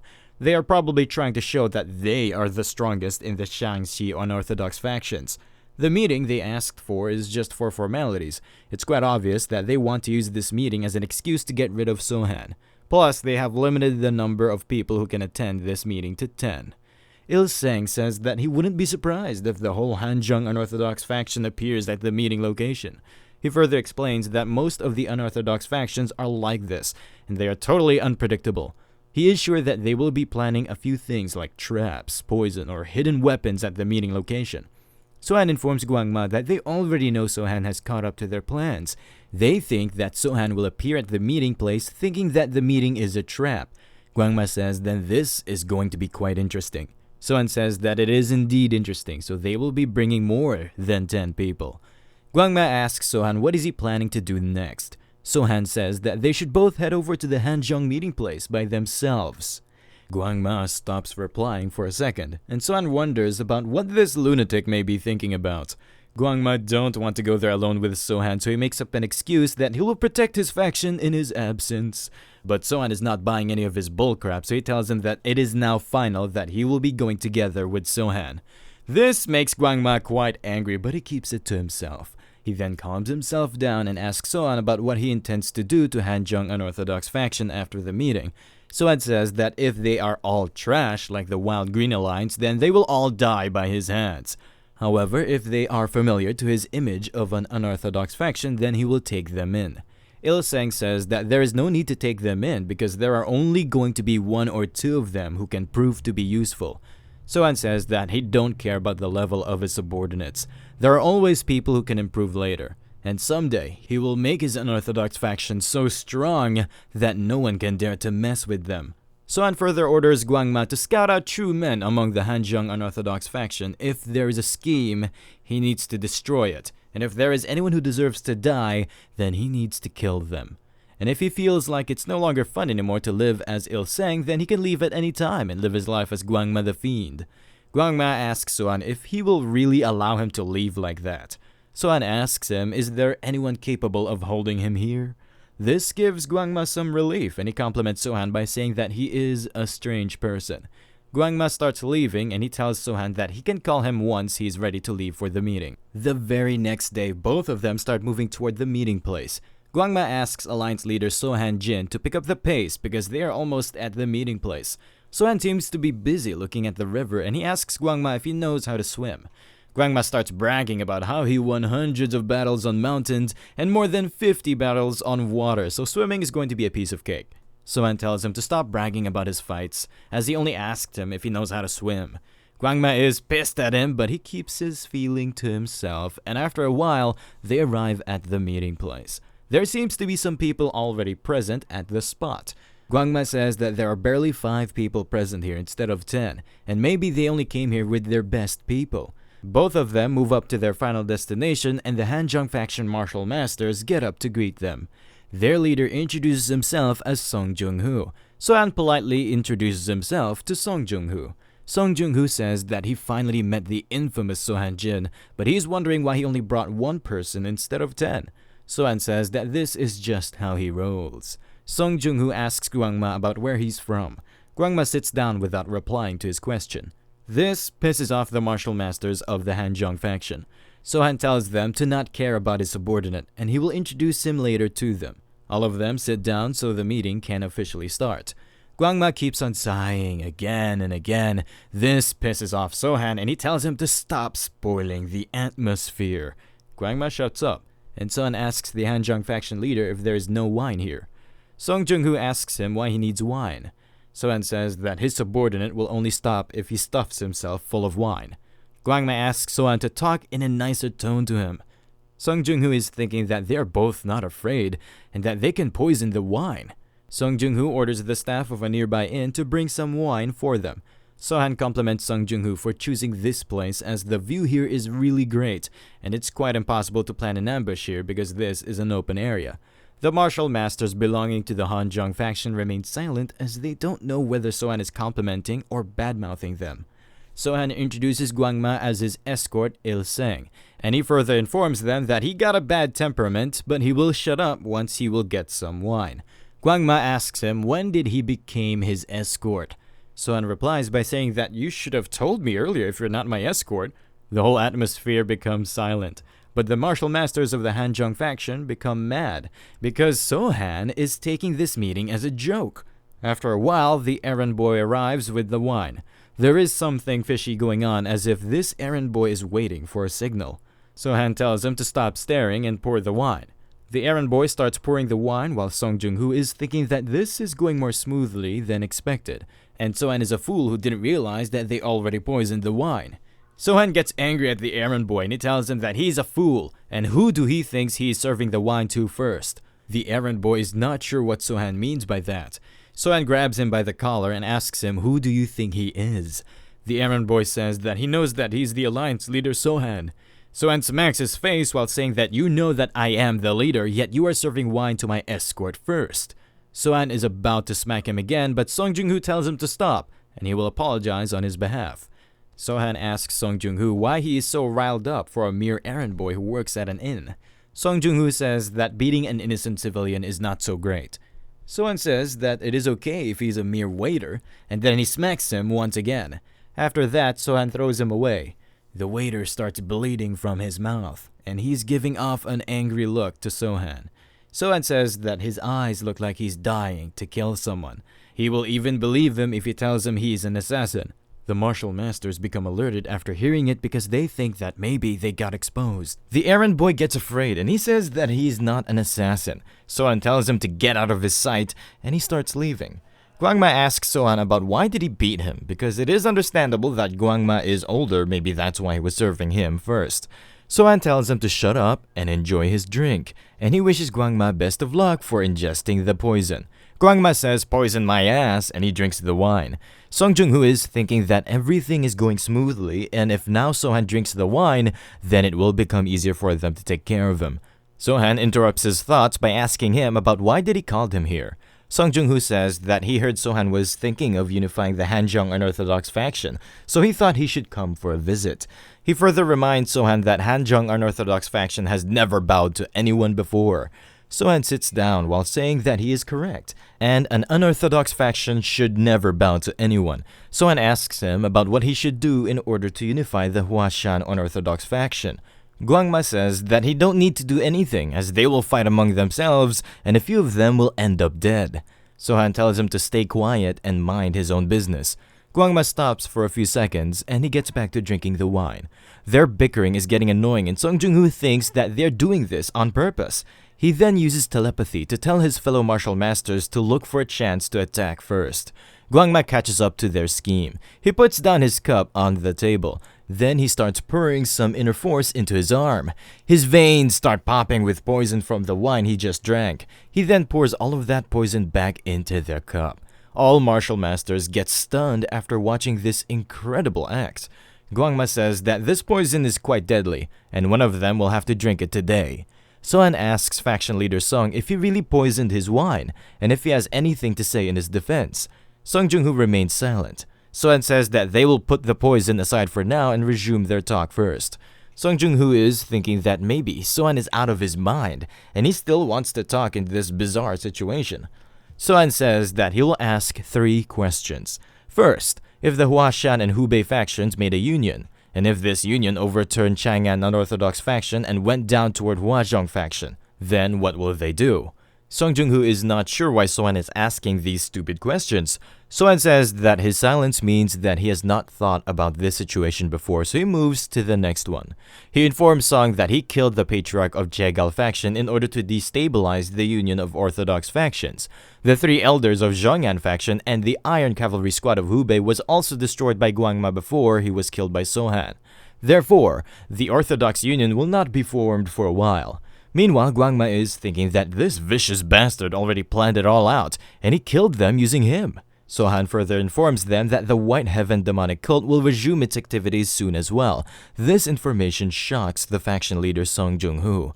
Sohan asks faction leader Song about what will he do once the White Heaven demonic cult will come after his faction after getting rid of Sohan and his faction. Song Jung-hoo remains silent as he didn't think of this situation before as well. Sohan says that his second question is unanswered as well, so he will move on to his third question. He asks Song Jung-hoo about how will he and his faction respond if the Orthodox sects and the White Heaven demonic cult come after him before getting rid of Sohan and his faction. Faction leader Song is thinking that it is quite possible that they will come after his faction since Hanjeong has an abundance of resources. Sohan says that faction leader Song is so dumb that he didn't think of any future threats. Sohan says that it's okay, and he asks him a fourth question. Sohan asks him about what he will do once his faction is forced to take on an opponent that they cannot defeat, and all innocent citizens of his region were to die. Then who will he call for help? Faction leader remains silent, but he is quite annoyed by this question. Sohan says that maybe he will call these three people sitting next to him. Sohan can already tell that these three must be leaders of some other region's unorthodox faction, and he won't ask them for their real identity, but he points toward the fourth martial master who is annoying him a bit. Sohan says that unlike others, he looks like he's here only for money. Sohan says that he has no right to sit here, and he should run away before Sohan rips his face apart. The martial master gets up to leave. But that was a hoax, as he pulls out a kunai from his clothes. Without wasting any time, he leaps towards Sohan to finish him off. But before he can strike Sohan, Gwangma catches his hand, and he puts a little bit of his inner force to his grip. The martial master is in pain, and Gwangma is effortlessly keeping him in check. Gwangma then puts some inner force in his other hand. He then grabs the martial master with his hand, and he starts choking him. The other four faction leaders who are watching this unfold in front of their eyes are in awe. They have no idea how a mere bodyguard overpowered a martial master with ease. Gwangma then picks up the cup filled with poison. He then thanks the martial master for stepping up as he was looking for someone to drink this. Gwangma congratulates the martial master for being the lucky one. Gwangma pours the poison inside his mouth after opening it with force. He then smashes him to the ground, telling him to swallow all of the poison. The martial master starts choking on the poison and crying for help. The other faction leaders are now fully afraid as they know that they can be next. Sohan tells them to compose themselves as the meeting has not ended yet. Gwangma gets back to his seat, while faction leader Sung is thinking that he didn't knew that Gwangma was this much skilled. The elites he already picked would rush over if he sent a signal, but he's not sure if they can survive until they get here. Sohan tells faction leader Song that he is disappointing him more and more. He further says that Song Jung-hoo, don't you understand, you are lowering your value. Faction leader Song has no idea about what Sohan means by lowering his value. Sohan says that he has quite a few useful subordinates and he will have more in the future. Song Jung-hoo thinks of this as a threat, as if Sohan is saying that he can easily kill faction leader Song and appoint one of his subordinates as the leader of Hanjong Unorthodox faction. Song Jung-hoo asks Sohan about what he wants them to do. Sohan gets up from his seat and he goes toward the dying martial master. Sohan says that it would have been nicer if his fame or terror was more than the money he received. The martial master begs for his forgiveness and he tells Sohan that he is from Sichuan Tang clan. Sohan gets even more angry and he asks him why he would put his clan in danger by saying that. The martial master is not sure about what he did wrong just now, but before he can say anything else, Sohan uses a kick which goes through the neck of the martial master. The martial master dies there on the spot. Sohan warns the other three martial masters to reveal their names and affiliations, and they have only one chance. The first martial master says that he is Chun Mu-jung from the Sohwa Unorthodox faction. The second one introduces himself as Mak I-gyol from the Illuminator Unorthodox faction, and the third one introduces himself as Ju Ja-wi from the Shikwan Unorthodox faction. Sohan says that this meeting must be a great opportunity for them all since they managed to gather here, but he warns faction leader Sung because he made two mistakes. The first one was using poison, and the second one was using the assassin. Sohan says that it is still fine since that's the way of the unorthodox sects, and he will now find out if faction leader Song makes a third mistake. Faction leader Song is not sure about what Sohan means by third mistake. Sohan orders him to call out the ones laying an ambush. Faction leader Song gives a signal to his men to come out. In just a few seconds, all hidden experts arrive at the meeting place. They surround the meeting place and wait for their next order. Gwangma says that they gathered quite a lot. Faction leader Song informs Sohan that these all of his men. Sohan then orders them all to kneel. They are thinking that they are quite strong and kneeling in front of their subordinates is a bit too much. Mak I-gyol gets up from his seat. He then orders his men among the elites to sheathe their swords. All of his subordinates sheathe their weapons without any delay. He informs his subordinates that their Illuminator Unorthodox faction will be under Alliance Sohan Jin command if he loses this battle. All of his subordinates say yes sir to his order. Mak I-gyol tells Sohan that whether he dies or loses this battle, he will kneel to Sohan after the duel. Sohan is glad as this is how a martial master from the unorthodox faction is supposed to act.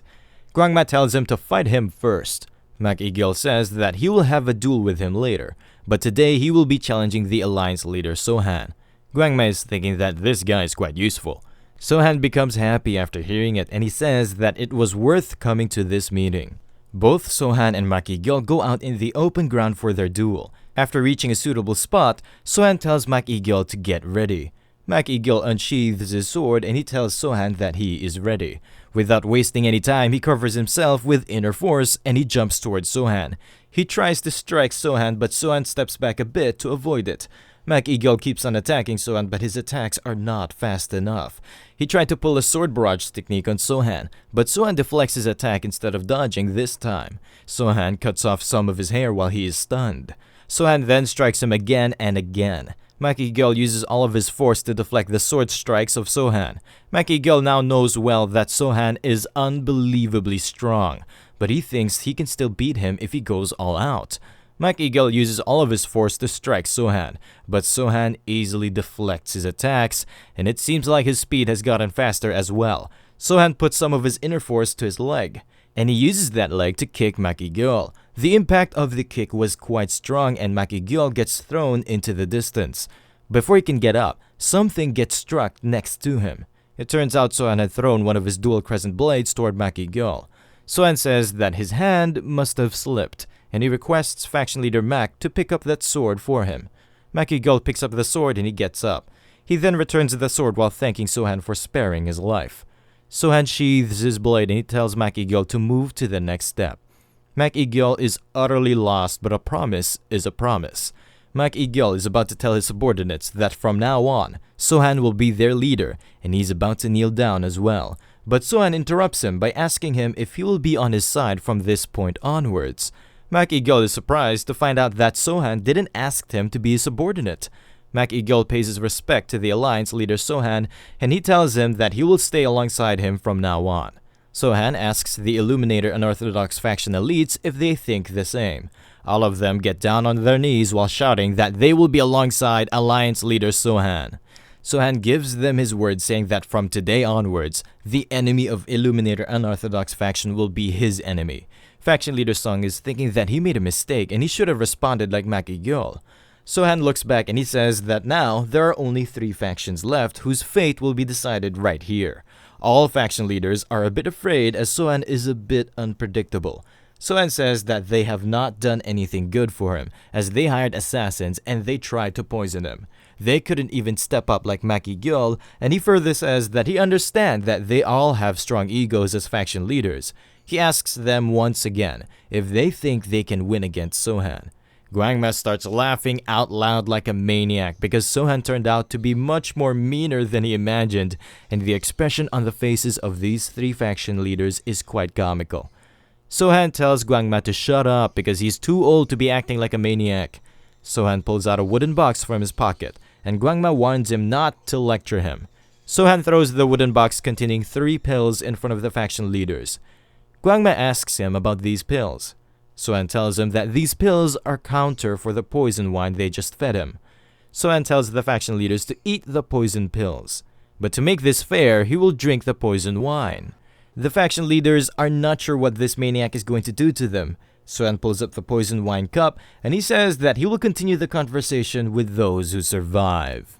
Sohan says that he will go first, and with that being said, he starts drinking the poisonous wine. Without wasting any time, faction leader Song gets down on his knees.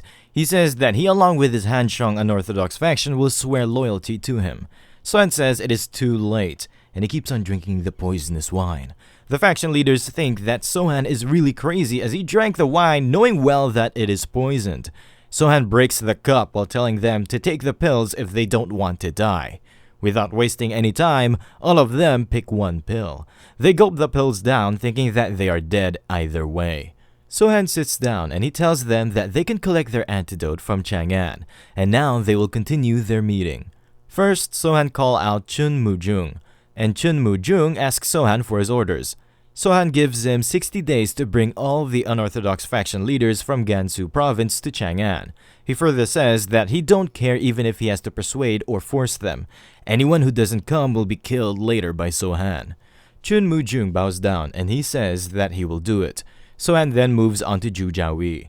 Sohan gives him 60 days to go with faction leader Mak Igyol and overpower all unorthodox factions in Sinchuan, and they need to bring all leaders of Sinchuan unorthodox factions to Chang'an.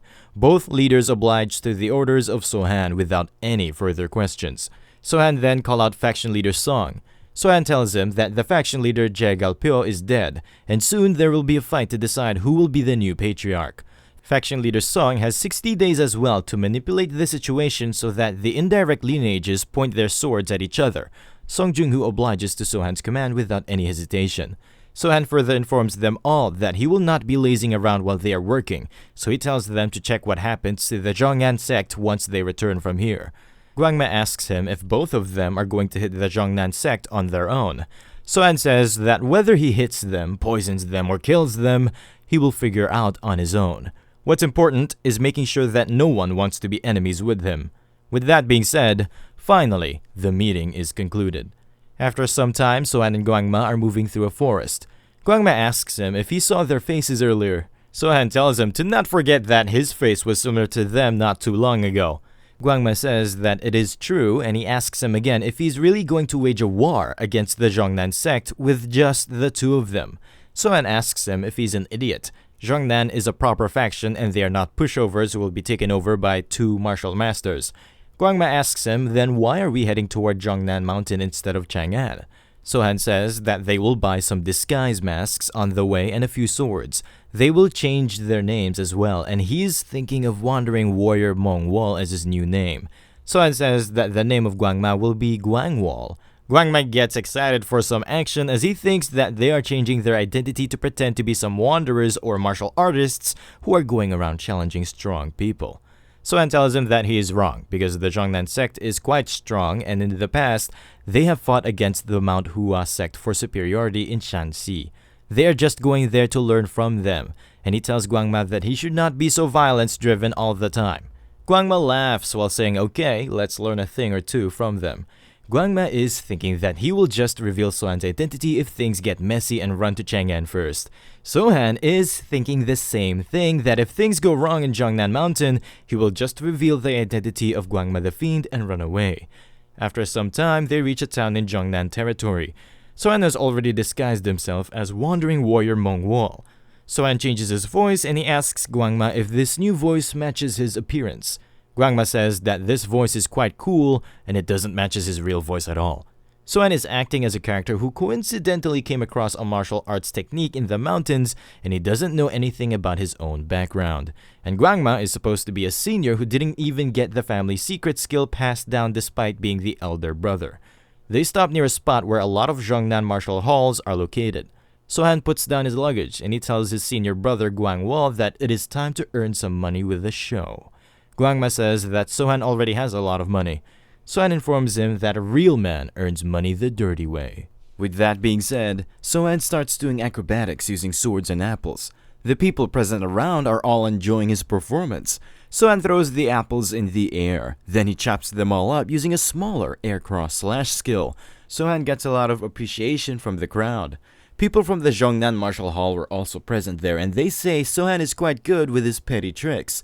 Sohan introduces himself as Mongwol, the 18th victor of Unrivaled Duo. The Martial Hall members are thinking that his name is quite pretentious for a couple of performers. He further informs the audience that he learned the blade art of the Unrivaled Duo, and his senior brother here learned the Unrivaled Duo's palm and fist techniques, and also the divine indestructible Vajra arts to reinforce his body. Some people from the audience say that they are curious to know about his divine indestructible Vajra arts. Sohan tells them all that they will show them the Vajra arts, but before he starts the performance, he informs the audience that they are both trainees who are wandering everywhere under heaven. They will use the money they collect from them all to eat well, sleep well, and shit well to become great martial artists. He further says that he hopes the audience will invest in them so they can become great martial masters. The citizens are quite pleased with his recent performance, so they start showering them with money. Sohan thanks all of them for their contribution. Sohan goes to Guangma while telling him that it is time to show them the divine Vajra arts. Sohan then picks up a sturdy wooden stick. He then slams the wooden stick into the ground to show the audience that there is no trickery here. Without wasting any time, he gets ready to attack Guangma with it, but Guangma manages to dodge it in time. The audience starts laughing. Sohan says that he was just joking, and for something like this, he should go for the head, not the shoulder. Sohan tells his senior brother to get ready. Guangma goes up and he gets ready to show his heavenly Vajra arts. Sohan tells him to get ready and he will strike him after the count to 3. But Sohan cheats and he strikes the head of Guangma using all of his force before the count of 2. The sturdy wooden stick breaks, which leaves the audience in awe. Guangma is quite angry at Sohan, but Sohan cheered the audience by chanting Vajra arts. The martial hall guys say that it looked like he really hurt him quite hard and maybe put a crack in the wood beforehand. Sohan hears it all and he shouts out loud, "Who just said that?" Sohan picks up another wooden stick and he starts moving toward the martial artists from the martial hall. He points the wooden stick toward their leader while asking him if he will take responsibility for what he just said. The leader mocks Sohan by saying that his legs are shaking because Sohan is so scary, and he further says that no one knows that he must have put a trick to the wooden stick. Sohan asks him, "Then why don't you take a hit from the fake wooden stick?" The leader tells Sohan to mind his manners, and if he don't know who he is. Sohan says that it doesn't matter who he is, and if his claims of this wooden stick being fake are true, then it won't hurt to get hit by it. The audience is quite angry at the leader and they tell him to take the hit. They keep on mocking him by saying that a martial artist from Zhongnan is afraid to take a hit from a wooden stick. The martial artists start leaving the scene after saying that they don't have time for these jokes. Sohan mocks them by saying that they must be scared. The leader becomes agitated and he tells Sohan to repeat himself. Sohan again mocks them by saying that he must be hearing things, and he just wished best of luck to all Zhongnan martial artists. The leader comes up to Sohan and he says how dare a mere performer say that Zhongnan faction martial artists are scared. Sohan tells him to stop the act and just say that he's scared. This pisses off the martial artists and he tries to kick Sohan for his impudence. Sohan tries to fake his counterattack with the wooden stick. Then he gets kicked, which sends him flying into the distance. All of a sudden, the leader realizes that his face is bleeding. He has no idea how he got hurt. The wooden stick of Sohan has some blood on it, which indicates that he attacked the martial artist when he kicked him at the same time. Sohan says that he is sorry for this mistake. This makes the martial artist even more angry, and he swears at Sohan. Sohan pretends by saying that he just swung his wooden stick without thinking. Guangma saw it all happen, and he knows well that Sohan did it on purpose, and he wants to smash the head of Sohan. Sohan acts scared, and he says that you are the one who attacked first, and now you're gonna unsheath your sword for such a trivial matter? The martial artist tells him to not be afraid, and he just needs to follow them to the martial hall. Sohan asks his senior brother Guangwol about what they should do. Guangma has no idea about how he's going to reply, so he stays silent, and Sohan takes his silence as a yes. Sohan starts following them to the martial hall, and he tells his senior brother to bring the money with him. With that being said, both of them start following the martial artists. The citizens say that the Zhongnan martial artists are being too rough on that poor boy, and they will clearly remember their faces to report them. Sohan thanks the citizens for their support, and he tells them to not worry about him. The citizens tell the unrivaled duo to take good care of them. Sohan starts waving at the crowd, which makes Guangma a little bit ashamed. He is thinking that there is something amazing about this guy as he managed to win the affection of so many people in such a short span of time. After some time, the unrivaled duo arrive at the Zhongnan Martial Hall training ground. The martial artist introduces himself as Shin Ji-woong, and he is a second-class disciple of the Zhongnan sect. Shin picks a training wooden sword and he tells Sohan to pick one as well. Sohan pulls out a knife and he tells Shin that there is no need for that. Then he starts carving up the wood, which stuns everyone present there. Shin is not a dimwit and he asks them to be honest with them, as he thinks they both came here to challenge their sect. That's why they created that drama in the market. Sohan says that he should not be the one saying that because he's the one who laughed at their performance and initiated this fight. Shin says that if Sohan loses, then both of them will reveal their true identities. And if Sohan wins, then he will let both of them go without asking where they are from. Sohan says, "What do you mean by reveal your identity? I already told you I am Mongwol of the unrivaled duo."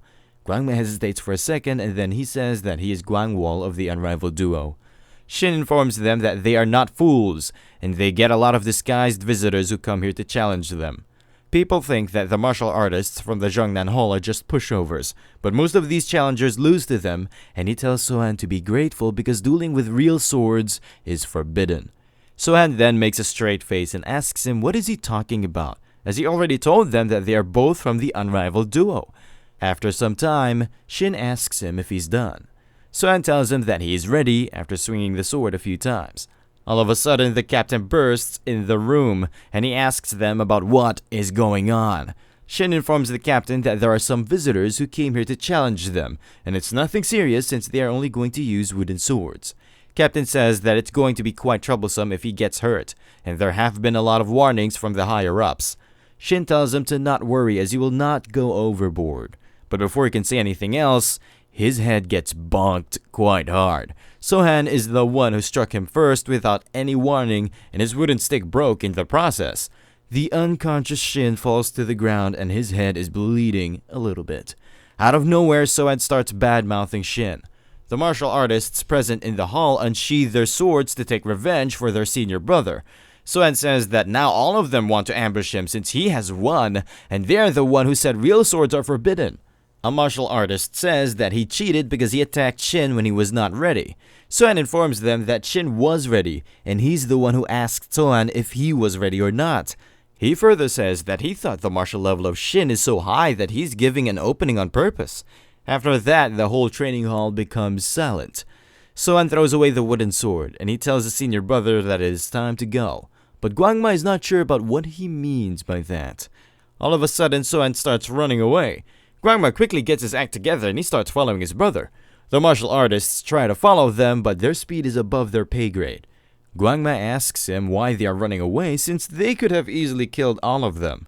Sohan says that he will explain that later, but first, he needs to eat something. After eating to their fill, Sohan and Gwangma are moving through the Zhongnan mountain. Gwangma asks him about what was the point of this unrivaled duo performance. He asks Sohan to at least give him an explanation before they are detected by the Zhongnan sect. Sohan says that he is sure that someone from the Zhongnan sect first-class disciples is currently looking for them. They won't have the patriarch of the clan or the elders stepping in for the sake of their reputation just because some guys in the martial hall got hurt.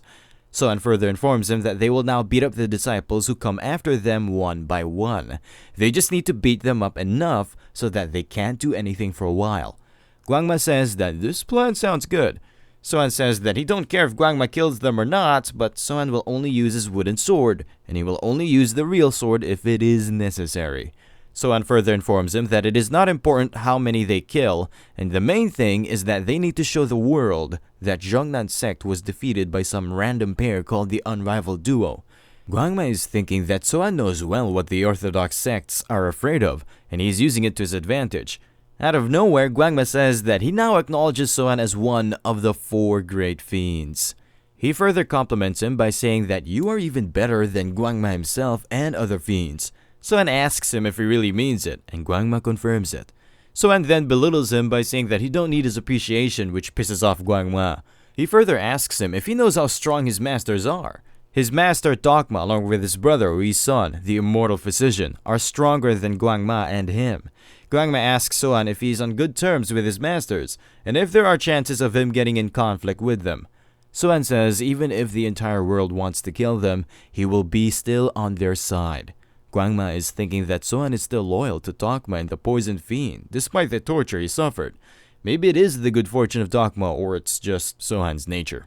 After some time, they arrive at the waterfall, and Sohan suggests that they should train here until Zhongnan sect finds them.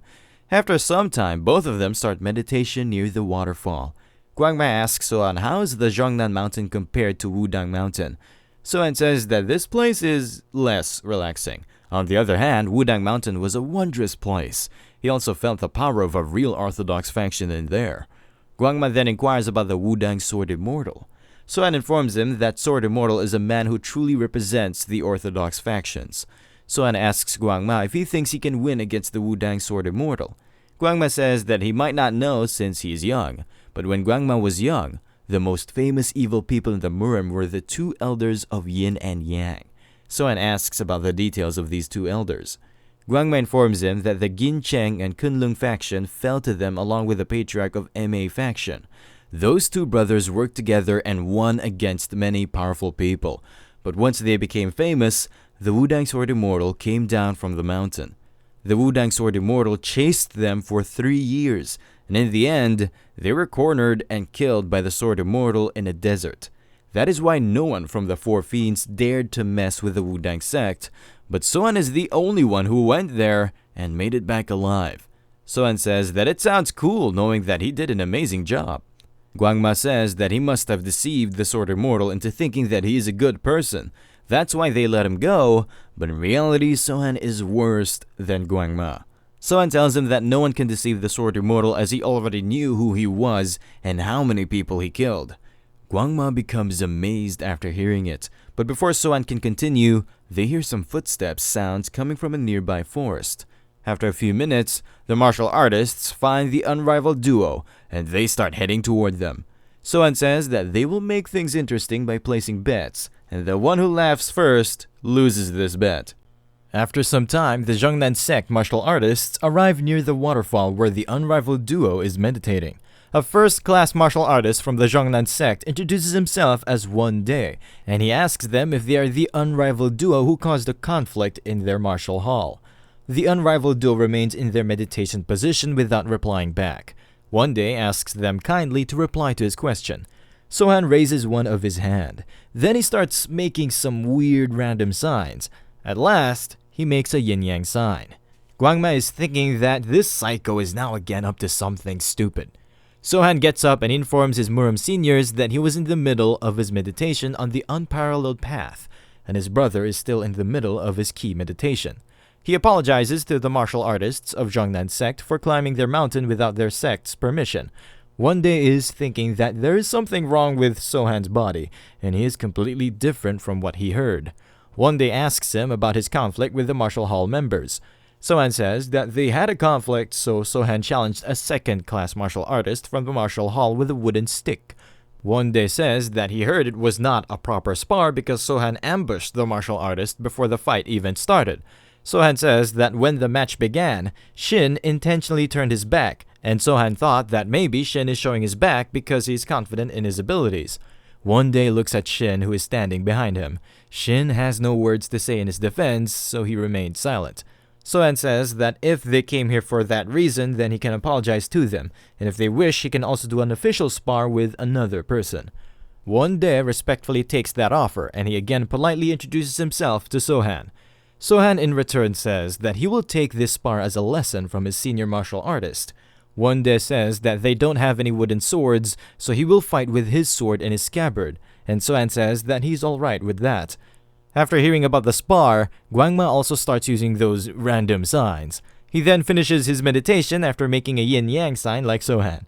Guangma introduces himself and he tells One Day that he will also face the martial artists from the Honorable Zhongnan sect in a row.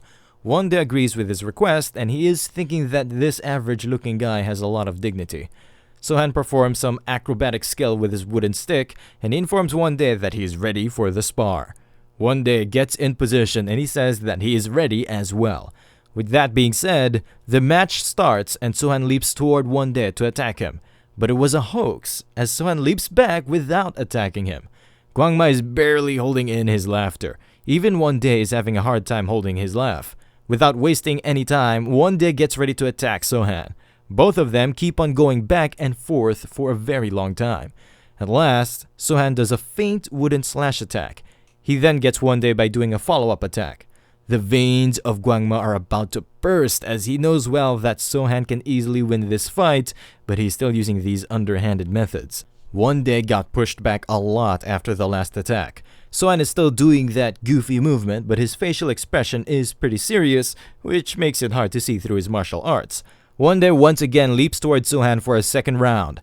Just like last time, they keep on going back and forth, but this time, their speed is quite fast. While fighting, Sohan keeps on making weird sounds like "Atu! Hiya!" This is even making other martial artists to throw up from cringe. Both Guangma and the Zhongnan sect martial artists are barely holding it in because they know they cannot be the first one to laugh. Wondae knows as well that everyone is barely holding in their laughter because of him, but Sohan's skills are not laughable at all, and his each attack is quite sharp and precise. Wondae has enough of it, and he finally uses one of his skill filled with inner force. Sohan is not gonna hold back, so he uses a minor cross-slash skill to counter it. Both of their skills clash, which results in a big dust explosion. Before Wondae can prepare his next attack, Sohan leaps toward him through the smoke. He manages to kick Wondae right in his stomach. Wondae flies off until he gets crushed into a rock. The last attack of Sohan was quite powerful and Wondae got completely knocked out. Sohan then starts making different cool-looking poses. The martial artists run toward their brother to check whether he's alive or not. Gwangma compliments Sohan for his improved scorpion kick. Sohan mockingly says that it is nothing compared to you, elder brother. Another first-rate martial artist was observing their fight, and he knows that this unraveled duo is hiding their true strength. This martial artist introduces himself as Beom from the Zhongnan sect, and he compliments the unraveled duo for their unique skills. Sohan thanks him for the compliment. Beom says that he wants to invite them both as guests to the Zhongnan sect. Gwangma and Sohan agree to his offer because he's being sincere with them. After a while at the Zhongnan sect, a door to the main hall opens up, and the unrivaled duo make their way inside the building. A martial artist introduces himself as Lim Ju-hyun of the Zhongnan sect. Lim says that usually his senior brother, Jang Mun, would greet the guests, but he's not in good health, that's why he came in his place. Sohan says that it is alright. He further informs them that recently, the 3 elders of the Zhongnan sect passed away, so their senior brother, Jang Mun, is still grieving heavily for them. Gwangma gets a flashback of the time where he completely wrecked the 3 elders from the Zhongnan sect along with the cavalry leader. They were quite strong, and Gwangma barely managed to defeat them at that time. Lim gets straight to the point, and he says that you both claim that you go around the world for training, but that doesn't seem to be the case because he thinks both of them have not trained the same martial arts. Sohan and Gwangma are both thinking that this guy is not a pushover as he came to that conclusion right after meeting them for the first time. All of a sudden, Sohan gives off a creepy smile, which makes Gwangma confused. Gwangma has no idea what this creepy bastard Sohan is up to now. Out of nowhere, Sohan removes the scar from his face and he ties his hair. He then brings out his cloak along with dual crescent blades. He then wears his usual attire. Sohan then gets to the point and he formally introduces himself as Sohan Jin. Everyone present there becomes stunned after hearing it, and Gwangma is thinking that this psycho bastard always does something unexpected. Lim asks him if he's the same Sohan who killed 2 fiends, Yoma and Sekma, and Sohan replies with a yes. Lim then asks him about the identity of the person behind him. Gwangma is thinking of going all out if Sohan reveals his true identity, but Sohan introduces Gwangma as Il-seng, the best martial artist of the Mystic Lunar Alliance, and he further says that they don't need to worry about him as he's just a mere guardian of Sohan. Lim says that he has never heard about any organization by the name of Mystic Lunar Alliance. Sohan says that he will explain it if the patriarch of the Zhongnan sect comes. The patriarch does a voice transmission stating that he will be there in a moment. After some time, the patriarch of the Zhongnan sect arrives there. The patriarch introduces himself as Dam Wung-young, and Sohan politely introduces himself as well. Both of them keep on staring at each other for a few minutes. Woo-myung breaks the silence by asking Sohan why he came to visit them without proper notice. Sohan tells him that he came here to fight. Woo-myung says that if he came here to fight, then he must have a force on standby at the bottom of the mountain. Sohan corrects him by saying that only 2 of them came here to fight. Gwangma is thinking that Sohan is telling them everything as it is, and he's curious to see how far this conversation goes. The martial artists are thinking that this filthy unorthodox bastard played with them this whole time. Woo-myung asks Sohan for the reason why he came here to fight with only 1 person. Sohan comes up to the center of the main hall. Sohan says that he cannot talk in this atmosphere of resentment, as everyone present around him is probably wondering what an unorthodox trash like Sohan is doing here. So he wants to talk after eliminating this resentment with his sword and blade first. After that, they will be able to hold a proper conversation. After hearing it, Woo-myung starts laughing out loud. He then says that Sohan sounds like a reasonable man. He then orders all those except the higher-ups to leave the main hall. The low-ranked martial artists are a bit ashamed, but they can't do anything, so they quietly exit the main hall. Woo-myung says that it's nice to meet him since he heard a lot about Sohan. He says that he can't imagine what Sohan came here for, so he asks him for the details. As long as Sohan don't insult the Jiangnan faction, he will listen to him. Sohan says that he recovered the bodies of 3 Jiangnan elders. Woo-myung becomes a bit stunned, and he asks why would the Chang'an unorthodox faction do that. Sohan asks him if he is aware that the 3 elders fought against Gwangma the Fiend, and Woo-myung says that he is aware of that. He further asks him if he is aware that Gwangma the Fiend was already injured by Sohan before he fought against the 3 elders, but Woo-myung says that he didn't know about that.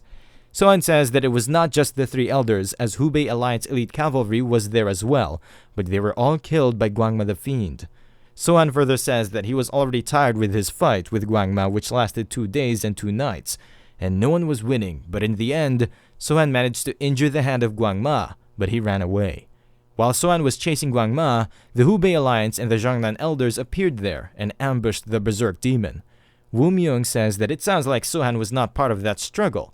Sohan says that he's correct. Woo-myung shows some of his inner force, and he asks Sohan why did he not participate in that fight. Sohan asks if he wants to know why he didn't participate in the fight.